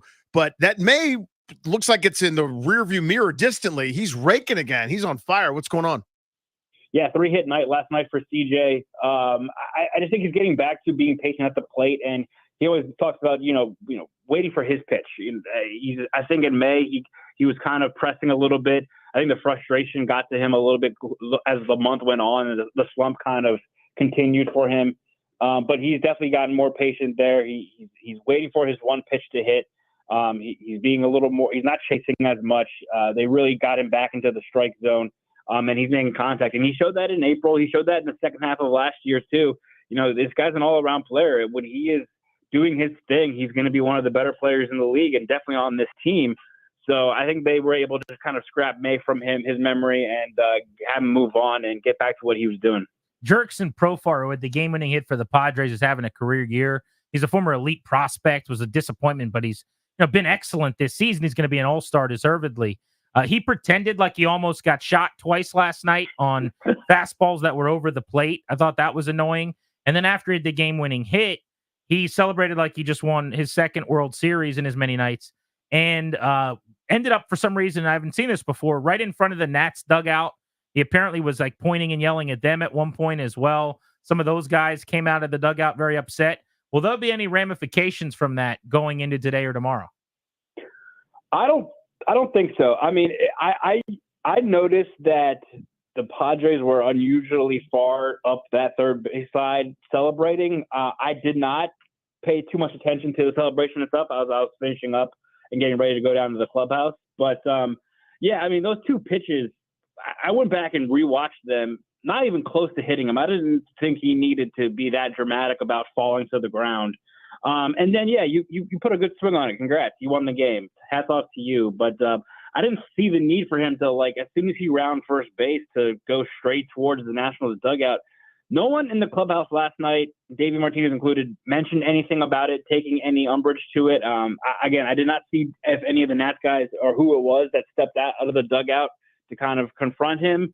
You know what? The best way to get back at him is win the game tonight and win the game tomorrow, because then if they win these next 2 games, the Nats are above the Padres in the wild card standing. So I think that'd be the best way to get back at him. Probably Patrick Corbin all of a sudden is turn in 3 straight pretty good starts. And if you start to extrapolate it even further, 1 bad one against the Mets, but 2 pretty good ones before that as well. So by rudimentary math, 5 of the last 6 times he's taken the bump, he's been pretty decent. What's the latest there, and what happens when more pitchers come back? Yeah, it's kind of what I was kind of writing about earlier today on our site and theorizing. Look, I don't want anyone to like when Josiah Gray is healthy and ready to come back, he will be back in the rotation. I was not saying that they should hold off Josiah Gray for Patrick Corbin's sake. I was more saying or wondering really what are they going to do when he is healthy, because for a while, especially after that Mets start, it was pretty obvious, at least to me, that they were planning on just having Gray supplant Corbin in the rotation. They were pitching on similar days. And obviously Josiah Gray means a whole lot more to this franchise's future than Corbin does, who's a free agent at the end of this year. But you're right. I mean, he outside of that Mets game and then these last 3 starts and then, those couple before the Mets, he's been pitching pretty solid. And, I think he's pitching well enough to stay in the rotation. I know Davey Martinez always appreciates Patrick Corbin giving them length. He can give them 5-6 innings every time. The results might not always be what they want, but he can at least give them some length and give their bullpen a breather. And the results have been better. He completed 7 innings for the first time in almost a full calendar year last night. So I don't know. It's going to be interesting. Josiah Gray is going to have his 4th rehab start with AAA Rochester coming up in a couple of hours. So, actually kind of an advantage to us being on the West Coast. We'll probably get a good update from Davey Martinez before tonight's game here in San Diego about how Josiah did and what they're thinking of next steps for him. So it's going to be interesting moving forward what they do with Corbin and when Josiah Gray is healthy and ready to go. I would just like to go on record, Bobby, in case you're taking detailed notes on how we're feeling, to let you know that I am in no way irritated that Patrick Corbin, for the first time in 5 years, is pitching well as he's about to lose his spot in the rotation. I'm really happy that he's doing this right before you can tell by his voice he Bobby. was going to get moved to the bullpen so I could watch a young guy get opportunities. I really wanted him to make sure that I had to continue to watch him every 5 days. Just wanted to get that out there for the record. Hey, I mean, I think it's an interesting point that, why not? Because he's not going to have any trade value as a starter in a month, right? So I know he's a high value starter. He's always been a starter, but when Josiah comes back, why not see what he can do as a reliever? And maybe he does have trade value there. He's good for an inning or 2 every night. He just has that one blow up inning every single time. Last night it was the second and only 3 runs. But, if there is any value to getting him off his roster, it might be as a lefty specialist, and maybe a team takes a chance on him. I don't know. I'm just spitballing here. I'm trying to get creative, but I'm with you. I get what you're saying. Bobby, thank you as always, buddy. Talk soon. Yeah, thanks, guys. That's our guy. Bobby Blanco from the Bronx. Mercer from Four Brothers. Hit that Wizard sounder, please. About Chase Hughes covers the Wizards. That's why he's going to talk about the Wizards right now on the Beltway Blitz. Chase, throw on the clock. Second tomorrow night. You got to spend the entire Hughes fortune on a wager as to who they're taking at number 2. Who are you laying the chips on? Well, first of all, I didn't know Grant was such a Patrick Corbin fan unless I didn't pick up on some sarcasm there. But right now, might be broken. No, I'm a Corbin guy for sure. Right now, the expectation would be that Alex Sarr is the pick. There's a very unusual situation going on where Alex Sarr is evidently trying to, or at least his agent is evidently trying to push him past the number 1 pick. And he's just such a big and athletic center. I can't see him falling very far. So I think it'd be a pretty safe projection to say that if he does not get picked by the Hawks, that he would very likely be a Washington Wizard. But yeah, basically Alex Sarr's agent, he was just talking, Alex Sarr was in New York earlier today, saying that under the direction of his agent, he did not work out for the Atlanta Hawks, who have the number 1 pick. So if he does make it to 2, I think it would make a lot of sense for the Wizards. Chase, break him down as a prospect, and if they take him, how he'd fit in with this group. Well, he's an unusual big man in terms of his size and athleticism. He's a 7-footer with a 37-inch vertical leap, which is a combination that puts him in a pretty rare category with a 7'5" wingspan. So he projects to be a really good rim protector at the next level, but he's also shown some flashes of, being able to make plays off the dribble and shoot from the outside. And he's even a pretty decent passer. So he's a very raw offensive player, but I think whoever drafts him would feel pretty good about him becoming a good defensive player. And then over time, there'd be a really high ceiling offensively. It's just a matter of whether you can really sharpen those skills and get them to a point where you can utilize them consistently. So, Chase, this is almost like a game of chicken here with the agent at SAR and then the Hawks. Let's say the Hawks decide to kind of double down and not break first or not swerve first, and they take Alex Sarr. Then what? I think it'd probably be Zachary Reese-Shea. Right now he's projected to go number one. Just like Sarr, I don't see him falling very far. And he would fit, just like Sarr would, a lot of what the Wizards have said they're looking for in players, which is, number one, positional size. He's 6'8.5" without shoes for a wing, which is like basically very, very rare. I mean, it's almost in the Kevin Durant category in terms of size for his skill set. He's also a very good and versatile defensive player, and they really want to build a good defense. I think their decision to trade up for and draft Bilal Coulibaly last summer said everything you need to know about their commitment to that end of the floor. And the best teams in the league defend. So I think Reese-Shea would be a very good and versatile wing defender. He's an excellent shooter from outside, shot 40% from three throughout his career in Europe. And you would hope over time that he can develop into a guy who can create his own shot off the dribble.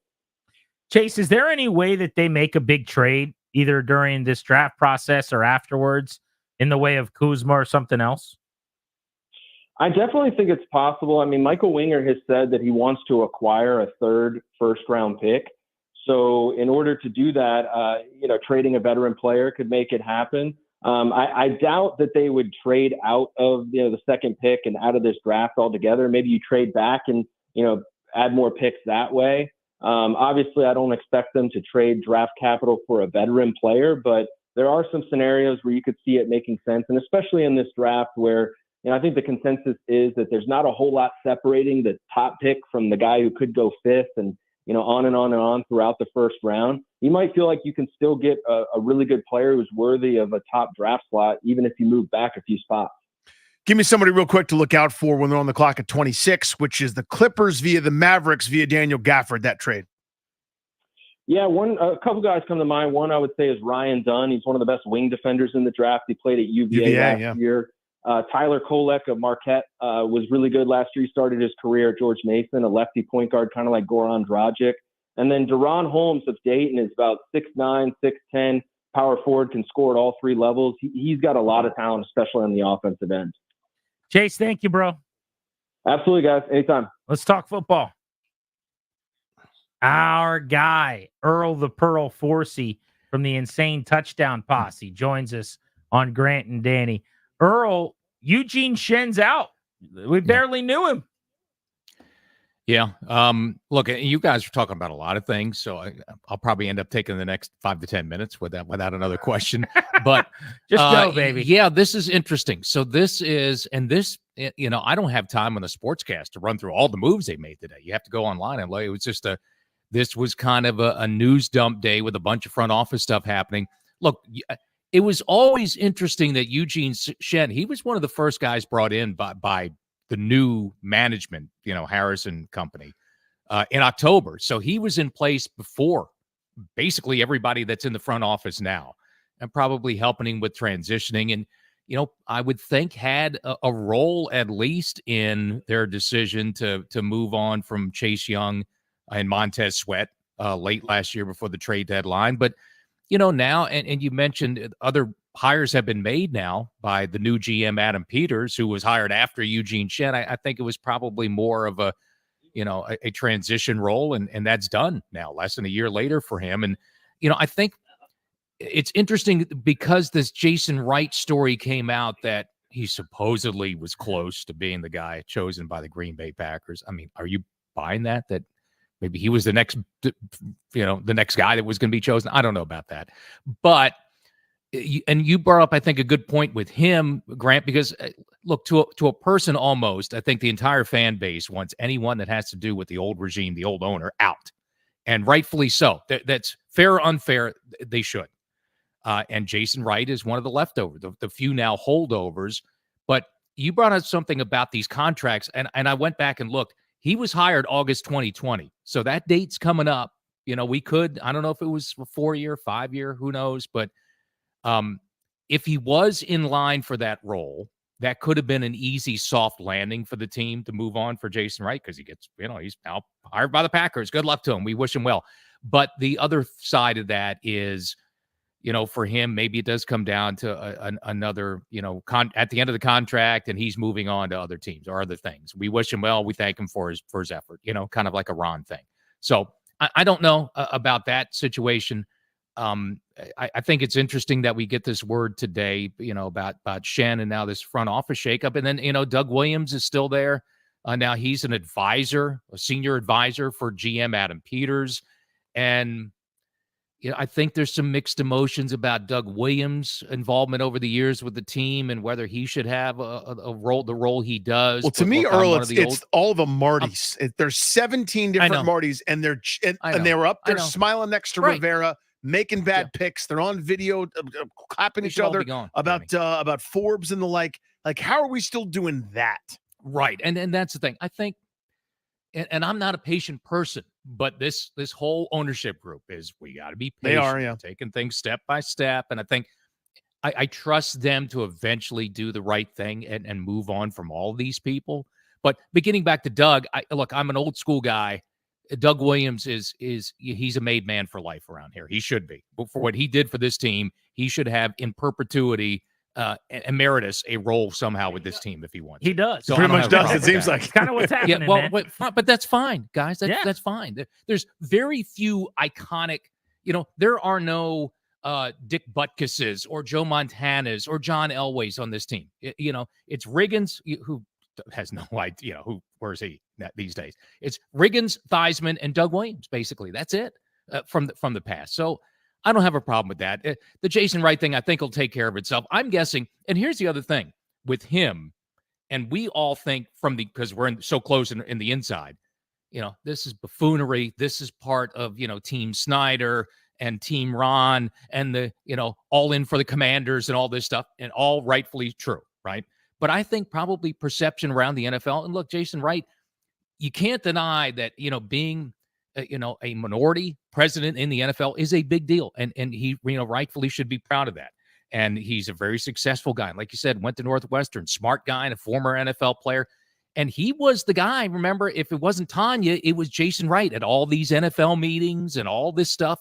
He's been, for a while, he was kind of the de facto running the team, right? At least the ownership representative. So I'm sure he glad handled a lot. I'm sure he made a lot of connections and a lot of friends around the NFL. So that doesn't surprise me that maybe he was in line for a role like that, possibly in Green Bay. And I'm sure there is a perception around the NFL different than ours, which is anybody that had anything to do with the past, get rid of them. I'm sure he probably has some, the other part of it. And I guess it was Danny, you said you were asked about that a lot. I guess about Jason Wright when people are asking you about the team. And, I think there's maybe a perception that, he seems like a decent guy. And whatever happened there, that wasn't his problem. It was Dan Snyder and all the other people and the buffoonery of Ron and all that stuff. So I'm sure there is that aspect of it as well with him. While we think, get rid of him, it's a joke. How could he even be aligned for the Green Bay job? Really? There's probably just the opposite, a 180 perception around the NFL from probably a lot of people. He was definitely in the mix. How close he was to getting that job. I don't know if we'll ever truly know that. I got to go, Grant. I know you're pushing me off. I get it. You had to call DirecTV to learn how to program your remote, dude? Really? Guy, this is not what it sounds like. Okay, so the universal remote. Look up the code. Samsung. There's something called the internet. Google. You could have looked it up in about 2 seconds. This is not what you think it is. This has been a multi-year issue, Earl, at the Paulson household. It shouldn't have been. Right, it shouldn't have been. It is not just to hold this button. I just replaced the inlet valve in my washing machine last week to get that back. Okay, well, you and me are on two different. I don't. You might as well just send a spaceship to the moon if you're doing that. Okay, but this was not. I mean, it was like 75% as easy as just hold these two buttons, but it wasn't quite exactly. It was which two buttons? Who could know? How could anyone find that information out? Earl, we appreciate you, buddy. Insane touchdown posse. See you, dude. That's our guy. When you hear that glass, it is your butt. I had a take yesterday. I'm extremely correct about. Oh, a lot of people are incorrect about, and there are a lot of them. They're very upset about my take. I want to get into that next on The Fan.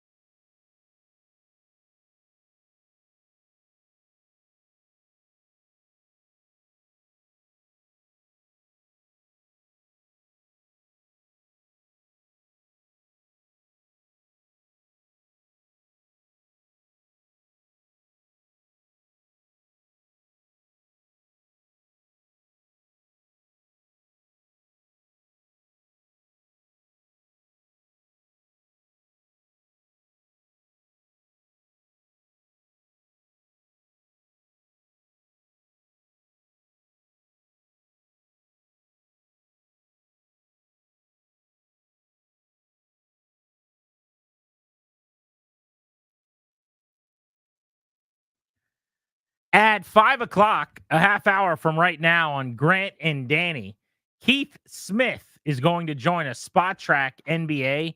He also covers the NBA draft for Spot Track. We'll talk to him about Alex Sarr, the likely pick for the Wizards, and the top of the draft board. Speaking of the association, the Lakers have a new head coach, J.J. Redick.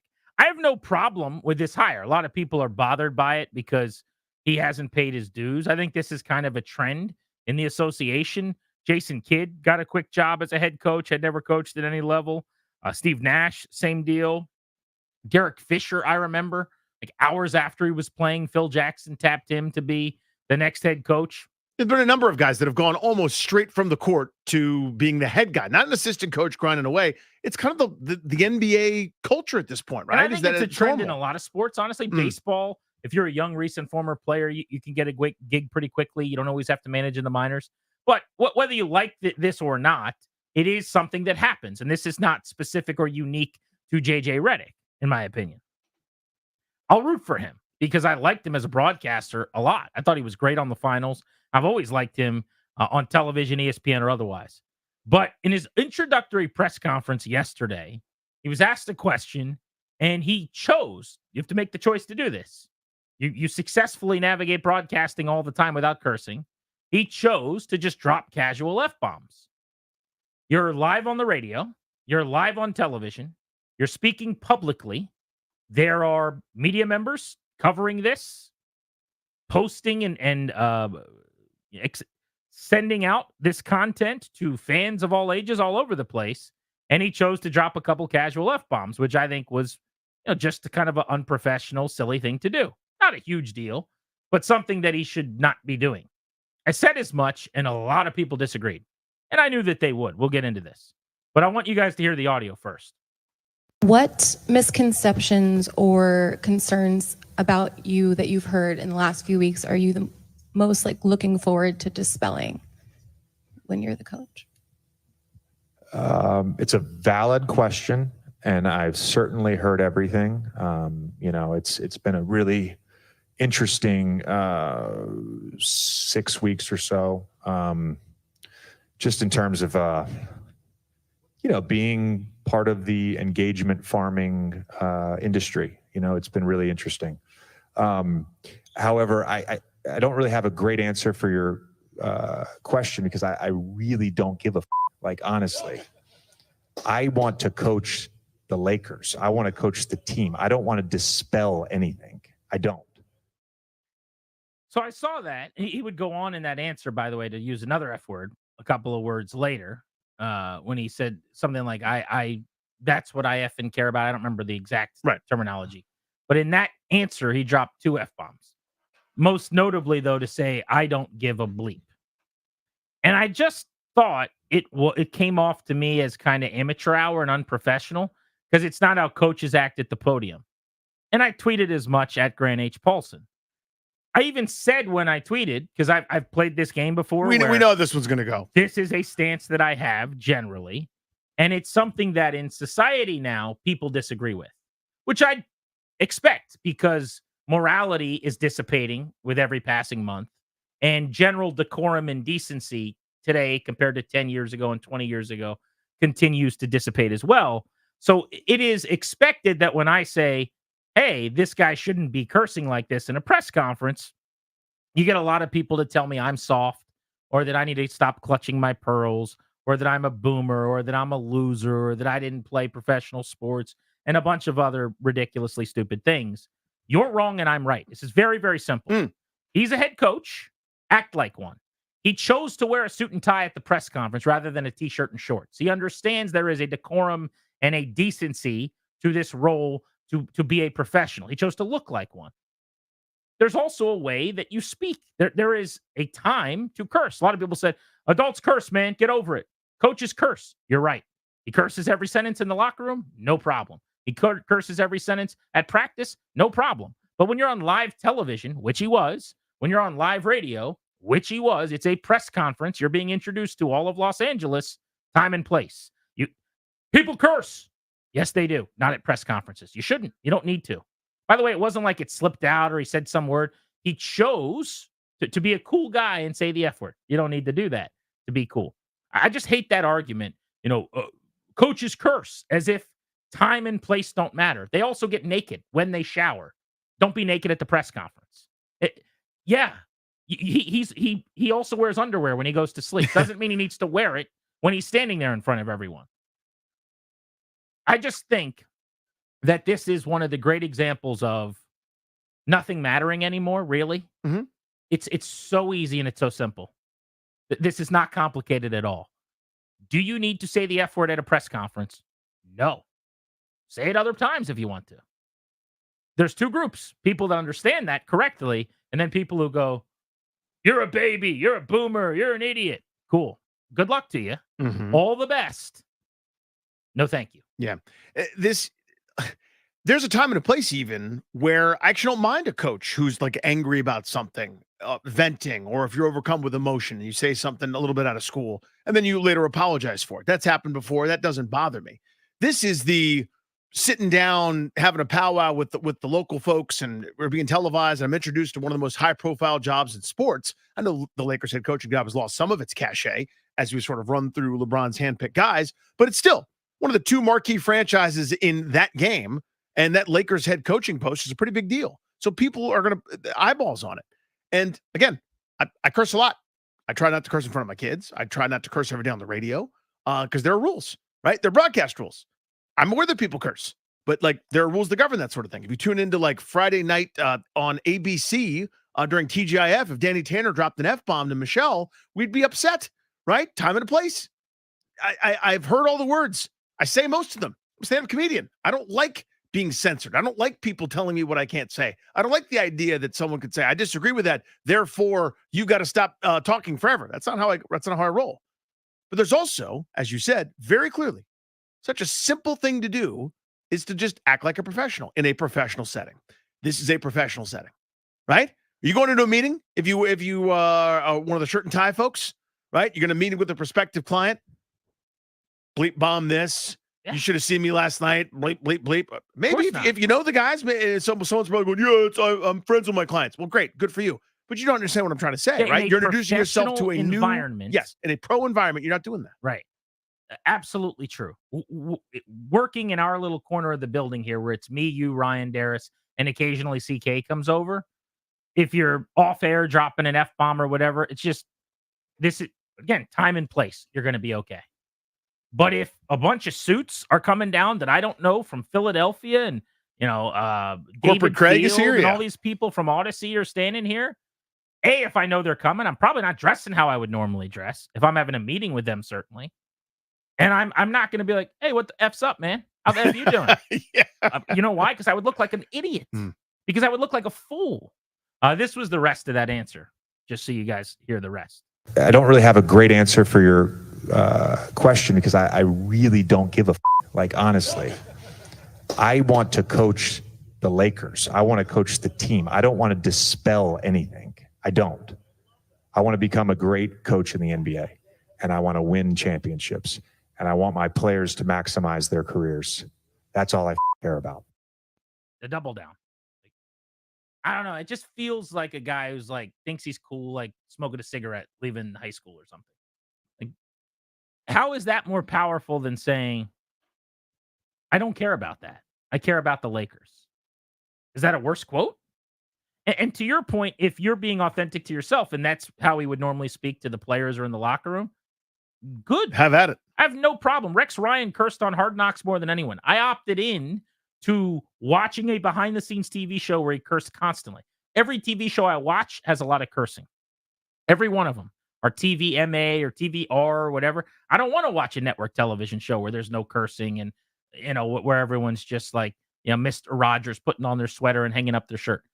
Time and place. You're on live television. You're on live radio. We got to dump your press conference because you cursed. By the way, Dan Quinn does this bit, and I hate it when he does it. Now, his are like casual S words, which I don't think are on the same level. Still, we can't carry his press conference without listening to it first because he casually curses a good bit. It's just unnecessary. It is, to me, unprofessional. But as expected, and I knew it was coming. Of course you did. The majority of people clearly disagree. And I think that's just more evidence of nothing matters, right?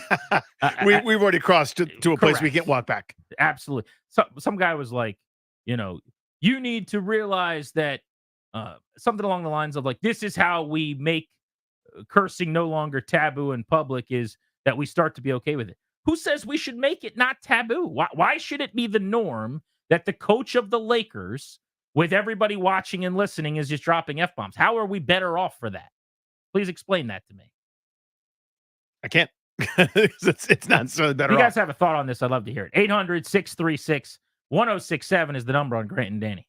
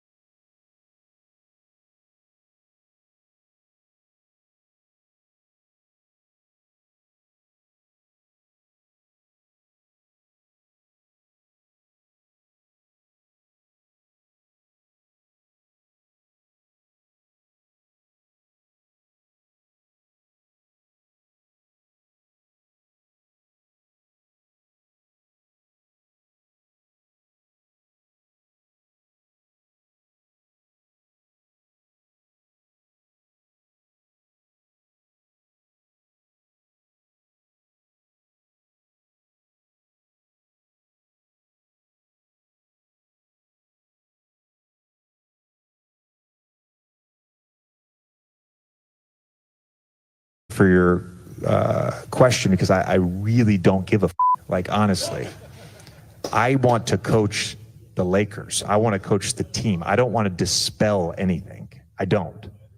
I want to become a great coach in the NBA, and I want to win championships, and I want my players to maximize their careers. That's all I care about. That's J.J. Redick on a nationally broadcast, middle of the afternoon, introductory press conference as the face of the Fortune 500 company. He's taken over the Los Angeles Lakers yesterday. Welcome back, Grant and Danny on the Fan. Redick dropping a couple casual F-bombs to let everybody know he's serious about coaching the Lakers. I thought it was unprofessional and foolish. I don't have a problem with him getting the job. I think a lot of people are having like arguments with me that I'm not interested in having. Like, you're mad that he got hired. No, I'm not. This is not a sign that he can't coach. Didn't say it was. Just don't do that. I go back to there was an understanding of the reverence of the post when you decided to wear a nice suit with a nice tie and a nice pocket square. I don't wear that coming into work. I don't need to at this job. But there are plenty of places when I go speak at an event or when I go do something, I put on a suit. Herman Boone, the coach of the T.C. Williams Titans in the movie Remember the Titans, played by Denzel Washington. I talked to him one time, and I remember him telling me to this day, it's been probably, 25 years since I spoke to him. He said he told his players back in the 70s, if you want a $10,000 loan, you better walk into that bank looking like $10,000. That means something. J.J. Redick decided when he looked into his closet he wasn't going to put on his gym shorts and his T-shirt to go to his press conference. That there is a reverence to the profession that he has chosen. And then he didn't really speak like it. That's all. So my advice to him would be don't do that anymore. You look silly and unprofessional. A lot of people take it as a major affront that because, like, as if I'm saying, if you say the F word in your normal life, that I think less of you. I don't. You say the F word on the phone to your friends, or who cares? Time and place. That's what I'm suggesting. You picked the wrong time and place. Let's go to the phones. 800-636-1067. George is in Fredericksburg. What's up, George? Hey, George. What's up, boys? First of all, I love you guys. Thank you for entertaining me every day. You got it. Thank you, sir. Well, first and foremost, Grant, embrace being the cool dude. It's 2024, not 1970. I mean, why are we hiding under the facade of professionalism in sports when it's sports? I mean, we hear every day on the show about how much we value authenticity from our athletes and from our coaches. Well, you got to understand, this is a press conference where he's speaking to the Lakers nation. I guarantee you they're hyped about that press conference, Grant. They can be. That's fine. You can be authentic without cursing. There's so many coaches that do it all the time. Why didn't he curse on the telecast with Mike Breen? He does it in his regular life. He's a cursor, clearly. He says the F word. Was he lying to everybody? Was he lying to the nation when he was doing the color on games? Do you not think Paul Maurice, who won the cup last night, is authentic? He's got one of the biggest potty mouths in the history of the sport, screaming and cursing. He's a hockey coach. He has iconic, heartfelt, beautiful press conferences, and he does it not in the way that he screams at his players when they have a bad shift. So I don't buy the authenticity argument. Like, if I'm not cursing, then I'm not being myself. Wrong. Thousands of coaches have done it forever. Joe Gibbs never cursed in his life, and he didn't curse at the podium. That was his thing. 9 out of 10 coaches curse a lot in life and find a way not to do it at the podium. I don't think that means they're inauthentic. And I refuse this notion that, again, while maybe antiquated, what's antiquated about my philosophy when you say, hey, it's not 2024, not 1910, is that people don't care about things like they used to. And decency and decorum are lesser than they once were. And morals and just the expectations in society, that when people see a video circulating online of someone getting punched in the face at a football game, now it's funny and hilarious, and Sons and Four guy becomes famous, and you guys buy the opportunity to buy the book that he wrote, or he goes on the television show as a superstar the next day. When in fact, we should go, that guy's a giant fool. That guy he punched another human being. He's an idiot. Instead, we make him a celebrity. That the Kardashians are billionaires. That people love knowing what they're doing next. What is Kim Kardashian up to? She got famous for a public sex tape, among other things. We are in a different place now. So this idea that in 2024 versus in 1910, just get on board with what's cool. I don't want to. I don't want to get on board with what's cool. I'd like him to not curse at his press conference. Let's meet in the middle on that. Yeah. So again, if someone's being authentic, AK after a bad loss or after a terrible moment or an official screws you, and you let one slip accidentally because you're irate, that to me is authentic. That happens. I can forgive those things in the heat of passion. This is the introductory presser. To me, I care maybe more about that than some do. There's a giant sea between I said some things in the heat of it right after a loss or right after a bad moment. Or like if he's mic'd up, Yeah, or I like can we forgive just that. hear in the game, he's like Yeah. yelling at the ref, F this, F that. I'll never have a problem with that. Ever. Again, time and place. Mhm. But it's 2024. Yeah, you mean when people pay money to meet the girl who throws something at the other girl on the show where they scream about who cheated on whose wives, housewives of this city? Sorry, I'm not. I have no interest in updating my file on that either. You know, it's a different time, and it seems like people care less about this type of thing. That's all. Peter's in Chantilly. What's up, Peter? Hey guys, hey Danny. Remember in Seinfeld when George Costanza was so taken aback by the Houston Astros front office, Yes, calling everyone bastards? Yes, That's what this reminds me of. it does a little bit. But Yeah. I'll be honest. I think, and Grant, you're exactly right in your mindset. I have no problem with what you're saying, but I actually think this was a calculated, planned thing. And I even think the rest of the front office may have told him to do it. Like, listen, make us look good, shut down the reports that we shouldn't have hired you. I think this was planned and calculated. I think he knew the question was going to be asked, and I think he knew his answer. But he didn't have to curse to answer it. And also, I'll tell you how I know it wasn't planned was the extremely awkward face and laughter of, I'm guessing it's Pelinka, the GM who's sitting next to him. I have no idea. But the dude in the suit next to him, I saw awkwardly, like from afar yesterday, who was just like the most uncomfortable chuckle of all time. Like, Like, ha ha, like, it's so funny. Ha. Like, this is on live TV with every partner we have. What right an authentic moment. Ha ha ha. Chris is in Hyattsville. What's up, Chris? Call James Wood. Grant, I agree with you, and I don't think any of your takes make you a boomer or soft. I think it was low class. I do agree with the last caller. Maybe it wasn't pre-planned, like in that the reporter gave him a tip that she was going to ask him that question, but he made a very conscious decision to use those words repeatedly. JJ Redick is a guy who's very savvy and in tune with his media presence and his brand. So it was not a mistake that he said that. One last point I'd like to make, and I know you guys don't like to get political, but you know, when you have the president of the United States lowering decorum the way he did in 2016 and in 2020, I mean, I think that you're going to continue to see this type of behavior and also people clamor for it. Well, the clamoring's irrefutable. It is viewed as progress, you know, I think, based on a lot of the people yelling at me. But again, this is what we're talking about here. Like, I'm supposed to take this seriously, this response I just got. This is an alpha move to put that BA media in their stupid questions to bed right out of the gate. So there you go. That's who's on your team, people. That guy. That guy's on your team. That is who you are locking arms with and going into battle with. Bank of America? What's BA? I know. This is an alpha move to put that bleat media in their stupid questions to bed right out of the gate.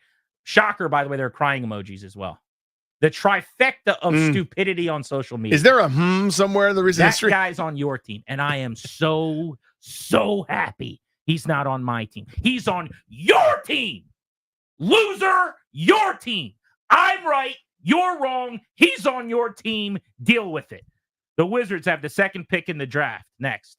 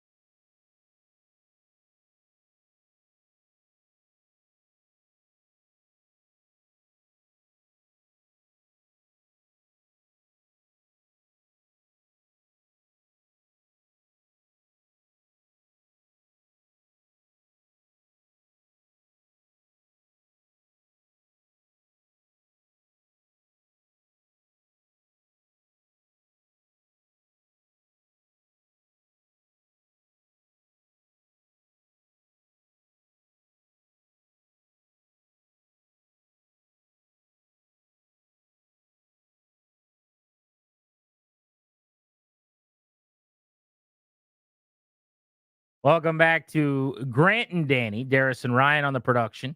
The exclusive sponsor of our show, the law firm of Kandori and Murad, are going to guide you and your family in the right direction, help you draft a will, set up a trust, create a healthcare power of attorney. Schedule a free consultation with their estate planning attorneys at kmlawyers.com. Be sure to tell them that we sent you. You'll get a discount. That's kmlawyers.com. Danny kind of jumped up on us, I would say. The NBA draft is tomorrow. Yeah, it's felt a long way away for a long time, and I kind of blinked, and we're doing it tomorrow night, man. Over 2 days. Which makes no sense. I'm not in love with that. I want to get the thoughts of Keith Smith on that from Spot Track covering the NBA draft. 2-day draft, first round on Wednesday, second round on Thursday. The Wizards, of course, will kick off their draft with the number 2 overall pick. And Keith joins us now on the BetQL guest hotline. Bet smarter to beat the books. Download the BetQL app. Visit BetQL.com. So, Keith, do you like the idea of a 2-round draft? The NFL keeps expanding theirs out, but there's massive interest in all the rounds. It feels to me like a standalone second round of the NBA draft can't be that much interest raising. Where are you on that?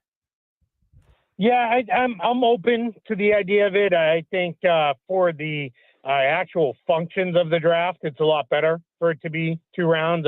I think what we're going to see now is we're going to see teams have time in the second round. It was 2 minutes between picks, and that's how you end up with like Nikola Jokic gets drafted in the middle of a Taco Bell commercial because we're zipping right through it. Teams didn't have time to make trades because it's only 2 minutes, and it's who has this pick, and because that pick's already been traded 3 times and that sort of stuff. So I think for teams, it's going to be better that it's longer time between picks. We may see more movement and more activity from fan interest. I don't know. I also don't know how much I buy into the NBA saying, well, we really want to focus on the second round and give those players shine. So we're going to put it at 4 o'clock Eastern on a Thursday afternoon. Like, that part doesn't make a whole lot of sense to me either, but we'll see where it goes. I mean, they're trying to capture a period of the calendar where there's not a whole lot else going on. So might as well throw the draft in here on a second day. Yeah, I think I speak NBA. I translate that to we'd like a little bit more money. And I think that's what they're hoping for a second night of broadcasting. Keith, can you get folks up to speed here? This dramatics between the Hawks, Alex Sarr, and his agent seems to be kind of gaining steam, and it's a little bit awkward here. Get folks up to speed. What's going on? Yeah, it really is. So what we're hearing with the Hawks is that they have, of course, they're saying we haven't made any decisions with the first overall pick, because that's what you do. You want to, leave everybody in the dark as long as you can. But they have been open, and Landry Fields said it earlier today, their general manager.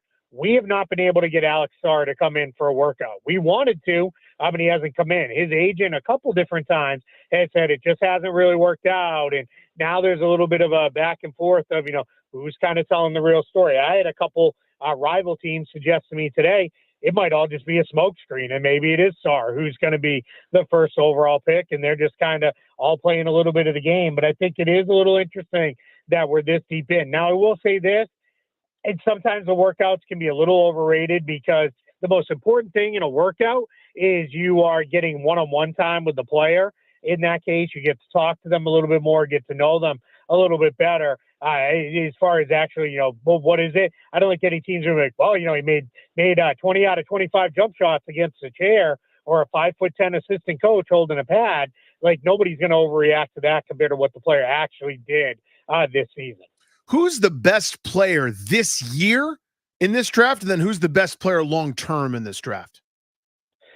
I think Sarr is probably going to be the best player long-term. He's the number 1 guy on my board. I really like him a lot. I think he's going to be a really, really good player, but it's probably going to take him a couple years to figure it out. He's not the kind of traditional big in the sense of what you're used to. So it's going to take him a little while, I think, to adjust to the speed and the physicality of the NBA game. But I think he will be a very good player. Immediately out of the gate, it might be Donovan Clingan. I think there's a chance he's going to be most ready to play defensively, especially of all the bigs. So I think you're going to see him kind of come in right away, ready to go. And then I'll also shout out Dalton Connect, who is an older player, and he has a very translatable skill as a shooter. So I think there's a chance we may see Dalton Connect be somebody who may come right out right away, get some rotation minutes, and open some eyes very early on.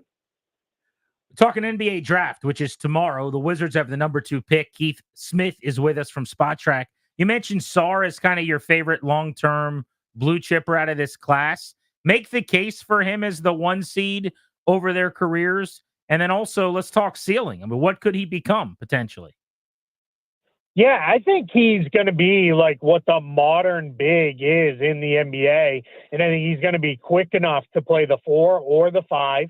I think you'll see if you've got a kind of a more traditional type center, you could probably play him at the 4 and be okay. If you have a center that is a little more of a, how do I put this, a little more, movable, or you've got a locked in power forward, you move Sarr over to the 5, and that's where he plays. I think he will shoot it eventually. I think it might take him a little bit of time to work on his jump shot and get there. But we saw a willingness this year in Australia for him to take jumpers, which is big, because a lot of times big men, especially overseas big men, they don't always want to step out and shoot it quite a bit. So that's been a big change in the European game. So I think we'll see him shoot it, and I think he's going to be a really good player because he can defend, he can move his feet. Offensively, he'll be a guy early on. He'll finish on the move, he'll finish lobs, and then eventually his game will round out, and I think he'll become a pretty solid half-court finisher as well. Keith Smith is with us here on Grant and Danny at Keith Smith NBA on Elon's app. So let's say Sarr does go 1-1. Then the Wizards are on the clock. What could you see them doing if it's not Sarr? I think they'll go with Zachary Risacher. He seems to be kind of the number 2 guy on most boards. So I think that's probably where they'll go. Now, personally, I would like to see them potentially go with Donovan Clingan. They don't have a real long-term answer at the 5 in Washington. They've got some guys who are okay players, but it's like Rashawn Holmes, Marvin Bagley. Those guys aren't guys you're building with for the future. So I'd like to see them go with Clingan. I'm very high on him. He's the number 2 player on my personal board there. And I like Risacher, too. I just think for the Wizards, they've got a lot of wings. They've got a lot of forwards. They've got a lot of guys, including Bilal Coulibaly, who they have a lot invested in. So I don't know that I would be rushing to take another wing in that spot, but I think that's probably where they'll go, because I think most teams have Risacher higher on their board than they do have Clingan. Keith, should I be worried about the Wizards lacking a real potential for a star? I like a lot of the guys that they're putting together on the roster. They're fine role players, right? Whether it's Kispert or Avdija is coming to his own, he's good. But I don't see the superstar, and I don't know where that guy comes from. Help me out there. Yeah, that's the tough part, and that could be another reason why you see Risacher be the pick, because I think some teams think, hey, if he really hits and develops, he's going to have much more star upside than maybe, a guy like Clingan or somebody like that. So you may see it go that way with them, because you're absolutely right. Like Denny Avdija is a nice player. Coulibaly is a nice player. But I don't know that I see either one of those guys turning into a star level guy that's like an all NBA level guy, a multi-time all-star, anything like that. Obviously, it's way too early to know on Coulibaly. Maybe he does get there, but I'm with you on that. And that's part of the issue with, for years and years, being we're somewhere between the 7th and 10th team. That's a really hard spot to get a great player. And then this year, of course, they bottom out, and it's in one of the worst draft classes coming in that most people, expect. So I think their better chances, another year that looks a lot like this year did in this upcoming season. And next year, if they can have a top pick then, that draft looks like it is loaded with potential star talent. So we might be a year out from them really nailing that guy. Keith, give me a team to watch tomorrow night. Somebody you think either going to make a bunch of moves, surprise us, just somebody that's going to end up being the story of the evening. Yeah, I think San Antonio is really interesting. They have the 4th and the 8th pick. So they may be a team that may say, you know what, we want to move up. We really like player X. We want to move up to there's been talks of them even trading up to 1. I don't think that's going to happen. I don't think the Wizards will move off 2. But the Houston Rockets, who would be the next team I would say to watch, they've made it open to around the league of, hey, we'll move off 3 if the right deal comes our way. They're looking to bring in veteran win-now guys They are not looking to build through the draft. They've got enough kids there in Houston. They are looking to add some talent right away. So those are a couple teams I think that could be moving at the top. And you might see the Spurs do a consolidation trade. You may see the Rockets step back and move back in the draft.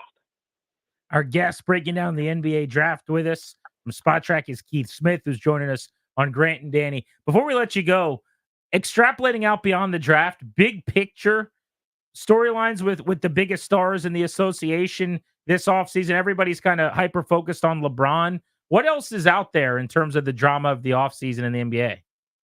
Yeah, Paul George he's available now. This looked like, if you'd asked me a month ago, I would have said, yeah, he's just going to resign with the Clippers, and I would have caveated it with, but every day he doesn't sign an extension tells me we're closer to him leaving. Well, we're there now. He may decide, I want to move on. I want to play elsewhere. I don't want to do this anymore here in LA.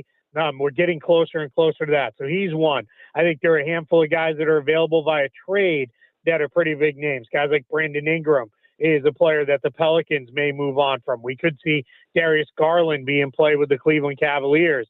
I think LeBron, you mentioned him, and I think we're all contractually obligated to talk him for a second. He's going to probably stay in LA. I don't see any reason why he would leave the Lakers. And then team-wise, the 76ers have $60 million plus in cap space. The Orlando Magic are a good team with $40 plus million to spend. The Oklahoma City Thunder, even after acquiring Alex Caruso, have over $30 million to spend. They're a very good team. Then you've got like Detroit with well in advance of $60 million to spend. They may be a wild card in all of this. How does this go? We're going to see a guy like Zach LaVine, I think, get moved here within the next week or so as everything gets opened up and moving. I think this is going to be an off season of change around the league. The biggest reason for that is I don't think anybody's looking at the Boston Celtics and saying, well, they're unbeatable. Forget it. They've got this thing kind of on lock for the next few years. Whereas in the past, I think what we have seen with these teams is I think it kind of goes in a way where when it was like the Warriors and the Cavs, and we could kind of all put that in pen at the start of the year, teams are like, we don't need to load up right now because we're going to need a lot of luck to get there. I think now you're looking at some of these teams saying, all right, these guys are good, but we can beat them. Why not load up and get after it? Keith, thank you as always, bud. Enjoy the draft tomorrow and I guess Thursday also. I appreciate it. Thanks so much for having me. Thanks, buddy. Good having you on the show. Keith, always very good. Keith Smith with us on Grant and Danny. DR, it sounds like the Commanders did make an attempt to trade for Brandon Ayuk, and he's responded to those reports publicly in a way that the Niners probably aren't going to like. There is some drama percolating with a star wide receiver, and Washington is involved. Let's get to that next on The Fan.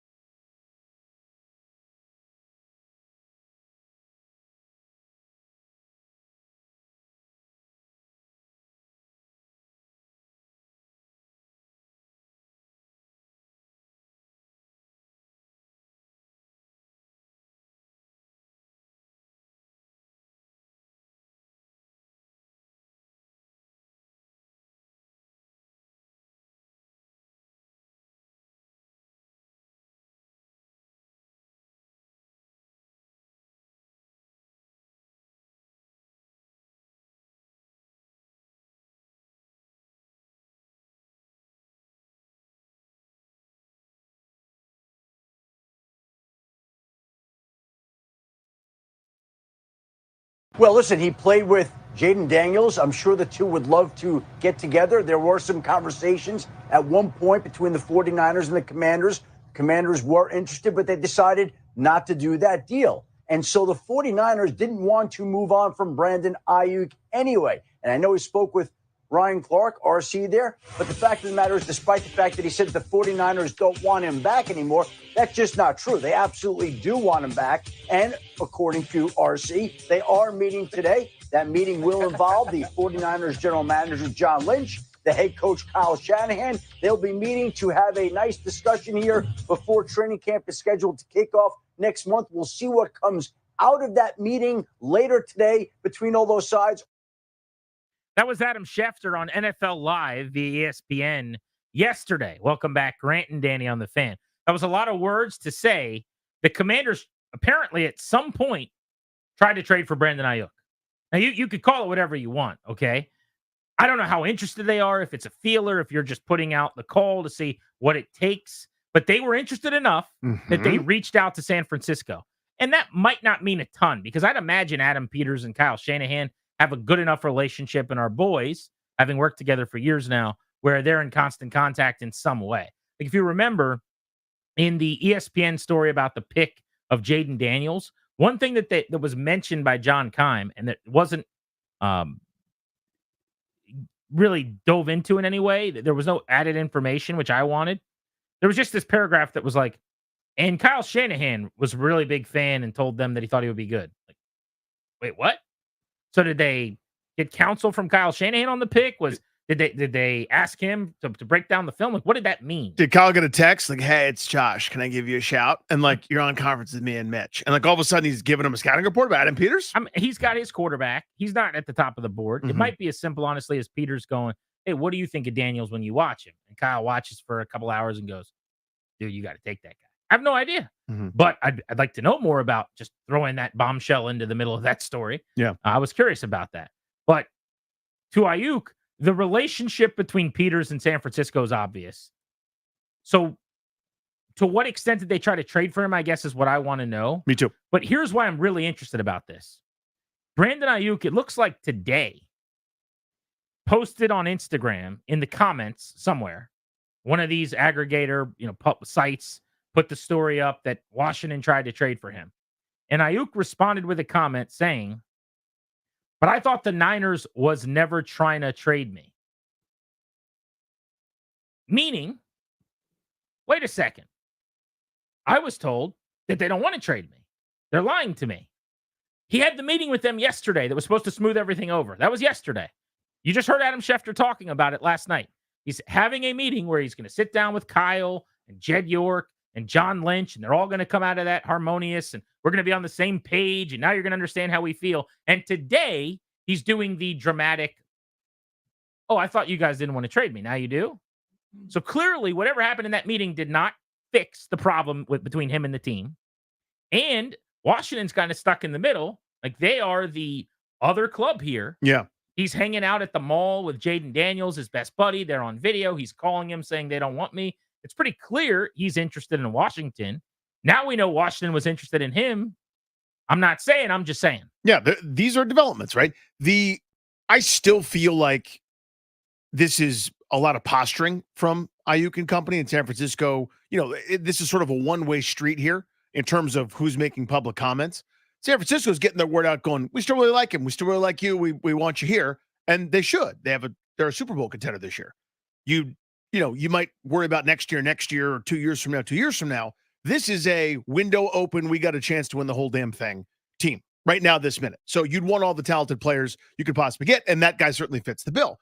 Ayuk has a slightly different agenda, which I understand as well. I'm sure he'd like to win, but he's also in line at this moment. Just happens to be his turn coming off a 1,300 plus yard season where he was excellent for a Super Bowl caliber team to get paid. He's probably got one time where he can make that ungodly amount of money that will probably be coming his way. And San Francisco is not in a position, or doesn't want to be in a position, or whatever, to give him that. So they're an impasse. And San Francisco has the advantage here because they can just play the waiting game. It doesn't pay to hold out anymore. I mean, look at what happened to Chris Jones, for goodness sakes. Ended up losing money. Kansas City allowed him to kind of save face and say, "Well, we renegotiated the same deal." but holding out cost him money. It's not a win anymore. It used to be a different way. The CBA has changed. So San Francisco, just by waiting and doing nothing, will win. But the fact that there was a conversation, at least, it could have been as simple as this.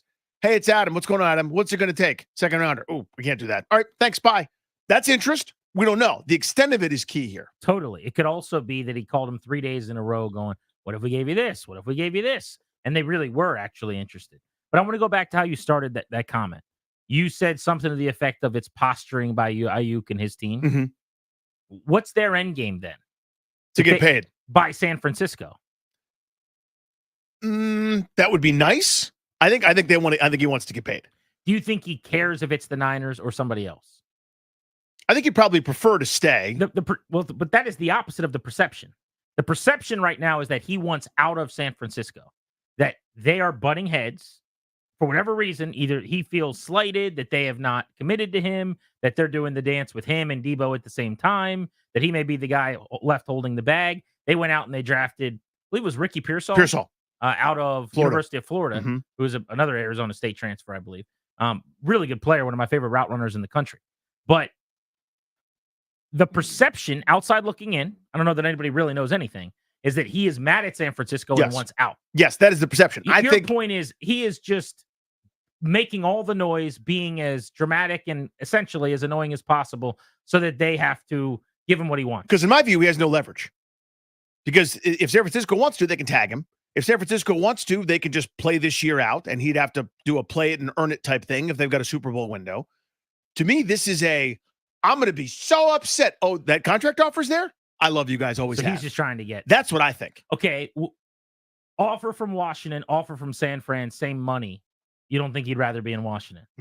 That's where it gets a little I bet sticky. you would. If he was a free agent at the moment, then he'd probably go play with his buddy Jaden Daniels. No, like side and trade right now. Oh. His boy is Jaden. He's shopping with him. They're twinning, remember, with the fingers crossed. Fingers emoji. crossed means friend. That means we're pals and we're twins. But twins doesn't mean you're in the womb together. Nope. Twins means you are friends with them. Yes. Right? You're boys. That's right. They're boys. Yes. He wants to be with Jaden Daniels, I think. I just wonder what Washington would be willing to give up to get him. Doesn't seem like much. Why do you say that? These talks never went anywhere. They didn't go very far. If I don't know. I mean, again, San Francisco could have shut it down, But exactly. Who knows? I mean, I think that's way too extreme a take because the Commanders could offer a 1 and San Francisco could say no. Think about it. They have to win. Mhm. I'm not saying the window's closing, but you're going to have to pay Purdy an unbelievable amount of money probably after this coming season or after 2 seasons. That's where your window is now a lot more closed. Mhm. It's not shut, but it's like the size of a baseball basically can fit between the bottom of the windowsill and where the window is at that point after you've paid the quarterback. He's not Patrick Mahomes. If you love Brock Purdy, God bless you, but he's not a top 5 quarterback in the NFL. He is a good player who's the beneficiary of a great situation, and he's going to get paid $60 million a year probably next year or the year after that. It's going to be harder for them to win after that. And if you're Kyle Shanahan, you've been to 2 Super Bowls, you've lost twice, you are beginning to get the reputation, fair or unfair, of a guy that can't finish, can't get over the hump, can't win the big game. You go back to the Atlanta days as a coordinator. I think there is a desperation beyond just a normal good football team of push all the chips in, let's go win. Right now for San Francisco, why wouldn't you just keep Ayuk around for 1 more year? Yeah, I would sit there Hold him hostage quietly and say, we really like you, and then not have to do anything else, right? Because this goes away. Training camp starts. If you don't show, we've already won. In the sense that, it's not productive for you. You don't get a deal that way. If Peters offered you a 2, you holding on to him? If I'm San Francisco, I'm not even entertaining trade offers. I mean, unless it's something that blows my socks off. First round pick, you got to listen to. You'd have to listen to it. Especially from a team like Washington, who may be picking 6th or 7th overall. I mean, ideally they wouldn't. Now, they're not going to trade a 1 for him anyway, so it's a moot point. But if they said, we'll give you a 2 and a 3, and you think this is the last, you already know internally maybe, because Ayuk's whole point is they're not going to pay me. They know it. They're not keeping me around. They're just holding me hostage for this season. So if that's actually true, and they don't have a plan for him beyond this season, and it's a 1-year rental, I think they're desperate enough to win and to finish what they've started here, to finish the story, as they say in wrestling. with Cody Rhodes, that they would not trade him. But a 2 and a 3, if you already got Pearsall, you already got Debo, Kyle can make okay receivers better. You could go find somebody else.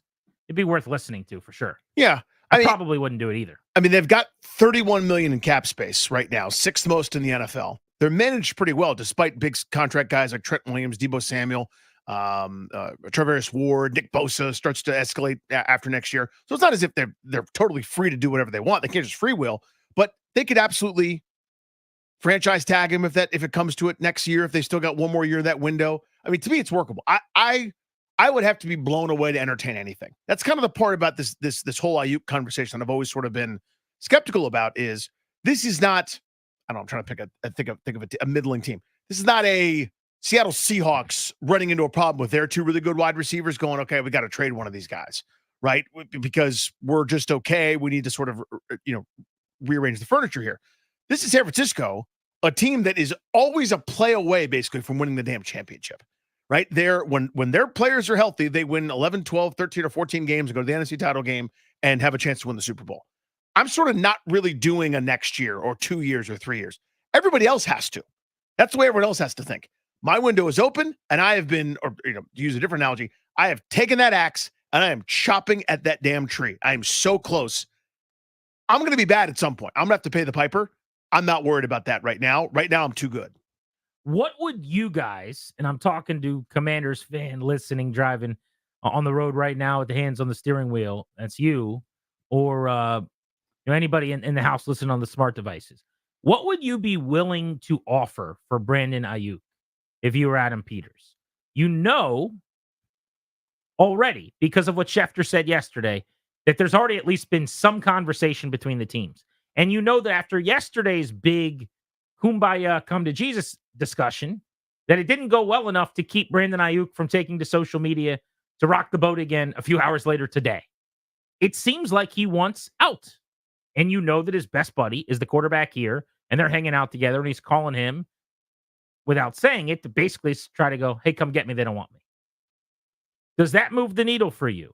That relationship between he and Daniels? Does it make you more inclined to make that phone call? And what would you be willing to give up, knowing this is year one of a build? They can call it a recalibration or finding north or whatever else they're going to call this season. But they're not winning a Super Bowl this year or next year. It's very early in this process. 800-636-1067 is the number on the MGM National Harbor listener lines. 800-636-1067. We're Grant and Danny.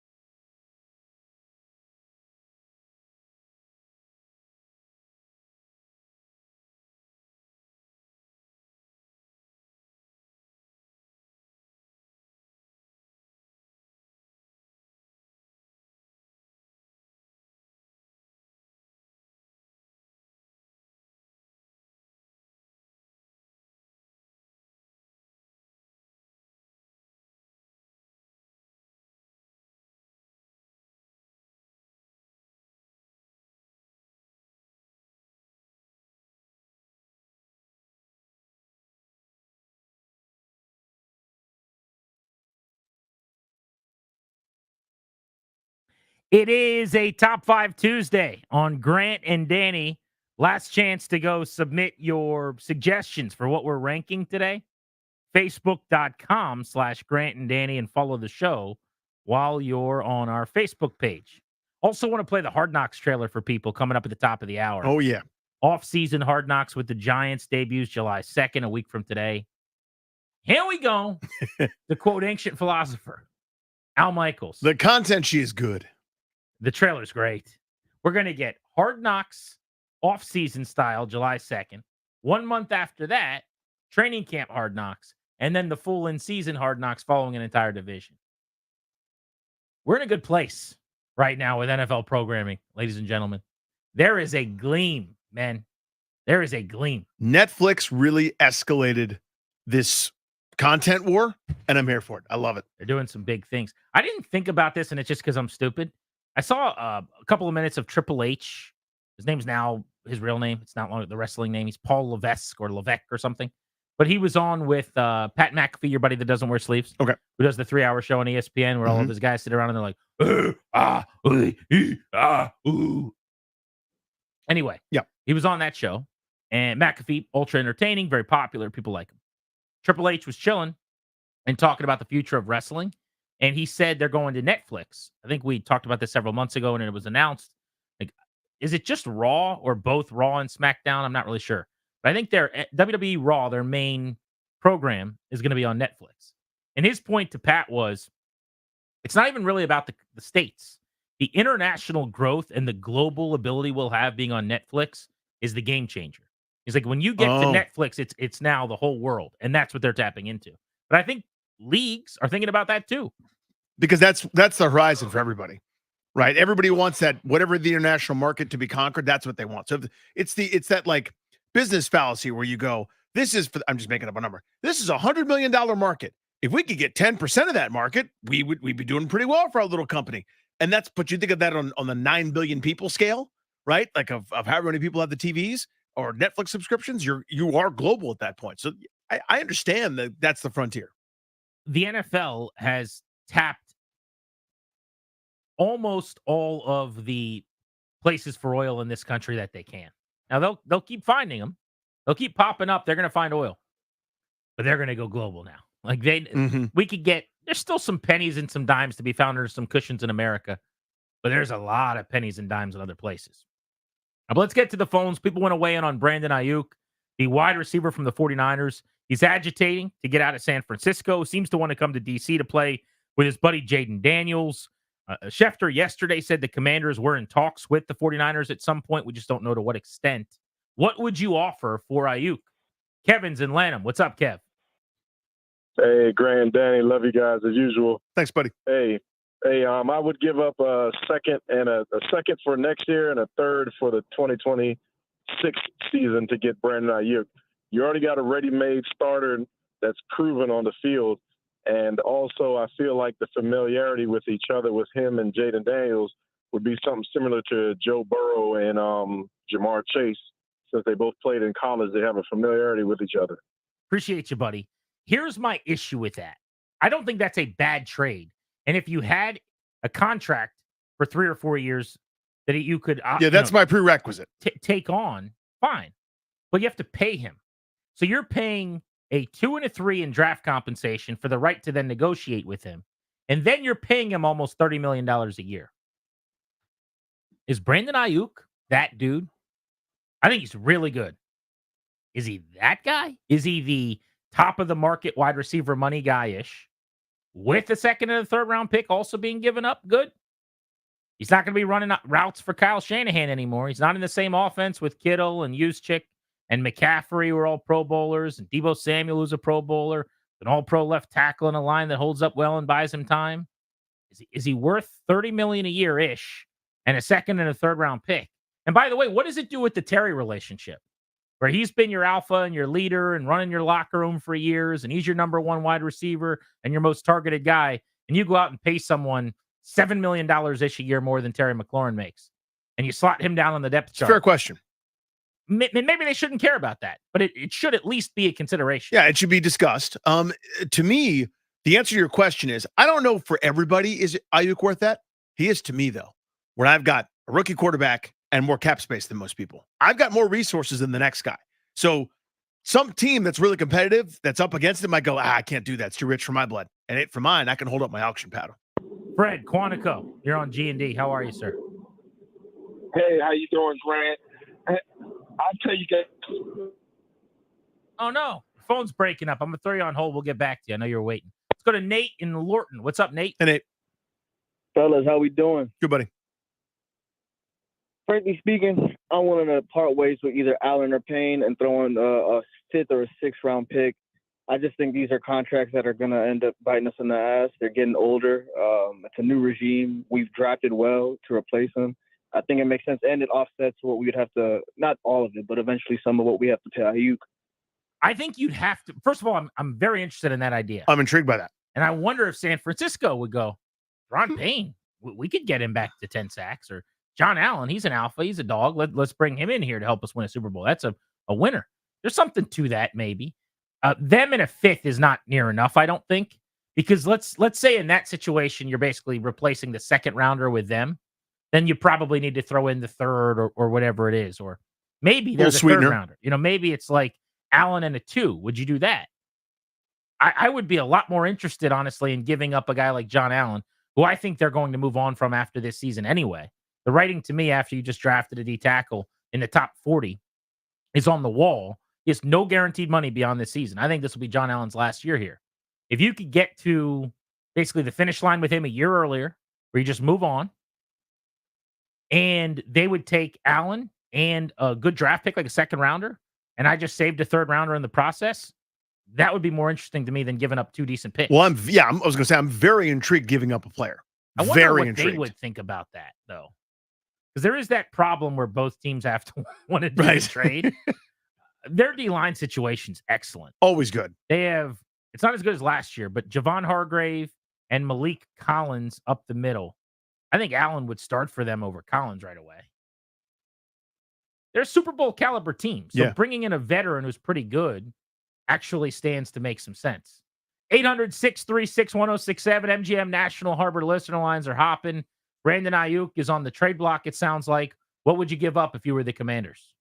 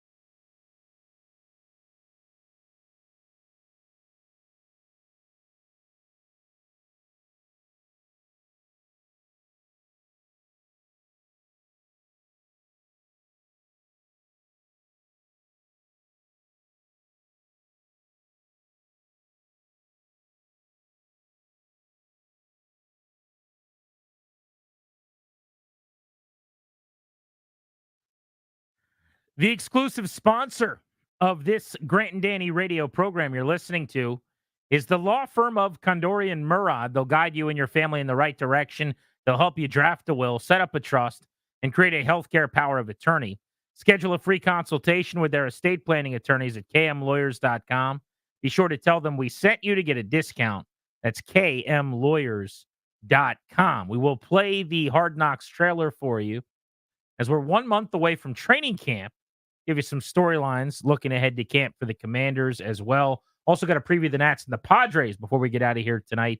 That's all coming up in our final segment, taking you up to 6:30. But it is Tuesday, and we promised you right at 6 o'clock we would give you a top 5 ranking on Top 5 Tuesday.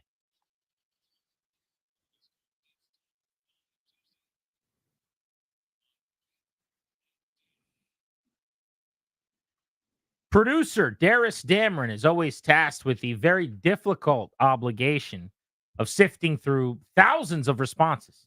Thousands. It's so many. Facebook.com/Grant and Danny to find a winner. So what will we be ranking today?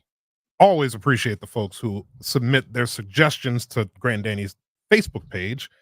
This one comes from Dylan McGrady in Austin, who suggested we rank our top 5 forms of potatoes. It's a hell of a question, and he gets us. I love a potato. In fact, when I saw that come across the screen, looking at some of the Facebook obligations that might be put on our desk, I started thinking about potatoes. Mm-hmm. Top of my head, I came up with like 10 that I wanted to rank. Top 5 is really 5 hard. is harder than you think. We start to go, oh, wait, that one. Oh, wait, that. Oh, wait, that. There's going to be a bunch also receiving votes. Mm-hmm. I think we start at number 1. We work our way down. Danny, I will allow you to go first. The fry. Thumbing our nose at anything else. The salty joy of the French fry. It's perfect.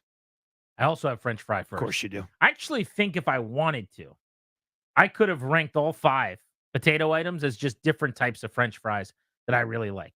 Crinkle cut gets a spot. The steak fry gets a chance. The McDonald's fry, probably right at the top of the list. I could have done that. The boardwalk, the waffle, all day. Boardwalk fries are great. Boardwalk fries. You know who used to have the best boardwalk fries? When I would go to King's Dominion as a kid, right when you walked in, off to the right, there was a boardwalk stand. Mm-hmm. I got to know a guy so well one summer, he would just hook me with boardwalk fries. Come on. Totally true. I would walk up. We would go about every week. It started by me giving him like $5 on the side. And then he's like, don't worry about it, kid. He would just hand me French fries. The best. And they were walking around with those salty boardwalk fries. So hot, 96-degree day, sun beating down on you, just pummeling hot fries. The smell of new pavement all the time for some reason. Yep. French fries, number 1. Number 2, this is where things got very complicated. Mm-hmm. Fries was an easy 1-1. Sure. Now I got the number 2 pick. I'm the Wizards, and I got to figure out if I want Alex Sarr or not. The potato skin. We will go with the potato skin. That's at number 2? Number 2. Man, oh man. A good potato skin. If I am at a bar and I see potato skins on the appetizer menu, I'm going to order it. Potato skin. I can't tell you how many times I ordered the Fridays 3-for-all back in the day. Very good. So I'm assuming best quality here. Okay. So like, in other words, I've had medium quality of stuff. I'm assuming this is like expertly cooked and prepared. What I would get the most joy out of for my all my picks here. You follow me? So number 2 for me is the mashed potato. It says sit down meal. It says this isn't just a run through. It's not dinner, it's supper. See what I'm saying? Like this is a formalized, great occasion. Somebody worked hard on this. There's lumps in it. That means love. You got the actual skin still in there. You're talking a volume of butter. The whole thing is perfect. The mashed potato, number 2. Mashed potato is number 3 on my list. I've got them right here, smack dab in the middle of my top 5. I am Mr. Mashed Potato. You know that about me. Anyone, sorry to interrupt you, but has anyone here, and I'll try to think, if this can involve anybody, it could be anybody here. Has anyone cried on the floor of the kitchen at their house because somebody gave away the mashed potato leftovers? Let's say Darius? No. Ryan? No. Danny? No. Mr. Mashed Potato has. Grant? It did happen. Yeah. I'm not proud of it. Yeah. It was a long time ago. It was 2022. You were a teenager though at this point, weren't you? I was too old. I think you were like to 13. be trying. It was that old. Yeah. Yeah, it was definitely like middle school.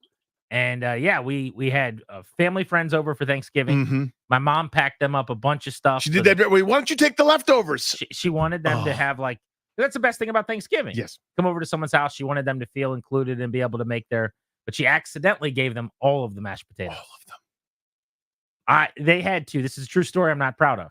They had to rip the phone out of my hand as I was trying to call them to ask them if I could come get some potatoes, which to this day, they would have been fine with. They've been like, yeah, come over and Come get on, some. have some. My mom was mortified, thought it was the biggest deal in the world, led to tears, me laying on the ground. Mr. Mashed Potato. Number 3 on the list. But steak, I can't eat without mashed potatoes. Seriously. Like if you make me a great steak, I don't want it if I can't have mashed potatoes. It's Jordan. They go together. I need that. It's those two things, man, for me. That's the meal. So mash is 3 for you. Potato chips. I challenge you to eat a single solitary potato chip. You can't because they're great. The crunch, the salt, the crisp. I'll eat bags on bags on bags on bags of chips. I'll eat cans of chips. As Mitch Hedberg said, he thinks that Pringles started out as a tennis ball thing. And then they've got a bunch of potatoes and they said, screw it. Let's do that too. I love potato chips. I didn't take you as such a potato chip guy. Yeah, I deny myself every day. I am proud of you. All I want to do is eat potato chips right now. Number 4 on my list. This is very similar lists. The potato chip. Yeah. Which brings us to number 5. You will not have my number 5. It's a little off the beaten path. I'll allow you to go first. So I'm on number 4. Oh, you're still okay. Tots. Tater tots. I love tater tots. They don't get enough respect. Number 5 for me, you already said it. I was stunned. I thought I was going to be the innovator that had this. You had it number 2, the potato skin. The potato I skin. have shoveled so many potato skins into my fat face. I love them. A little bakey, a little sour cream, a lot of butter, some shredded cheese on there. Yes, more of them, please. I can't believe how similar our lists are. I thought you would do a bunch of weird crap. Do like potatoes au gratin and potatoes this, potatoes that, fingerling potatoes, nonsense potatoes. You have a heck of a list over there. Real fat guy list. I like it about you. Number 5 for me is the Hasselbeck potato. The Matt? The Tim or the Matt Hasselbeck potato. This is essentially a baked potato.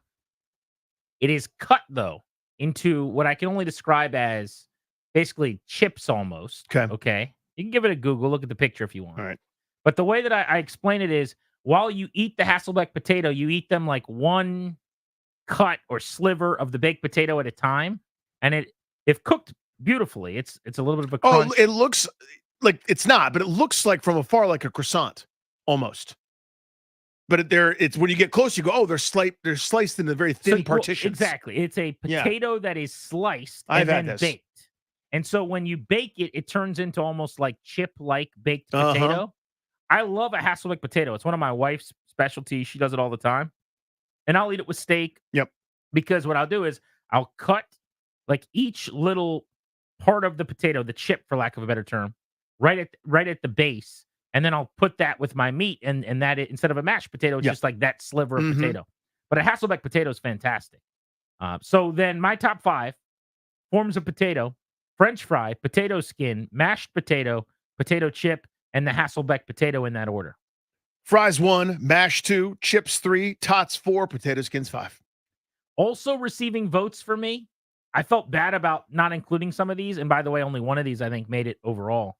So you do have tots on your list. They were the first team out for me. Neither of us said hash browns. I don't feel great about that. I know. I'd like hash browns to be on the list, but there's just too many good potatoes. You're going to hate this one. Potato salad. I'm a big potato salad guy. Show me potato salad. I get steamed for potato salad, but it doesn't make my top 7, 8, 9, 10. I'll eat it every time. I hunt for it. That's the kind of salad I can get down with at a barbecue. And a roasted potato. I'm a big fan of just like those. They got the red. Yeah. I don't think they're red skin potatoes. They might be, but they have the actual like red exterior. They're cooked. They're buttery. They're on the helmet. They're on the helmet. Right. Exactly. Let's do that. I like just a boiled potato essentially. Yeah, give me a baked potato. The baked potato is on my top 10 list for sure. Because again, it's mounds of butter, it's so much bacon, it's sour cream, it's cheese, it's all the things I want. That's what I did with my Hasselbeck. Yeah, it's a great delivery method. The Hasselbeck is not the one I thought of. That's a good one. I'll get down with potatoes au gratin. I'll get down with like I can't remember I was trying to find the name of the dish. I couldn't. But there's this cheesy potato thing that it's not the au gratin, which is like that cream sauce thing. Casserole kind of deal. It's something I can never remember the name of it, but I've had it a couple times and I crave it. I think about it because it's potatoes and cheese together, which is how joy happens. I think that's a clary casserole. I think maybe, yeah. There's because you put bagel seasoning on it. So many spices. Yeah, it can only be in his apartment too. 13 seasonings. It is time to once and for all let you hear the trailer. Hard Knocks is back. It's going to be better than ever. This is the off-season Hard Knocks with the New York Football Giants taking us behind the scenes on all of their big decisions. Let's get ready to rumble. New York Giants are now on the clock. We should stay and pick, right? This is Atlanta. What are you thinking? Our team's not built. We're still adding pieces, but we still have the draft and free agency. What about Brian Burns? Have you looked at Brian Burns? We would have to trade like 2 2s, and then you have to pay him $28-29 million. Breaking news. Brian Burns to the New York Giants. I'm a G-man. With the 6th pick, the New York Giants select Malik Neighbors. You ready to be a New York Giant? Yes, sir. Let's do it. I am 5 months from the surgery, so progressing that. I've gotten hurt, but not like this. When you win here, it's unlike anywhere else. If you lose, they're going to be on your ass. It's New York, man. He's doing everything he can to get back on the field. Saquon, can you give me your word on that, or are you not going to give us a chance? My job is to do what's best for the franchise. Let's go!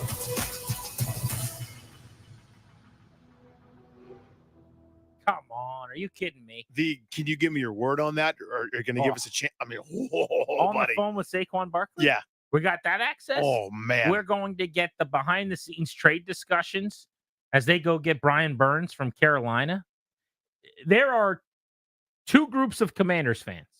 There are Commanders fans who understand and correctly acknowledge how amazing it would be if we were ever on this show, who are desperate for it. And then there's people that go, I don't want to be on it. It's a distraction. I don't understand. Why do you hate fun? Why do you hate other things that you hate? Yep. Coca-Cola Classic? Potatoes? Well, I saw this rainbow after the rain came down. That's ridiculous. Pick one color and stick with it. My boss called me, wants to pay me more money to do my job. Says the guy that less doesn't hours. want Hard Knocks for the Commanders. Who are these people that they're out there? They're living among us, but they don't wear a scarlet letter, so we don't know which one. How can I trust anyone if I know someone out there might not want the Commanders? Trust no one. That Mulder taught us that back in the day on the X-Files. Were you an X-Files guy? Of course I was. You That show was a 10. You would be. You are sound asleep on it. Now, the people that don't want Hard Knocks, my belief is they like want to sound like a football tough guy, like football cowboy guy, where it's like, I like my coaches who like Oklahoma drills and headbutting walls and kicking people in the junk. Like they think that makes them closer to the football people. The idea of this, see what I'm saying? This is a great bit. So the fan that is Mr. No Hard Knocks for my team is doing a tough guy. I'm on the level of the coach. We're avoiding distraction. Water is for people that just quit working out. You know what I mean? Rest and recuperate. Rest. Get out there and practice. Read your playbook more. Water is for cowards.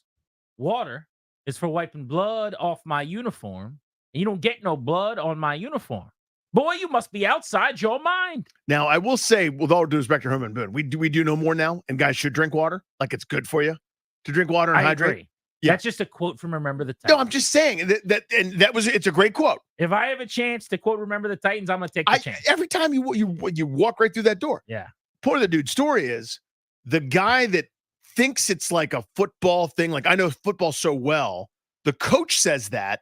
So now I'll be that's where my opinion comes from. I actually think you're right about this. I'm so on this one. It's definitely that same guy who thought that the players were all jerks when they didn't like Eric Bieniemy.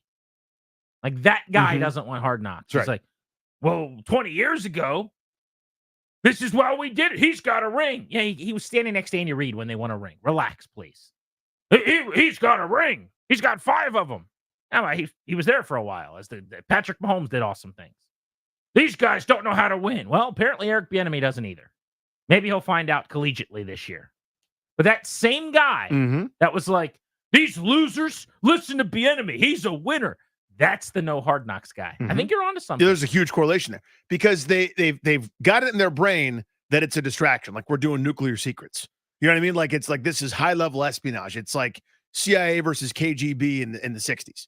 And it's not. Like these guys like to make you think it is, and they talk down to regular folks. Now, the high levels of football concepts that they know that we'll never know. That's not what I'm saying. But they're acting like these are state secrets. You're going to practice football. You're going to cut the roster down from 90-something to 53. This is not rocket science. It's going to happen, and the access is wonderful, and it would do wonders for us. I want to go around the room. Here's the rules to the game. Oh. You cannot say a name that has already been taken, and you cannot say the name Jaden Daniels. We will go in the order of, let's go youngest, oldest. We'll start with Clary. So that'll be the last I actually don't know who's older, me or Darius. You're older by like 5 days, I think. 6 days. You're May of 88, right? Yeah. Okay.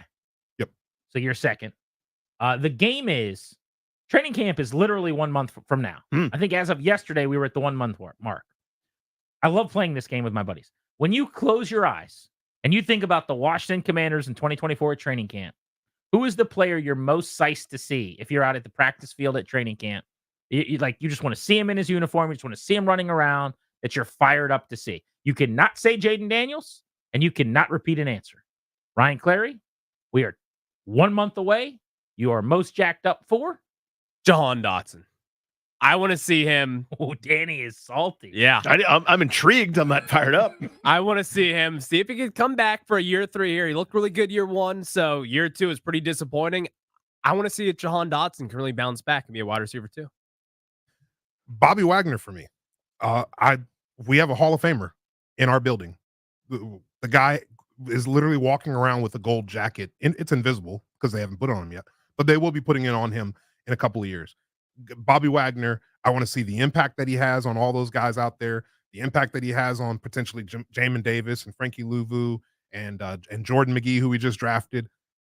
Bobby Wagner, I want to see him lead this franchise and this defense. Danny, do you want me to be a hipster or you don't want me to be a hipster? I want you to do you. What feels good in your heart. Frankie Louvu. I love Frankie Louvu. True story, like 2 weeks ago, just went back on Game Pass and watched the Panthers game from last year, just so I could get another look at old Frankie Louvu. Love how he plays. I believe he will be maybe Wagner just because he's going to get more attention. I think Louvu is going to be maybe the most popular player on the team by the end of the year. Fans will fall in love with how violently he plays football. He is a throwback, old school, collision-seeking, battering ram, wrecking ball, like a twitchy London Fletcher kind of maniac who they're going to put off the edge too. I'm into Frankie Louvu. I can't wait to see him. Brandon Coleman, who's right? Oh my God, I'm so intrigued. If they're so smart and they are patting themselves on the back for their levels of genius because their starting left tackle is a third rounder that has only played tackle for an hour and a half. Oh my God. I have so much intrigue about Brandon Coleman. All right, let's do one more round. Clary. I'm going to go wide receiver again. Luke McCaffrey. We have a McCaffrey in the building. Is it because you look a little bit like him? No. Okay. I'm just sized for Luke McCaffrey. Do you see it at all with Clary? I got to look at He said Luke multiple McCaffrey people picture. tell him he looks like Luke McCaffrey. Really? And I kind of see it. He's more of a Glenn Powell, but he's got a little Luke McCaffrey. little Luke. Little LMC in there. But You know what? I actually do see it from the profile. That when he turns his head to the side a little bit and he goes, then I was like, oh yeah, it's some Luke McCaffrey there. Wait, who says when Ryan goes, I do. Yeah, I do say that. But I'm psyched to see Luke McCaffrey. I mean, again, like any McCaffrey is a good McCaffrey to have. So I'm psyched for Luke McCaffrey to be in the building. What if they signed Ed McCaffrey? I'd be psyched for Ed McCaffrey. Okay. I bet you can get open. I'm going to stick with my defensive theme. I'm going to go Derek Forrest. Now, I'm concerned because he could be on the bubble, but prior to the injury last year, prior to him being injured last year, remember his 2022 season, Derek Forrest was really good. He's an exciting player, made big hits, flying all over the field. I'd like to see if he can bring that physicality back especially in this Dan Quinn and Joe Witt defense. I think it'd be awesome. Who are we most excited to see 1 month from now at training camp? Ben Sinnott. Damn it, that was mine. The rookie tight end. They're going to move him around, I'm told. I want to see him as a fullback. I want to see Kyle Juszczyk 2.0, Ben Sinnott, who is an athlete and who I think is going to make plays after the catch. He's got some Chris Cooley to him. Was my favorite player. I think at my peak fandom, my love for Cooley exceeded my love for any one player in organizational history. I was like young, middle school, high school, pretending to be him in the backyard, playing football, whatever. Ben Sinnott will be my answer. So that was going to be mine. I will pick Johnny Newton. Let's see. The guy that we're going to let John Allen walk for, presumably. The dude with a couple broken feet that had to get multiple surgeries. This dude, let's see. I'd be intrigued to see that. Let's get you some Nats starting lineups and pitching matchups presented by the Window Man. Since 1989, the Window Man has been the educational window company. Get your free, no pressure in-home estimate at thewindowman.com or at their Fairfax showroom. Behind Mackenzie Gore, leading off playing shortstop C. Jake. Abrams batting second in right field. Lane Thomas batting third in left field. Jesse Winker. Cleanup duties go to Joey Meneses at first base. Eddie Rosario, your DH, hitting fifth. K-Bear Ruiz in the sixth spot doing the catching. Nick Senzel playing third, batting seventh. Luis Garcia playing second base, batting eighth. And your guy, my guy, our guy, Jacob Young playing center field and batting ninth. Mackenzie Gore has a 3.49 ERA on the season. He's coming off of a tough outing against Arizona where he got hit around, 10 hits in 5 innings, struck out 7, but he just couldn't get anything going or get deep into the game. Prior to that was maybe his best start of the year when he punched out 10 in 7 innings, 1-run ball against the Marlins. That was when Nick Senzel shoved him in the dugout. He was salty at Senzel for not charging a ground ball that cost him a run. Gore needs a big one tonight. Number one, you lost game 1 of the series. You don't want to lose the series.